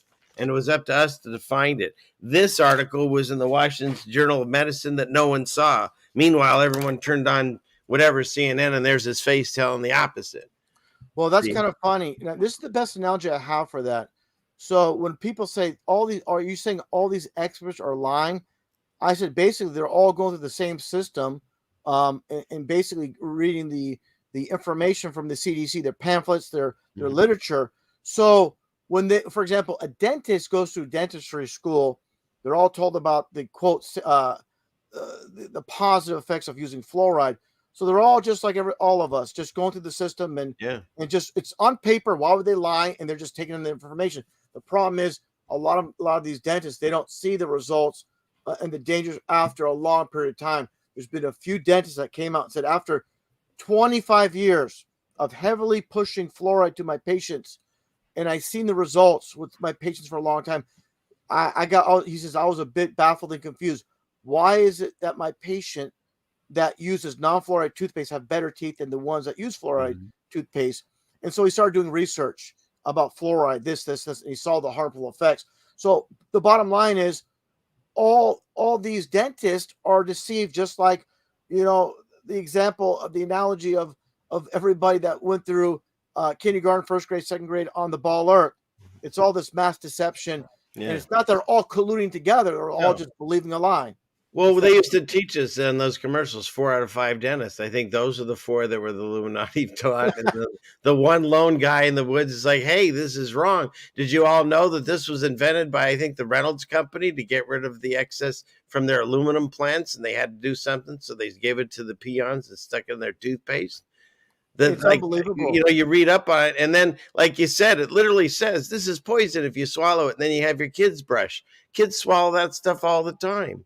Whereas poured water too, right? And then you can look this up still too. Look up a guy. I found it. A guy putting in fluoride in the water because they fluorinate the waters now, even without your permission. He's in a hazmat suit with like tongs and stuff. It's like toxic. Oh yeah, they get this shit on the ground. It eats away the concrete. Yeah, it's ridiculous. But the thing is this: I remember having this conversation with somebody I went with middle school years ago. And then this is a conversation I had with them about 12 years ago regarding, because she works as a dental assistant, and she was trying every which way to tell me how I was wrong about this, and that. So that's the problem. They think, quote, I'm the expert.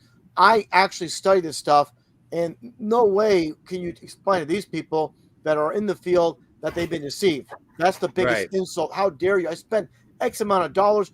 All these dentists are on my side. So what I'm getting at, this is just an analogy when it comes to Florida. We could pass this to every other aspect of medicine. I don't know. I should be careful what I say here, but we could pass this on to other aspects in the same kind of field that we know we're referring to without saying it. You know what? They paint us with a wide brush because I get this too. I'm not saying all medicine's bad. There are surgeries I believe that are needed, of course, if you need help. Surgeons are different. What we're talking about, at least what I'm talking about is all of these preventative medicines. When you come in, my wife says this because she was a nurse for many years. And she said, if you do enough tests, they will find something wrong with you because it's a business and they have to. And so if you go in there, what's that? Just like an auto mechanic, they'll find something wrong with your car. Well, what I found was like when I had insurance for this, and you get one physical a year, so it was free. So of course, the old side of me says, well, it's free, I got to go, and so I would go, and it was sucks because the guy was in my rotary. He was also my doctor. So some days he'd have his thumb in an area that I didn't like, and the next day I'd have to meet him for coffee or something, or hope he'd watch his hand. And so, but my point is this. Only times I ever had any issues was they did a test and they say, oh, we see a trace amount of something, you should get on this pill. And back then I was like, oh, I'll listen. He's the guy in the white coat, so like, for instance, they put me on this thing. They said you might have high cholesterol coming, like you're not even there. Get on this statin. And they put everybody in my age group on it. I remember one Rotary meeting, they asked to raise your hand, and everyone, at least not everyone, most everyone. And the guy said, whoever's not raising their hand is lying because you're all on it. And it gave me the worst leg cramps of my life. And I immediately just stopped taking it and said, I'll take my chances. And here I am many years, whatever later, and fine. Why? I changed my diet. I'm not completely where you're at in your diet, but you and I are very close. And so that alone, and then now my wife makes our products like soaps and lotions and stuff. All that's gone, all that toxicity. And your body is constantly trying to heal itself. And the less toxicity you either ingest, drink, or put on your skin, the more it has time to work on the things it can't get to if it's constantly beating that off every day. Yeah, and a big thing is for health. We're on the topic of health. I really advise, in the morning, people drink a glass of like maybe half a glass of freshly squeezed lemon juice with a bit of water, and that really cleans out your pipes, cleans out your, of course, your kidney, your liver, cleans your whole system out. And what you do is let that sit for about an hour. Don't drink anything. Let it work, and then drink a good amount of water, quart of water, whatever, and just flush. It'll just flush out your system, and that's a good way to start. Water is good. Yes, and it kills. That's nothing. Distilled water, but what happens? It kills your appetite as well. You eat less because that lemon juice. But that's a great way to start your morning. Is that lemon juice? It's the best analogy is this. Not that I am a vegetarian, but imagine pouring bacon grease down your sink. Then you pour some cold water down there. It's going to coagulate. It's going to firm up, and that's what's happened to people over time. They have that bacon and eggs in the morning. They have their orange juice. That just sits everything. That just traps everything in there. And over time, you can have clogged arteries. So the best thing to do is not lemonade, but lemon juice. You don't want that sugar in there because it prevents the what's in the citrus from really absorbing into your system and really cleaning out your arteries. So, before you have that plaque build up in your arteries, drink that lemon juice. Try to do it at least 3, 4, 5 times a week. It's not that hard to do. Just start your day out with that lemon juice. And if it gets to be a bit much, cut back a little bit. Do what you feel comfortable with. But I highly recommend, instead of grabbing that orange juice, get some freshly squeezed lemons with some water. Start your day with that. And in time, you're going to feel a lot better. And if you have the cough and all that stuff, like sometimes people have cough in the morning because you're sleeping, everything's kind of building up. That's going to release that as well. You're going to have a much cleaner system. And these are just things I do. And like I said, I'll just say I'm almost 50 years old. Never been in the hospital in my life for anything. So I know if you go there, you're literally screwed. So if you don't take care of yourself, do not expect yourself to go to a hospital and have these doctors just throwing medicine at you to take care of anything. You're just making a bad situation worse, literally. You're just gonna be, you're screwed. Once you have to go to their institutes, you're literally screwed. Period. You know, And I find when you're eating better, like you're not locked into having to, like they teach us here in America, breakfast, lunch, and dinner. Breakfast most important. You got to eat, eat, eat, eat. Whereas if you start getting in tune with your body, you eat when you're hungry and you don't when you're not, and you'll actually lose weight. You'll feel better, and you didn't have to go on a diet. You just start listening to your body. It's pretty amazing. Another point I'd make too is never eat your complete meal. For example, you're eating a sandwich, eat half. Your body should not be. If you ate so much that you feel full, that means you ate too much. You should never feel full. You should feel satisfied. Except at Thanksgiving, that pagan holiday, you really want Oh to my just goodness! pass One out. thing I'll mention very funny. One thing I'll mention is they always say, "Oh, but you know this vegan or vegetarian diet is dangerous." Well, the Bible, that was original diet, was a vegetarian diet. What I'm getting is they always push you need vitamin B12. Well, how do people survive in the biblical times just eating fruits? Definitely, I'm saying we got to put a pin in this because I got all kinds of things I can bring up and try to present my ideas on this. Well, But that's fine. But that's like what a I'm saying 4-hour is this, show on that. but I'm one thing looking. I'll say is we know Yeah. things change later on about the Yeah. quote acceptance of meat. I just prefer not to go in that direction. Yeah. Better for me, better for the animals.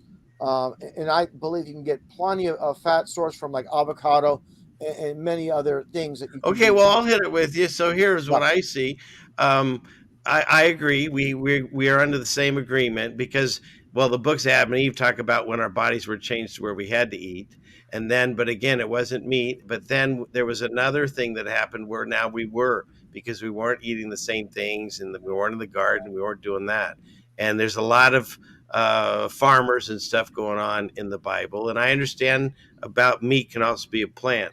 But there's a couple of things that God talks about. One is if you go to someone's house, you eat what they serve you. And if you don't like it, you can, not eat or eat around it.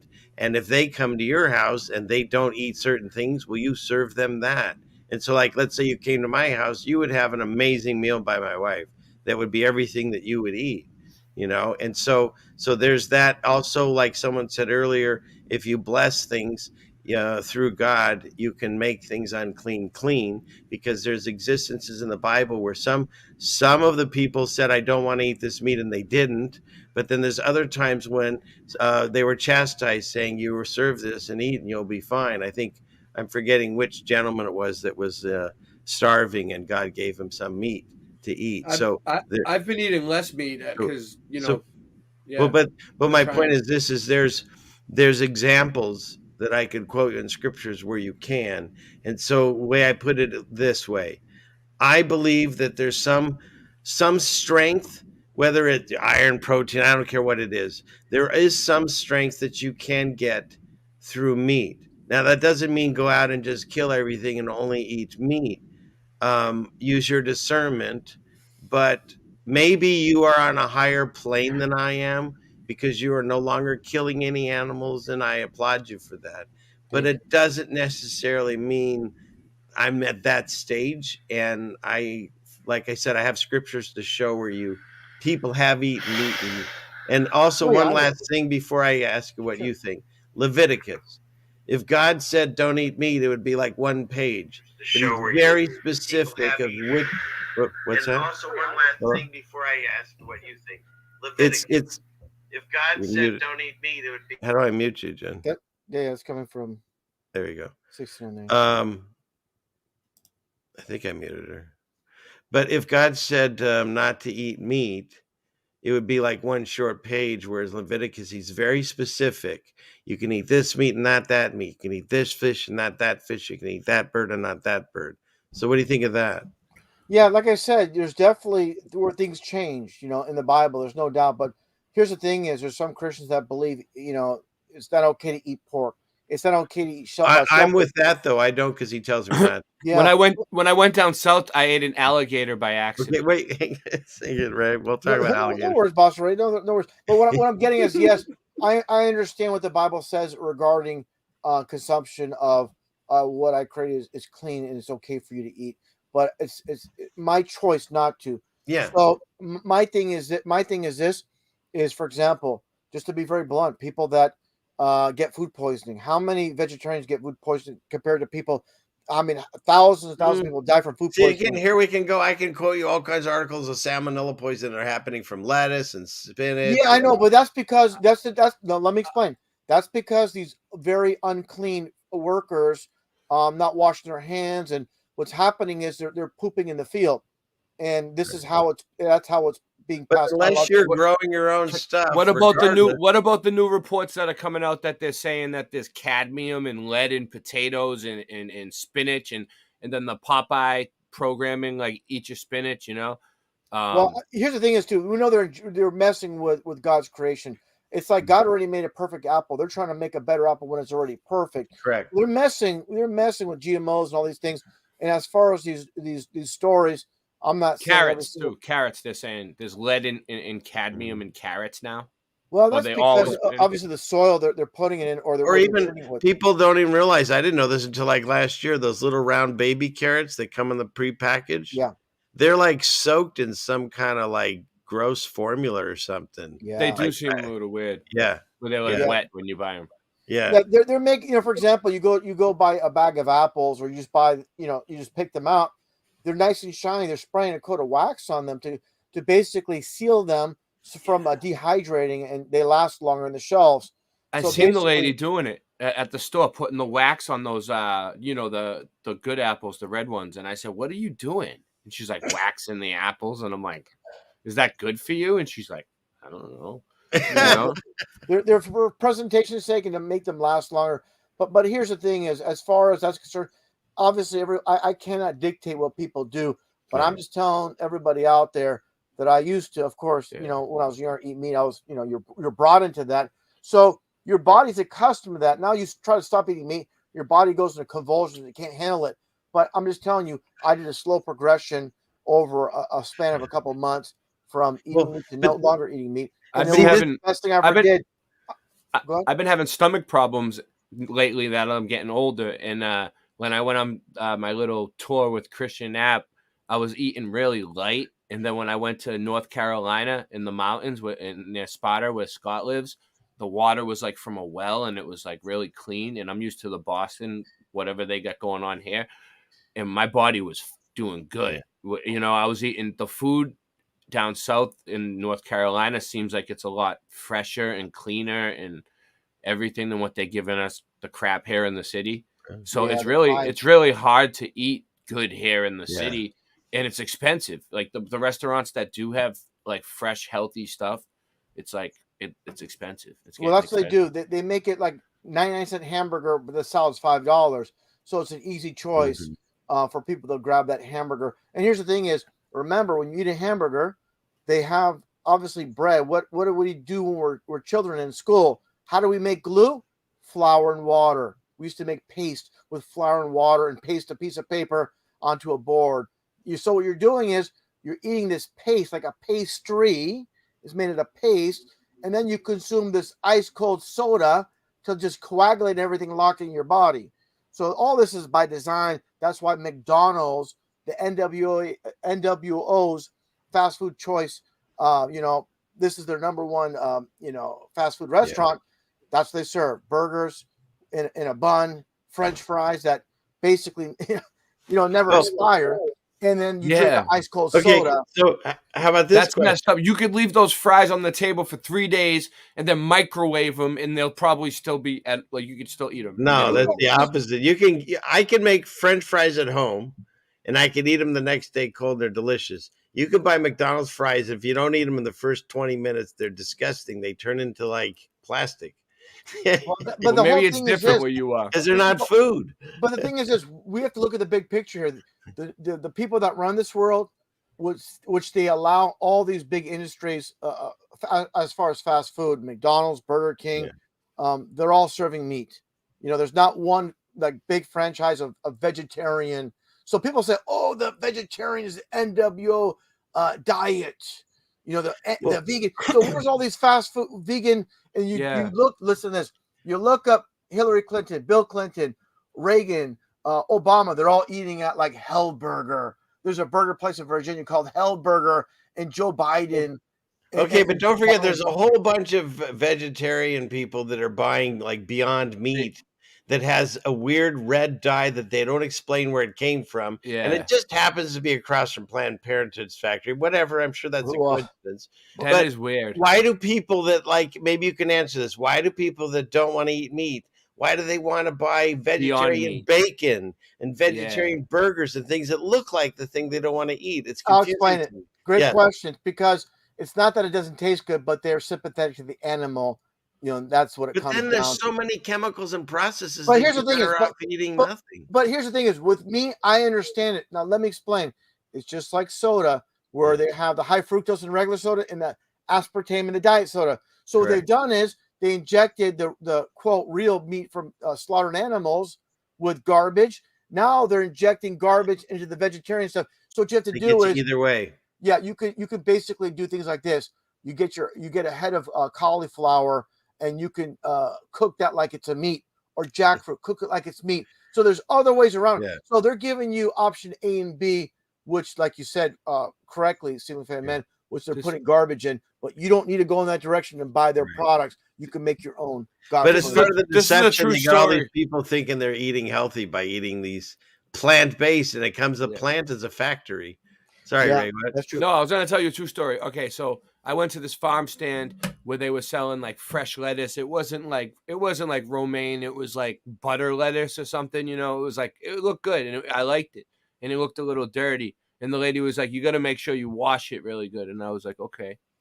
So I brought it home and I put it in the fridge, and I used it on everything for like days. Like I was putting it on my sandwiches. I was making salads. I loved it. It was good. I washed it and it was good. But then like 3 days later, I opened the bag of lettuce because I just threw it in a shopping bag because it was just fresh. And I noticed that it wasn't dirt on the lettuce.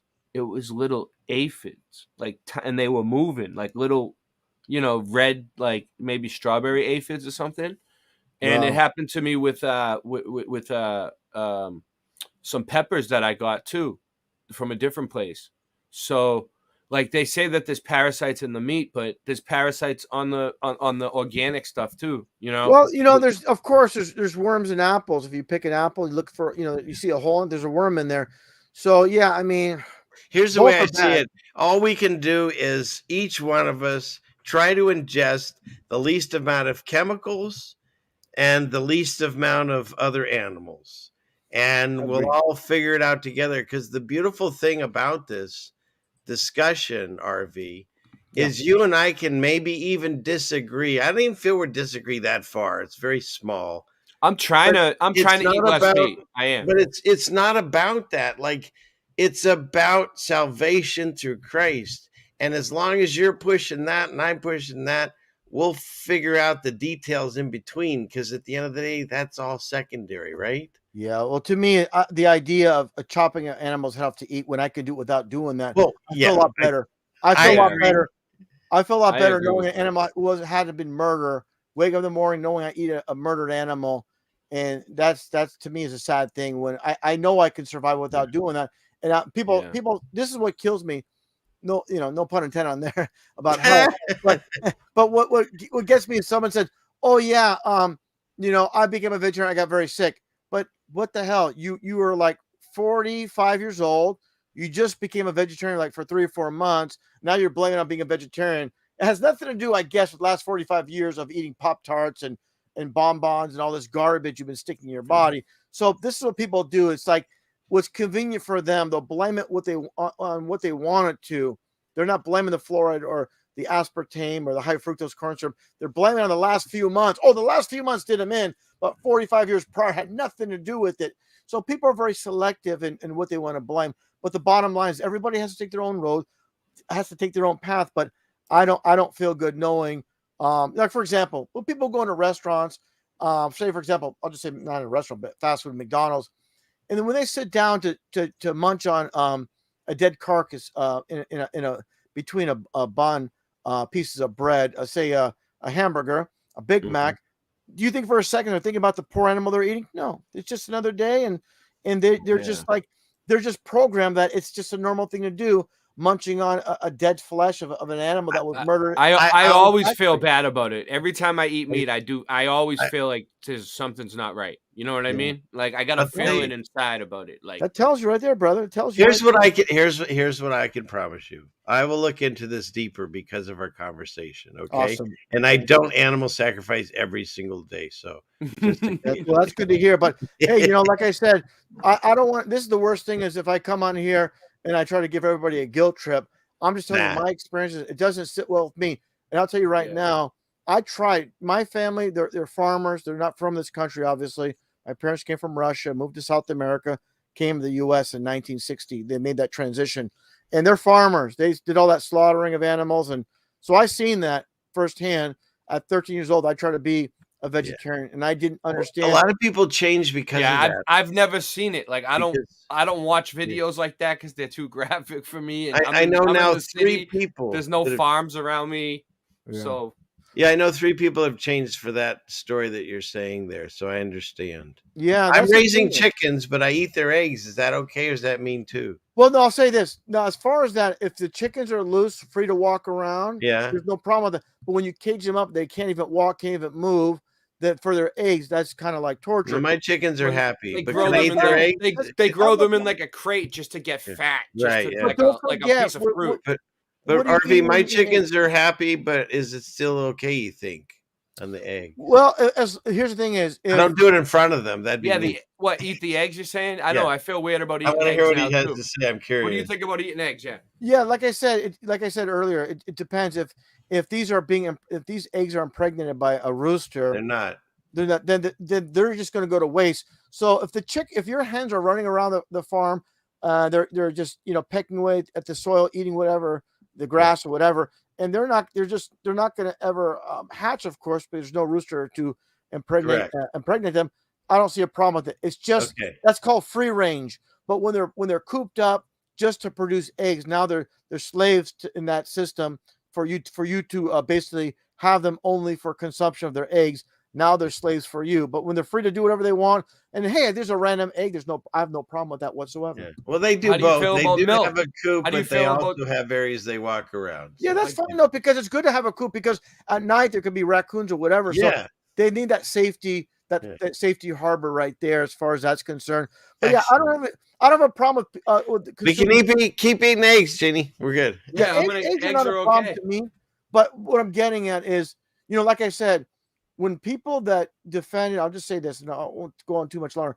If people that are fine with watching, say, a cow having its throat sliced, and they continue to eat meat, then if they can live with that, that's on them. I cannot dictate, but myself, I don't, in good conscience, I know I can survive by eating potatoes.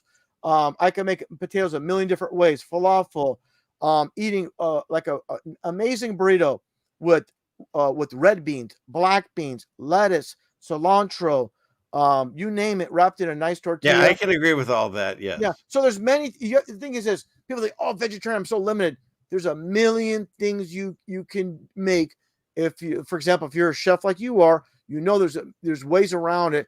But people are just like they get in a comfort zone. I'm just used to going to the store and there's meat everywhere, so I'm just going to buy it. But myself, I'm telling you right now, and this is a fact: vegetarians live 7 to 10 years longer than meat eaters. That tells you something right there. This is not. I'm not sure. You'd have to pull up those So if you want to live statistics longer, well, Google it. You can Google it right now. How vegetarians. I don't want to live do it 7 right to now 10 because I definitely don't want to see if you're right on that. That's yeah, but I'm just telling you.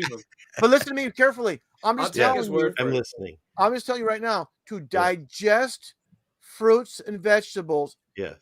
When considering eating, like I said, meat, that meat gets stuck in you and it sticks in you.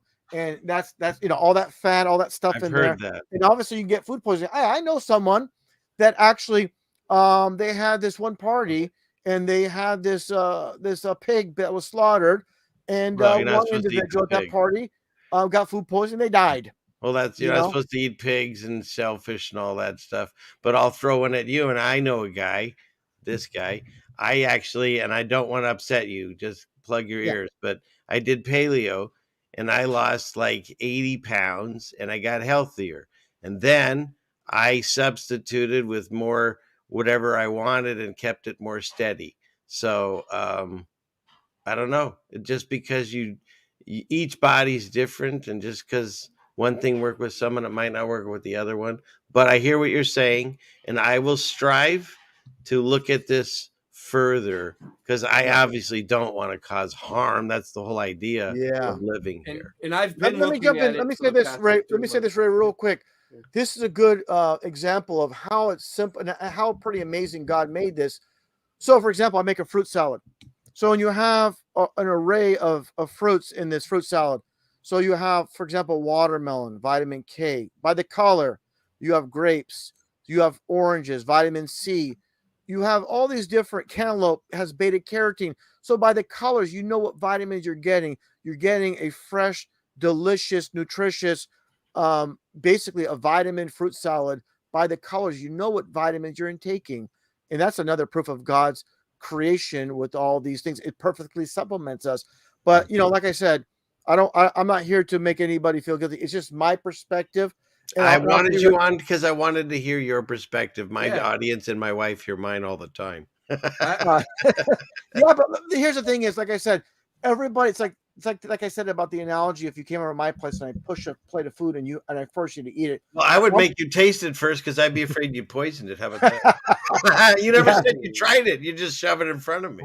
Hilarious. It reminds me of Blade Runner, that one scene when Harrison Ford Decker's offers some booze, and the booze is pushed in front of him. He grabs the guy that served it. He drank his instead of the one that was served to him. But that's anyways, what you doing at your house. yeah. But anyways, what I'm getting at is I'm just planting a seed as far as this is something that I've done. It wasn't easy in the beginning. Trust me. I used to make barbecues. I would make, I would make carnitas. I would make, all this different meat type things growing up, being raised in this meat eating environment. But once I made the transition, which was difficult in the beginning, but any transition is difficult. When you move to a new neighborhood, move out of the state, it's difficult. Any type of transition is difficult, but in the end, you'll see after time. Try it. You have to have the passion for that decision to do it. But for myself, the only regret I have is not doing it sooner. It's kind of like quitting smoking cigarettes or something. You really got to want to do it for yourself. And you got great point, Ray. And also, it's got to be gradual. I'm going to be honest. If someone tried to go cold turkey from eating meat to not eating meat in one day, you're going to fail. You got to do a slow transition. Say, for example, you eat chicken 4 or 5 times a week, go down to 3 times a week, then 2 times a week. And over a month and a half, 2 months, your body's going to get adjusted. If you try to do it overnight, cold turkey, you're going to be like, oh, it's like your body's like freaking out because it's used to getting that meat. So that's my experience. I'm just being honest. That's how I do it. I appreciate that. I would say this. I want my stomach to work better. My so. first push would be to make your connection to the creator. And after that, let's figure out the whole meat, no meat thing. Yeah, like I said, I just want to, not contribute to slaughter and hurt for all these beautiful animals. That's kind of like how I kind of see it. First is them, and then secondary is me, and thirdly, like I said, it's not going to hit your wallet as bad. For example, here's an analogy. When I first became a vegetarian, I'm pretty damn cheap. So when I used to go to the local taqueria, they'd have meat burritos for like $11.99, $10.99, $11.99. You get a veggie one, it's $5.50. Yeah. I'm like, this is not such a bad deal after all. And then I have them put the red sauce on there with the green, and I told them to put black beans with pinto beans, and then guacamole, then salsa. It was delicious. And after a while, you don't even miss the meat. Well, you know what, though? And that's a good point. If you really want to do this correctly, if you want to go vegetarian or whatever the term is, you have to learn how to cook, because we have an entire society that is growing up not knowing how to cook. They've broken up the family unit, so nobody taught them. And so they go with these like Hello Fresh or these delivery DoorDash, and everyone's having other people cook for them. And so then when you want to go vegetarian and you don't know how to cook or buy the proper vegetables and cook them up and stuff, then you end up going with a lot of processed, frozen, whatever. And now you're in the situation that was, just as bad as what you're trying to get out of. So it's about, it is. It is. We went to this sandwich place somewhere. I think it was in Georgia or Alabama, somewhere down south, and they couldn't make Christian Knapp a grilled cheese sub because they said that the cheese would burn the grill. Wow. Wow. Yeah. Yeah. But getting back to the whole point is, Yeah. it's definitely a challenge to go shopping and find, vegetarian friendly stuff. Everything is like meat everywhere you look. They sneak in meat into like things you didn't even expect. You like they'll put fish sauce and the curry sauce. Like you want to make, for example, I make a vegetable curry. Well, you look at the package of the curry, the yellow curry. They sneak in MSG and they sneak in like some fish oil in there. So I don't buy that stuff. So I gotta. It's more difficult to go in this direction. Someone said in the chat it's very militant. That's kind of funny. I can find that pretty hilarious. Saying being a vegan or vegetarian is militant when the whole idea of military is like death or killing something. When we are just trying to bring a peace and not harm animals. I mean, literally, they slaughter over 80 billion animals a year just for people in the U.S. And it's a sad existence. These animals are put in a cage. They're born to be killed. Veal. People that love veal, well, these poor calves don't even get to walk. They murder these little calves. They never get a chance to walk because that's why the meat's so tender. They never build up that muscle. But people love veal, so they don't care about that poor little calf that was just born and slaughtered because they're selfish. People are selfish. They don't care if an animal's being murdered because it tastes good. That to me is selfish. I feel you. All right. Now, I think we've gone almost 5 hours. My tank is running dry. Is there any other thing that you'd like to mention? Who, me? Oh, well, we'll get to you in a second. Right. Oh, you want to say something? Go ahead. No, I don't. No, I don't have anything to say. You want me to dig something up? I can call you on the phone, talk to you tomorrow, Mr. Vids. Yes. What do you have? Closing thoughts, or? Yeah, I appreciate you, brother, for inviting me on. It was great to have this panel here of you, Boston Ray, and Truthseeker69, and people in the chat box, the yays and the nays. That's okay. I expect that. But the bottom line is, as far as truth is concerned, it's a long road. There's no shortcuts. We all have not seen the same things. That's why we all have come to somewhat different conclusions. I try not to be selfish. I try to see both sides of everything.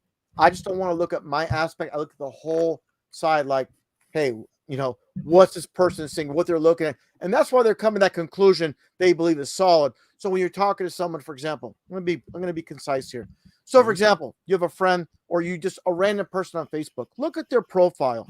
And if they have on their profile, their favorite TV shows, CNN or Fox News, that's what they're consuming. Mm-hmm. So that's their reality. And if you introduce anything different, it's like a vegetarian tell you to stop eating meat. It's going to be, you're going to get a pushback. Mm-hmm. So that's kind of the same thing. But the bottom line is, the road to truth is a long one. And again, like I said earlier, not everybody's seeing the same things. So you're not going to come to the same conclusion. But over time, through investigation, we all should go down that one narrow path, which leads to Jesus Christ in the Creator. And that's the ultimate truth. Everything in between, we agree here, Ceilingfanman. Everything else we're going to have our disagreements on. But that's the ultimate truth. And everything else we can have our discussions about and come to our own conclusions. But again, thanks so much for having me on. I greatly appreciate talking to you guys. And wow. I do want to say thank you, Russian Vids, for waking me up. Like in the beginning, you really woke me up. You were really one of the ones that woke me up. And thanks, brother. I appreciate those kind words. And I'm just a regular guy doing this. I talk. The way I talk is, I try to be as humble as possible because I understand it's a long road. Hey, we try to wake up. Normies. I'll be quick here. We try to wake up normies, and we have to remember there's one time we weren't awake to everything too. So we have to have patience. It takes time. 40, 50 years of programming, you're not going to break it in an hour conversation, an hour chat on Facebook or Twitter. It takes time. This whole thing about truth is we have to be patient and understanding, and we can't expect microwave results. And that's one thing. And Boston Ray, I appreciate you so very much for those comments, and I appreciate that greatly. Yeah, and I appreciate you, and I want you to keep going and never stop what you're doing, and just keep going. I can't stop if I tried, brother. I couldn't stop if I tried. And I'll keep sharing your stuff on my streams as much as possible, and I'll keep supporting you in any way I can. God bless you, brother. Thank you for that. Yeah. Yeah, and I just want to say the same thing, basically, that you were a big part of my awakening process, and thrilled that you see truth through Christ, because there's so few that are speaking out, but we're getting a stronger voice, and we just have to remember that. Let's say we're going through the revelation seals. Let's not forget two things. One is, who starts that process? Jesus. The Lamb of God opens them. God hasn't checked out. You turn on all the TV shows, they all show you that God's gone. And people ask, why is bad things happen? Where is he? And all that. But no, he's trying to get us all saved and get out of this place that we're stuck in, that we're enslaved in and don't know it. And so the fact that that I got to talk to you about specifically that means quite a bit to me, because that's the only reason I'm doing it. And I find it interesting that I'm meeting people from all over the world, all different ages, races, religions, whatever. And yet we're all coming together on the same idea. It's not a coincidence. I don't believe in those anymore. And so can I make one request? Can we end this with a prayer at some point from you, Ceilingfanman? Oh, I love your prayers. I'll be happy to. It'll be powerful. It'll be powerful. Well, I'm really thrilled, and I'd love to do more conversations with you whenever we can work this out. I think my audience had fun too, but yeah, I guess I'd say, I don't want to put you on the spot, but well, too late. But I would say this: please, Father, watch over us. Anyone at the sound of my voice, whether live or listening to it later, watch over us and guide us with your love and compassion, and teach us the things that we cherish in you. Because if we don't have patience and love and understanding for our fellow man, how can we expect you to have it with us? So show us all of these things, Father. Guide us with your mercy. Help us through these times. Carry us when we can't figure it out or way around it.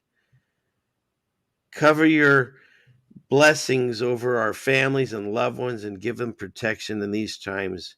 And most importantly, help them wake up to the truth of this world through the salvation of Jesus.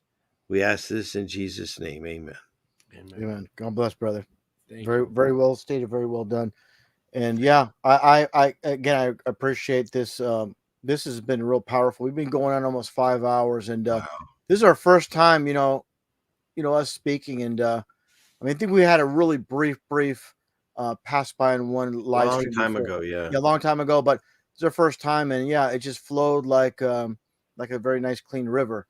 It was very nice, and it was great to see everybody in the chat as well. People that agree, don't agree, but the main thing is, I think everybody could take away something from this, even if they disagree with me on some topics, or whatever you guys say, or Truthseeker69, whatever the case is. When we walk away, I believe it's been a very productive live stream, and God bless you both, or everybody here. God bless you too. And specifically, and if you want to do it again, let in after as well. Let him know if you want to do it again, and we'll set it up. We'll do another one. All right, sir. Anytime, brother. Anytime. Yeah. All right. Let me know. Much love and blessings to you. Thank you again. Thank you, everyone, for being here. This has just been a treat for me as much as hopefully everyone else. And God willing, let's do this again soon. Yeah, we'll set something up. So with that, we get this. Class is dismissed.